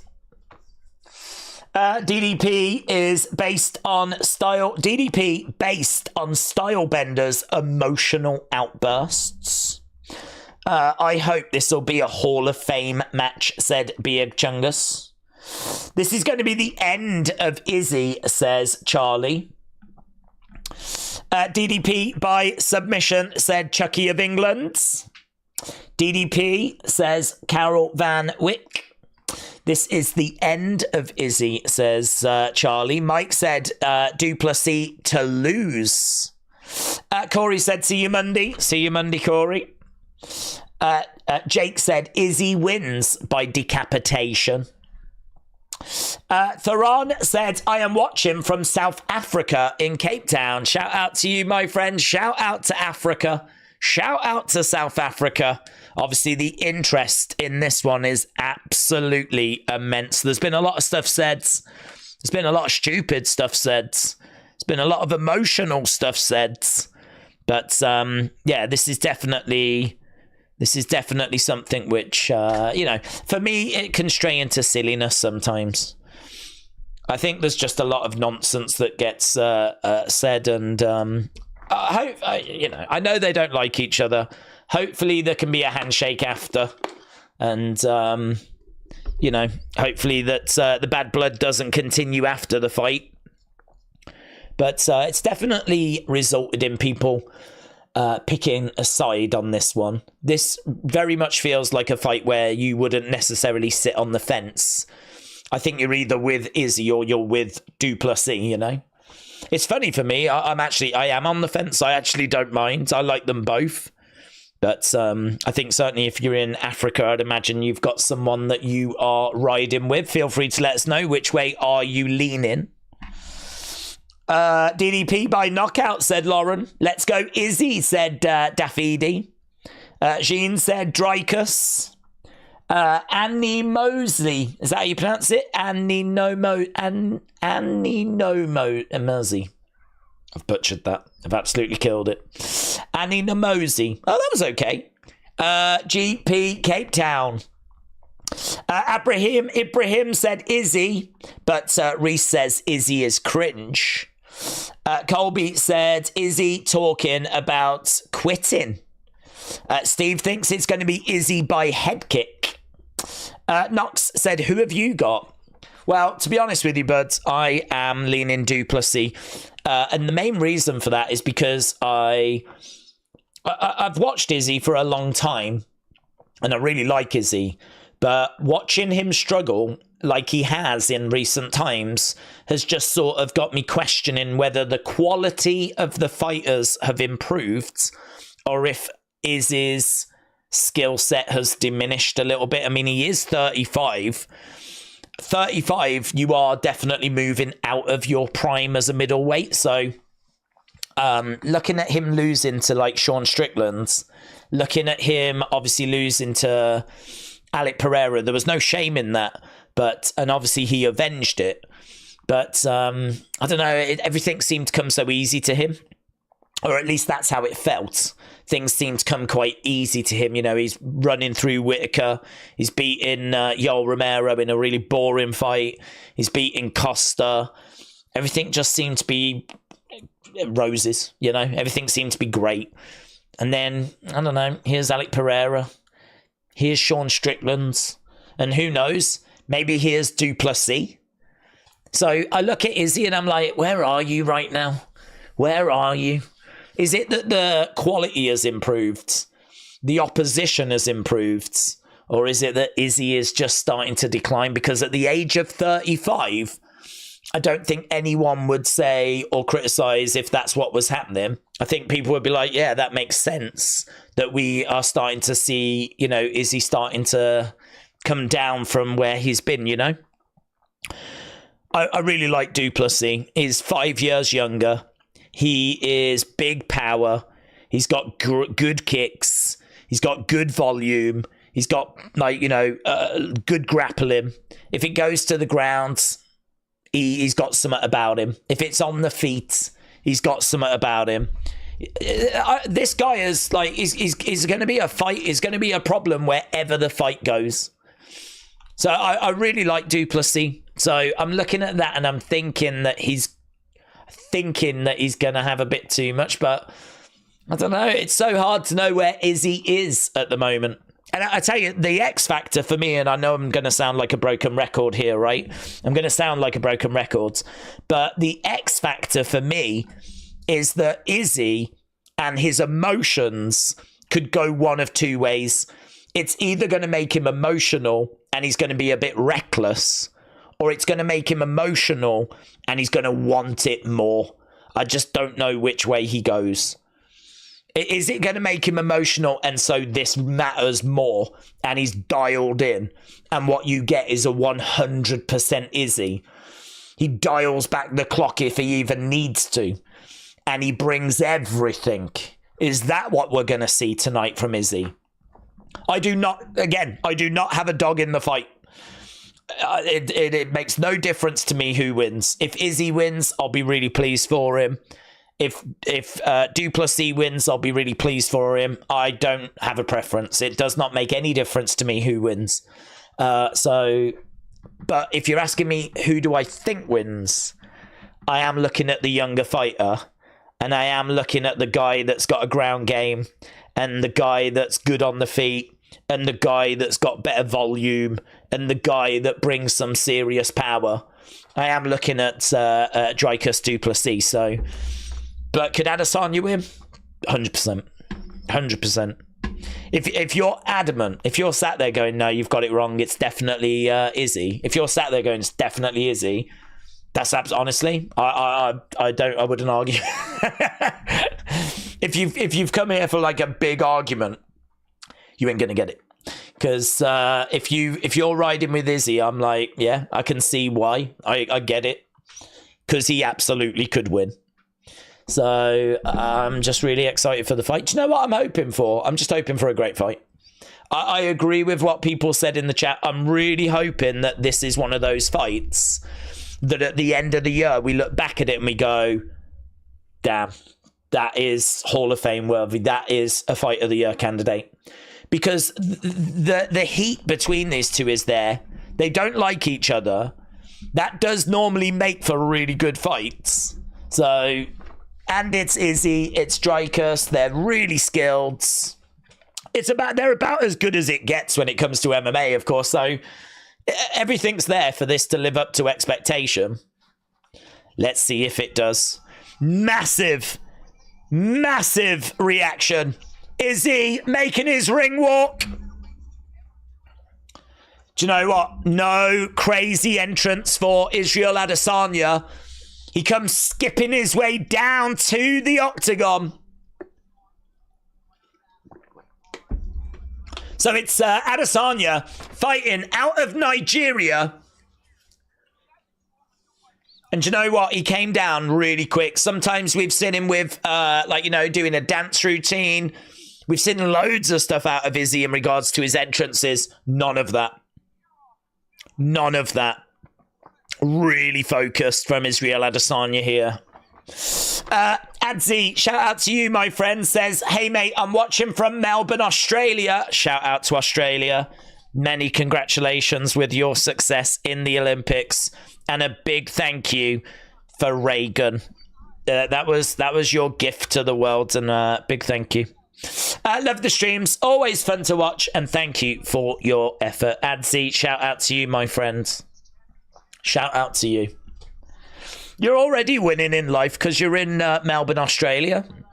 I'm sat here in Telford in the United Kingdom, you know. It's just not fair. It's just not fair. Right, Izzy has made his way down. Boom, look at that. We have got to the 2,000 likes.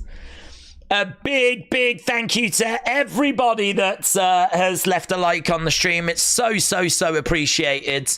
A big thank you to everyone that's voted as well. We've broken every record, man. Honestly, every target that we aim for has been smashed tonight, so I wish you all a blessed weekend, my friends, as we're waiting for Dricus to make his ring walk. I can tell you that the numbers haven't moved. It's 63% of you think that Izzy gets the win. 37% of you think that it's going to be Dricus Du Plessis.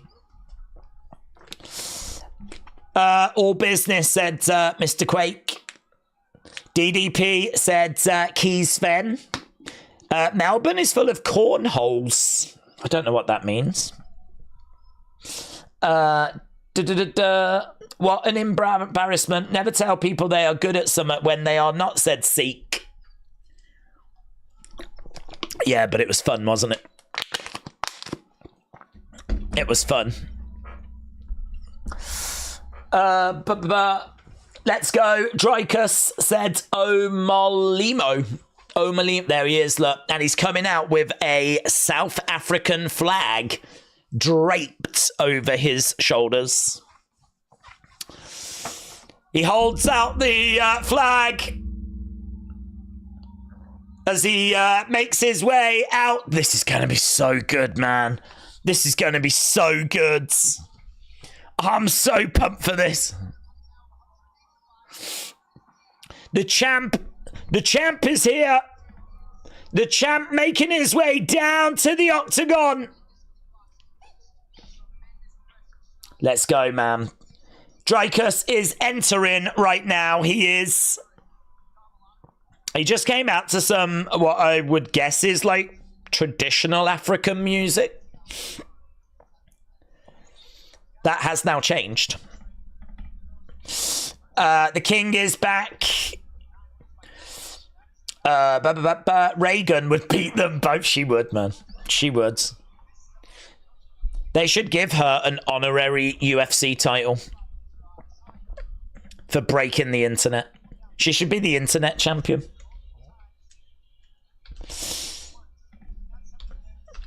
Right, the last style bender. This is Good Walkout.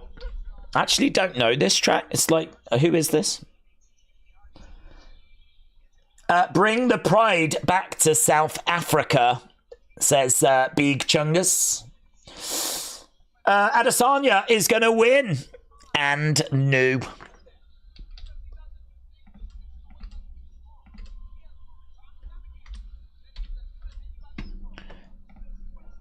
Right. LFG Izzy. Okay, we're going to be underway with the announcements real soon. Real soon. This is a woke crowd. Wow, they haven't been woke very long. It's about 8 o'clock in the morning in Australia, I think.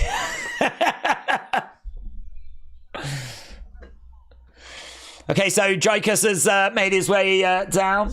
When does it start? Minutes! Minutes! It ain't going to be that far. Dricus on a 9-fight win streak overall.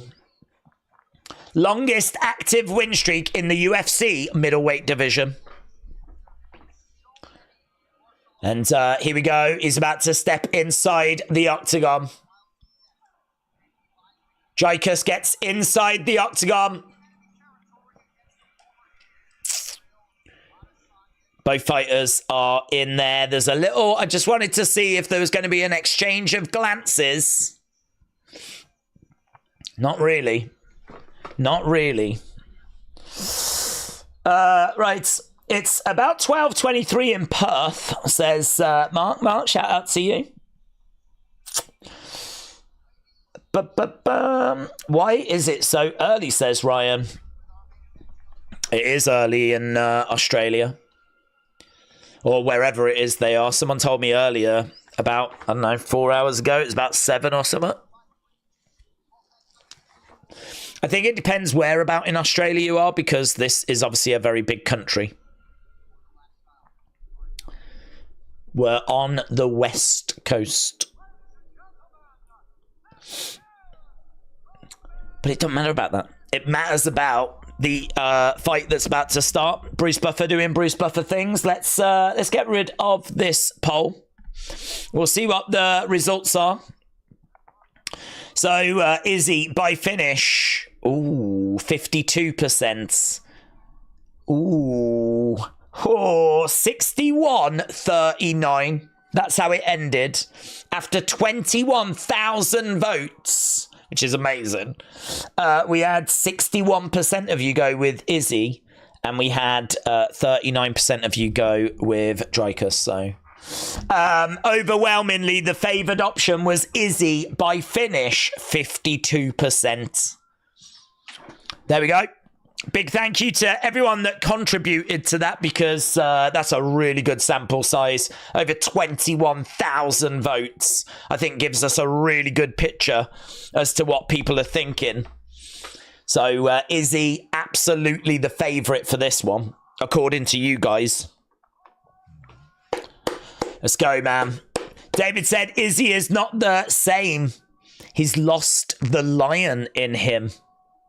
Dricus has got Jesus in his corner. Well, that's cheating. Let's go, said Key Sven Notten. You can't have Jesus as a cut man. That is definitely cheating. Okay. Ooh, have you seen the odds? The odds are -110. Pick 'em. That means that it is -110, -110. So money has been coming in on Dricus over the past 48 hours. He was the underdog. He is not the underdog right now. It is -110, -110. Don't forget, Du Plessis undefeated in UFC. 7-0. Izzy has lost 3 times. Once to Jan Blachowicz when he moved up in weight. He lost to Sean Strickland, of course. And he lost to Pereira. I mean, that's not bad. In all fairness, you know, I don't think those losses are going to age badly. Can Dricus add his name to that list? Has the fight started yet, said Jade? No, because I would definitely be telling you what was happening if it had. I promise you. That would be a pretty cruel trick, wouldn't it? Right, here we go. The announcements are done. The time for talking is done. Dricus looks at Adesanya and he gives a nod. Adesanya stares back. And there is no nod from Izzy. Oh, man. Both guys go back to the corner. They are ready. They look like they're about to come running out to rip each other's heads off. Certainly Izzy does. Here we go. Deep breath by Dricus Du Plessis. Crowd are cheering. This is, oh man, this is all the feels. This is all the feels. Okay, both fighters come out into the center. Dricus in green. Izzy in black with like lightning on. Dricus backing up a little bit. Leg kick there by Dricus. Izzy is standing his ground in the middle. It's Du Plessis that's on the outsides. Leg kick, inside leg kick there by Du Plessis. He's keeping it very tight at the moment, Du Plessis. Adesanya, obviously with that wide stance. Du Plessis a lot tighter. Outside leg kick just misses there by Du Plessis. Du Plessis again keeping it quite tight, trying to blitz forward, trying to throw in that overhand lefts. No joy. Adesanya just edging forwards. Inside leg kick there by Adesanya, but that provokes Du Plessis to charge forwards. Manages to land a jab. It's very close at the moment. 2 significant strikes to 1. Adesanya in the middle of the ring. Du Plessis on the outsides. Covering up. Jab coming in there by Adesanya. Du Plessis again moving rounds.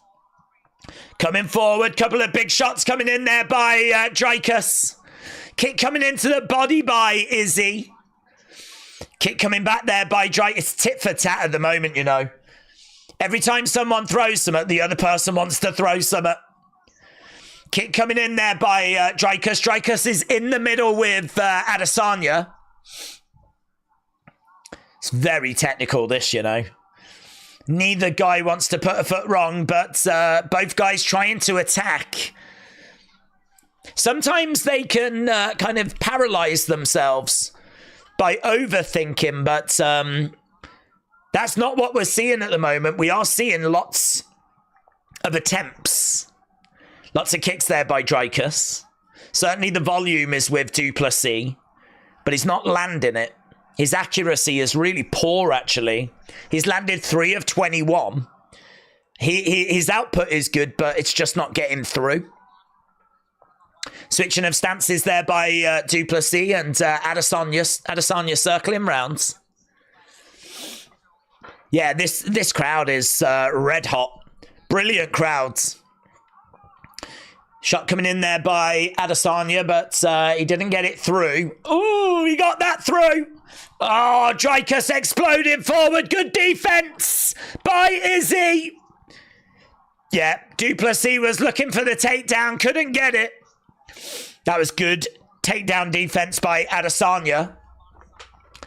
Adesanya, again, looking to throw in a big shot. Du Plessis gets back into the center. Moving forward there by Du Plessis. Adesanya backing up a little bit. Du Plessis, again, switching in. Lots of switching of stances. Body kick coming in there by Adesanya. Both guys very, very close. Very close. I know people are like, who's winning? Who's winning?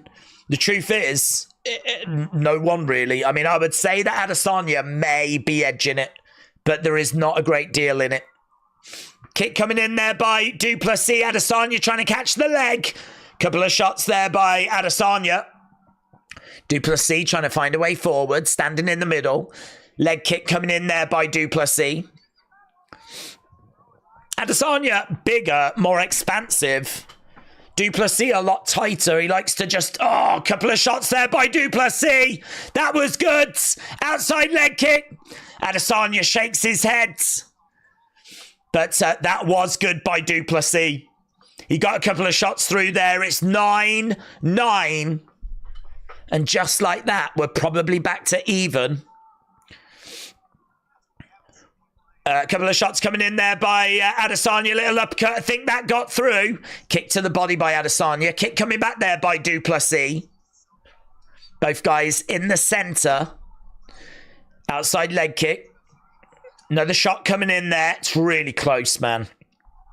Lovely. Going upstairs by Du Plessis. Lovely body shot there by Adesanya. Kick coming back there by Du Plessis. It is tit for tat, man. It really is. Every time someone lands something, the other guy comes forward and gets something. We got kick coming in there by Du Plessis. What do you think? What do you think? Which way would you go? I think it's really close.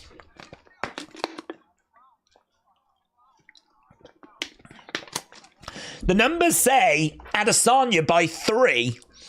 But the problem you've got is that the referees don't have these numbers.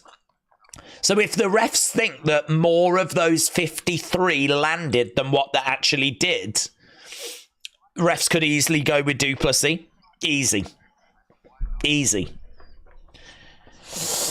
Du Plessis is a bit flat-footed. 1-0 Izzy. 1-0 to Du Plessis. Yeah, people are going to be split. People are going to be... I wonder if we can do a quick poll, actually. Quick poll. Who won round 1? Izzy. DDP. Let's do a quick poll. Who won round 1? We'll see what you lot think. Okay, here we go. We're about to get underway with round number 2. Round number 2 underway. So Adesanya in the center, inside leg kick. Yeah. Du Plessis trying to find a way forward. I mean, it may not matter if obviously one of these guys can find something of significance. Couple of big shots coming in, and a spin kick to the body there. Scott has got round 1 to Izzy. But Sean has got round 1 to Du Plessis. Jab coming in there by Du Plessis. Adesanya again. Edge. Oh, that's it. Literally 2 tweets. 1 for each. Heavy leg kick there for Izzy. Jab coming in there by Du Plessis. Oh, takedown by Du Plessis.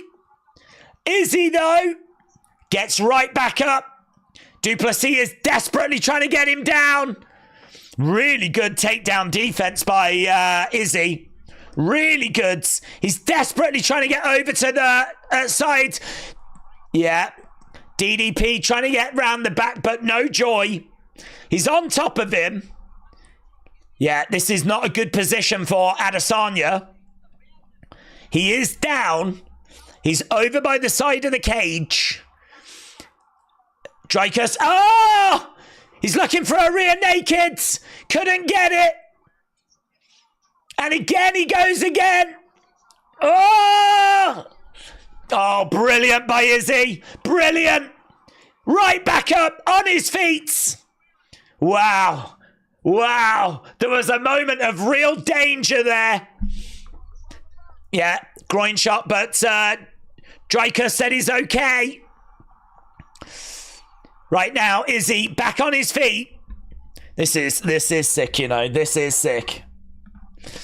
Couple of shots coming in there by Izzy, but Dricus trying to throw in a few shots back of his own. Kick coming into the midsection by Dricus. And again, he gets out of there. Couple of blows coming in by Izzy. He's got Dricus up against the cage. Dricus is swinging. He grabs the leg of Izzy. Izzy goes down. And honestly, it's really, really good stuff.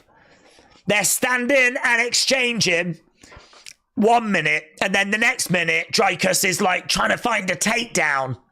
He's managed to grab the leg. And right now, Izzy is on one knee.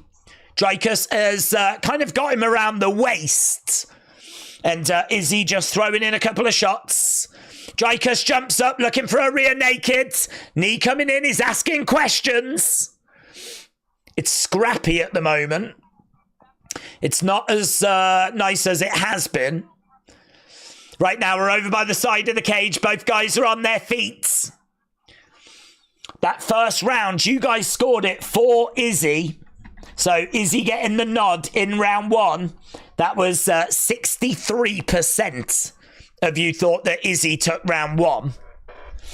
We had 2 tweets on screen. It was 1 for DDP, 1 for Izzy. We're still over by the side of the fence at the moment. We got 1 minute 30. There's not much activity. We've just got DDP round the back of Izzy. And he's just getting control time, but it doesn't mean anything unless you do something with it. He's constantly trying to pull Izzy down, though. He's really looking for these takedowns. He's gone for 5 takedowns. He's managed to get 2. Izzy showing some really good takedown defense. Really good takedown defense. And he's showing it again here. He's right back up to his feet. But Dricus has still got him around the waist. And he's trying to drag him back down again. So we're over by the side of the cage. Knee coming into the thigh. We're going to ask the question again as to who you think has won this round. Dricus getting control time, but again, it doesn't matter. It's all about what you do with it. Has he done enough with it? A couple of shots coming in there by Izzy is in a clinch over by the side of the cage. Both guys go down. And Dricus trying to grab a hold of Izzy. It's scrappy. It's messy. It's not very technical. It's not great to look at. Izzy with an elbow to the head. 8 seconds to go. We're going to run out of time. Dricus has been asking more questions, but he hasn't really got anywhere. So there we go. That was the end of round 2. End of round 2. Yeah, what are you seeing so far? Which way do you think this has gone? DDP with good control. Wesley thinks it's 2-0 to Du Plessis. So does Key. Boring, says Peasants. Zeki has got it 1-1. DDP is winning, said Tadak. Well, you lot said that Izzy took round 1. That's what the community came out with. Not sure what the community is going to come out with in round 2. I think you could go with it being 1-1 at the moment. I think you could go with it being 1-1. We're just seeing, I think what's really stood out to me is the fact that Israel has done a really good job of avoiding those takedowns. I mean, and he has been in a few problem situations, but he's been able to weather those storms. I can tell you that in round 2, significant strikes in round 2 was 11-8 in favor of Adesanya. Really close. Really, really close. We are back underway. And we've got Izzy in the center. Kick coming in there by Du Plessis. Du Plessis just backing up a little bit as Izzy throws in a kick. Switching of stance there by Izzy. Shot coming in straight down the center. I've got the round by round breakdown here. So round 1, it was 14-11 for Izzy on significant strikes. Round 2 was 11-8 for Izzy. Jab coming in there by Izzy. That looked good. Straight down the middle. Du Plessis keeping it quite tight at the moment again. Lovely body shot there by Izzy. That looked great. That looked great. Izzy's looking really good in this round. He's looking really good. He's gone straight down the middle and he's got a nice body shot in. Couple of lovely moments here for Izzy. So already a minute and so gone in this third round. Head kick coming in. Jay Ilong said DDP knockout round 5. So covering up. DDP moving forward as Izzy circled rounds. And at the moment, they're not really engaging in each other. I feel like Dricus has really got to ask something here because I think that Izzy has had the better of this round so far. Leg kick there by Izzy as well. That connects. Kick coming in there by Du Plessis. Body shot coming in there by Izzy as well. I do feel like Izzy is starting to look like the better fighter. He's the one that's dictating the pace. Du Plessis just covering up. Yeah, Adesanya, look at the numbers. Significant strikes, 43-23. Adesanya just starting to pull ahead now. Whatever Du Plessis has got, he's got to start showing it. Izzy is winning this round for me. Nice shot. Oh, to the body there by Izzy. Tries to go upstairs. No joy. Nice. Du Plessis trying to throw a big shot to the head. Izzy backs away. Outside leg kick there by Du Plessis. Oh, down the middle. Lovely. Du Plessis. Izzy survives. That was good though. Straight down the middle. Seemed to have him in trouble. And again. That was good. Oh my God. Oh my God. Du Plessis asking a few questions. Right now, they're both on the feet. Lovely little upcut there by Izzy. Shot down the side as well. Oh man, what a fight. These two. Oh, Izzy. He went down, but I think he just lost his footing. I don't think it was anything more than that. Izzy goes back to the middle. Knee to the body. Dricus, swing and a miss. Oh, uppercut there by Izzy. That looked good. We got 1 minute 15 and Dricus gets through. You lot said that Du Plessis won that second round. Swing and a miss there. We've got a minute left. Brilliant. Brilliant round. Outside leg kick there by Du Plessis. Izzy in the middle. Oh, beautiful by Du Plessis. Izzy, again, though, takes it. And stands in the middle. Yeah, Du Plessis is swinging away. Nice body shot there by Izzy, though. That was really good. Oh, you could see that Du Plessis definitely felt that. Definitely felt that. I got to tell you, in round 3, it is 38-19 for Adesanya. It's been a big round for Adesanya.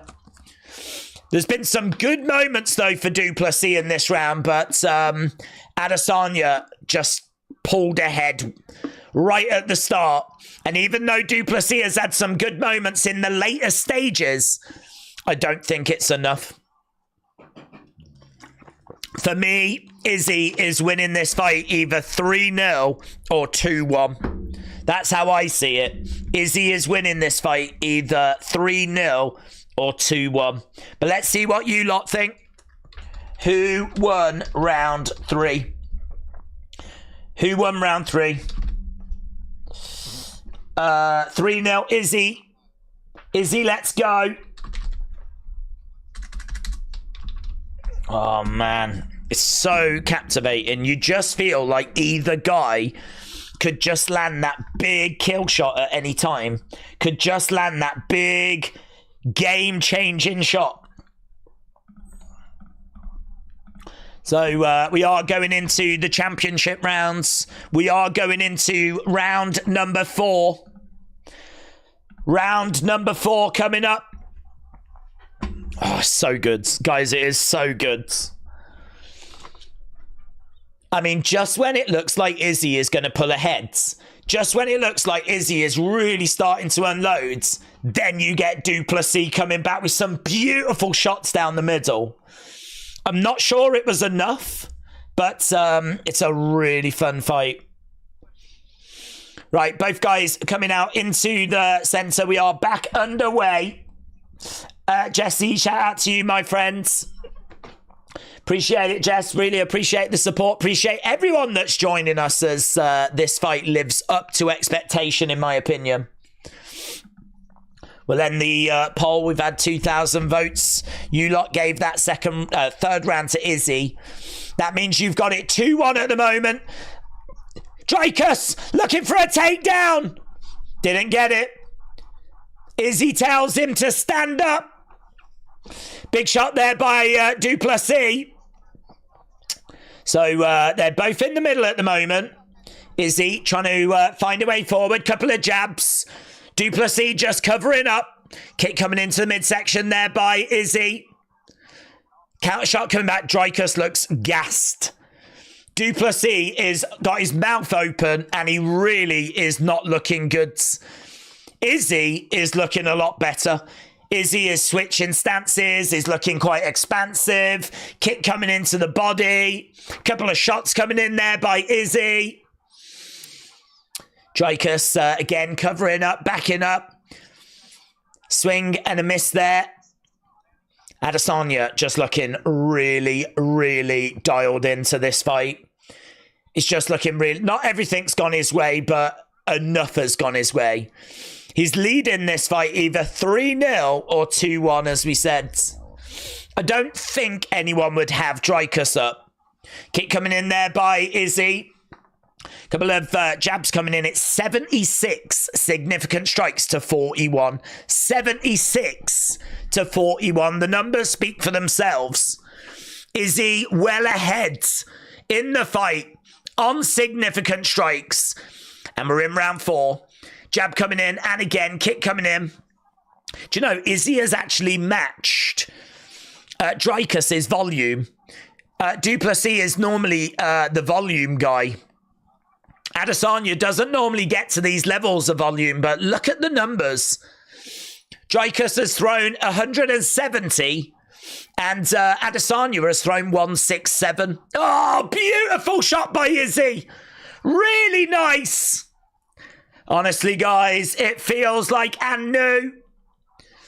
It's maybe a bit too early to say it, but this feels like another Izzy round.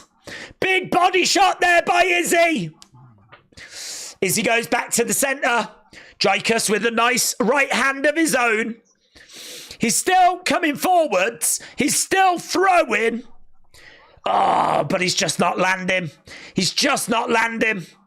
It's like trying to hit a fly. Both guys in the center. Oh, lovely work there by Du Plessis. That got through. Lovely hook shot. Adesanya backing up. Oh, stumbles over. No. Little bit of a mistake there by Izzy, but Du Plessis could not capitalize. Oh, couple of shots coming in. He drags Izzy down. Oh, there could be an opening. Du Plessis! Du Plessis! Du Plessis! Rear naked! Ah! Izzy taps!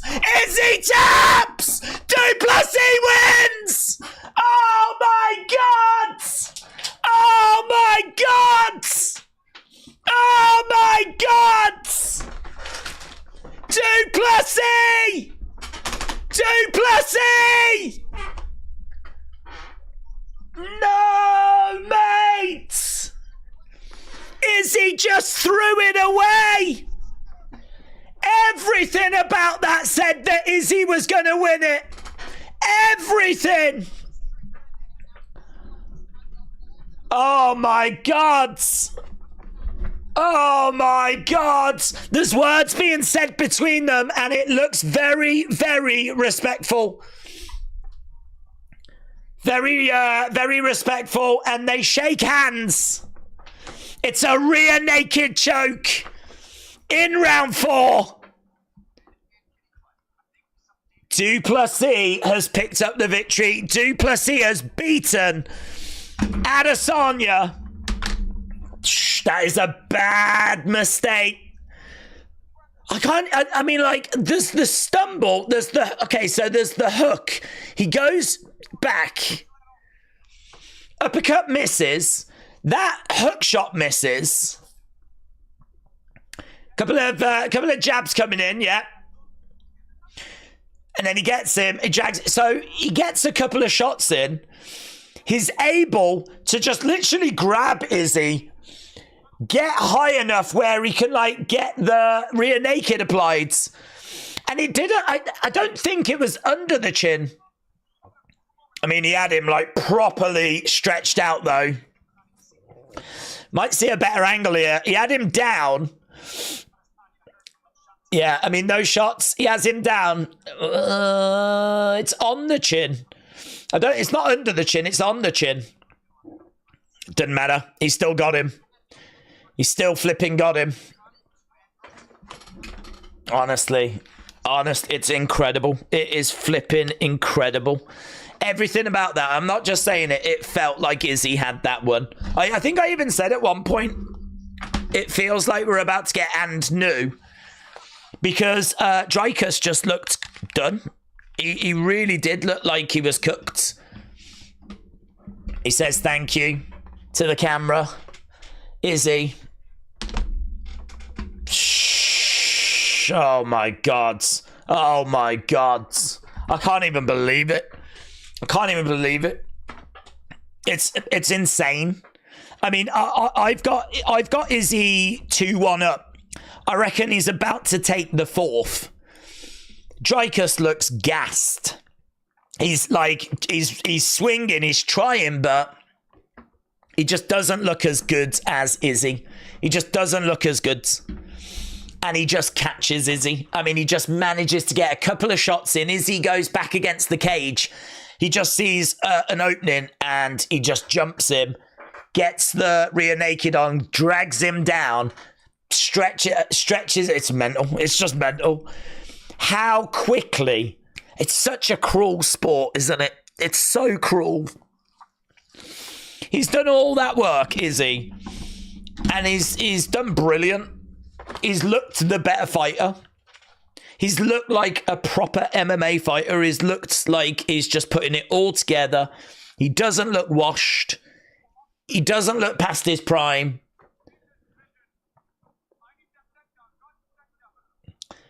It's mental. Who tapped? Izzy tapped. Dricus picks up the victory. I'm pleased for him. I'm disappointed for Izzy. Izzy had done a great job in this fight. Longest win streaks in UFC middleweight history. Dricus is now on 8.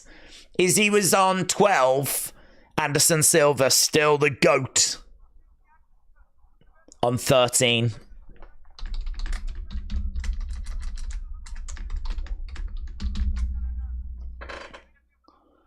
Do you know what? I mean, I said that I thought that it would be Dricus. I had no confidence in it. I am not taking any dub from that. I had no confidence in it. I really felt like it was Izzy that was going to take it. I think, you know, Izzy is literally not that far away from being 3-1 with 1 round to go. And he's just got clipped. He's just got clipped. Clipped, not even clipped where he's got dropped, just clipped enough where he's gone knocked against the cage.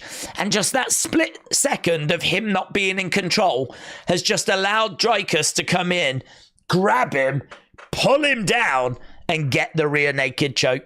Du Plessis continues to make 0 sense. Put some respect on the man's name. Yeah. Du Plessis wins in round 4. It is absolutely... It's oh my God. I tell you what, the breakdown videos that people will be doing, like, you know, Weasel, whatever, I mean, they're going to be fascinating because I feel like Izzy has just snatched defeat from the jaws of victory. I feel like he had done so much good work in this fight. It's such a cruel sport. But then sport can be that way, can't it? Sport can just be that way. Gasping for air, Izzy needs to retire, said Jimmy. I don't know, to be honest. I mean, he showed that he's still got plenty in the tank here. I'm certainly not getting the impression that he's retiring.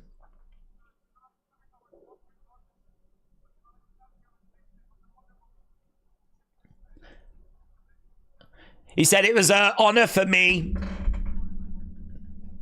So lots of handshakes, lots of kind words being exchanged, and it's kind of what you would have expected.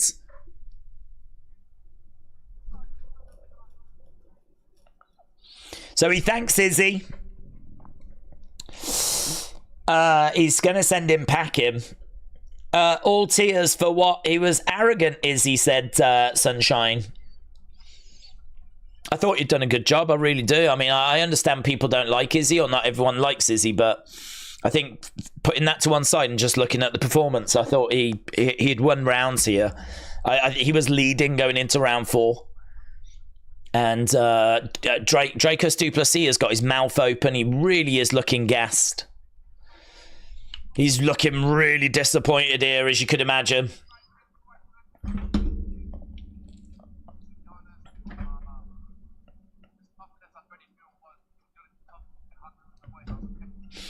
I knew he would be tough, and I knew he'd be hard to put away. I thought I was quite strong in there.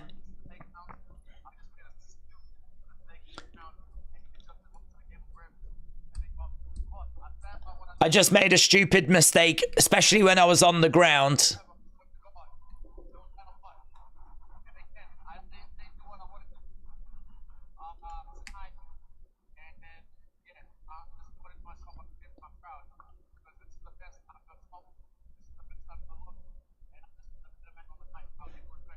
This is the best I've ever felt, and this is the best I've ever looked. So Adesanya said he's proud of himself. This is the best he's ever felt. I mean, if that's true, Dricus has just beaten the best that Adesanya has had to bring.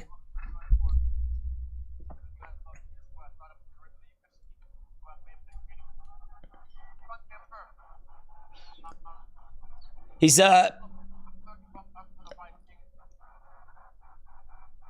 oh, they take the sound off? I don't know what he's saying. Don't know. I think there was some swearing there. There was some swearing, so they muted it, unfortunately.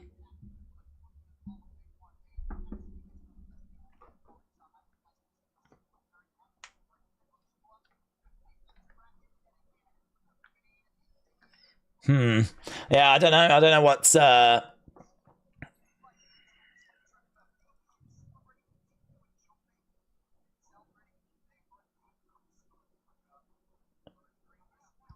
Yeah, I don't know what he said, unfortunately. They cut it off. Is he not retiring? That's awesome. The true African king, one said, Walter. It is breed time in South Africa. Well, I think there'll be lots of... well, I don't know, actually, because we did the poll earlier, and there was lots of support for Izzy. So I genuinely don't know, like, if the majority are going to be happy with that or not. I really don't know. Yeah. Oh, so good. Really, really enjoyed the fight, though. Do you think they'll run it again soon, said Echo Prime. They could do. I mean, it was a good enough fight to run it again, but I don't think it will have the same excitement because they've really shook hands, made up. The feud is over. You know, the bad blood seems to have been settled, and now we're just left with, you know, what we're left with. So I don't know that a rematch would do anywhere near the same numbers or the same level of interest, but yeah, for me, the fight lived up to expectation. It's been a long night. I mean, we've done over 7 hours streaming. It's been a long night. It's been a normal night, really, but it's been a great night in the sense of there was so much excitement, and you don't want to get to a main event and then end up with Adesanya against Yoel Romero. You don't want to get there and get Thug Rose against Carla Esparza, you know? So you didn't quite know what you were going to get, but what you got was two guys really going at it. Izzy, for me, you know, as we said, I think it's 3-1 at the end of that round, if we just got through that round. With 1 round left to go. I think that, you know, he's made a mistake there. He's got caught. He's made a mistake on the ground, and he's paid for it. But I can't say that I looked at him and was like, oh, he's done. He's past his prime. He's washed. But, you know, that's MMA. I mean, perhaps it is that the quality is just better now. You know? Back when it was just Whitaker and Vettori and Costa, Adesanya had the beating of those guys. But now that it's Du Plessis and Strickland has put it all together, perhaps now Adesanya is just... And maybe Adesanya has decreased a little bit, but that's certainly not what he's saying. He's saying that he feels better now than he ever has. So in his mind, he's as good as he's ever been. So I don't know. It's a tricky one. They could run it back, but I would not expect them to. Let's put it that way. Right, Rebel Clef, shout out to you. 310 Sports said, Izzy is king. Right, we need to just have a look and see where we are with the Tapology thing, don't we, before we run away. The coverage is slowly coming to an end, and people are filing out. So let's... has she won it? Has she actually finished top? And is she even here? I don't even think Sunny's here. No, has Sunny finished top and she's not even here? Wow, that is... I mean, I can only imagine that's a glitch. But 6 Soul, shout out to you. Number 10, Mr. Unfamiliar at 9. Houdini and Odiv in joint 7th. Mark Robinson in 6th. Bruno and Cletus in 4th. St. Christoph in 3rd. Superman Punch at number 2. And in number 1, Sunny Wolf. I knew that she would do it, in all fairness. I really had high hopes for her. I had a sneaky feeling that she would get there and she would see it through. So, you know, I don't want to take the credit for her, but I felt pretty confident that she would do this community proud. So excellent work there by me and by Sunny as well. So once Izzy got tired, he got stunned by DDP, said Apollo. Linda said, I missed it. Mark said, I was just got robbed. Spartan said, we should disqualify her for not being here. That's a really good point, actually. Bye, Izzy. You are past that prime, said Brew. Right, guys, we are done. We are wrapping it up. And I just want to say a massive, massive thank you to everyone that joined tonight. I hope you had a good time. I hope you enjoyed it. I hope that the fight lived up to expectation. I hope the stream was of help and benefit as well. It is so appreciated that people hung around with us and stuck with us. And as I said, I just hope that it was beneficial. So wherever you are in the world, be it Africa, be it Australia, be it America, be it Mexico, be it Europe, wherever you are, I hope you have a fantastic weekend.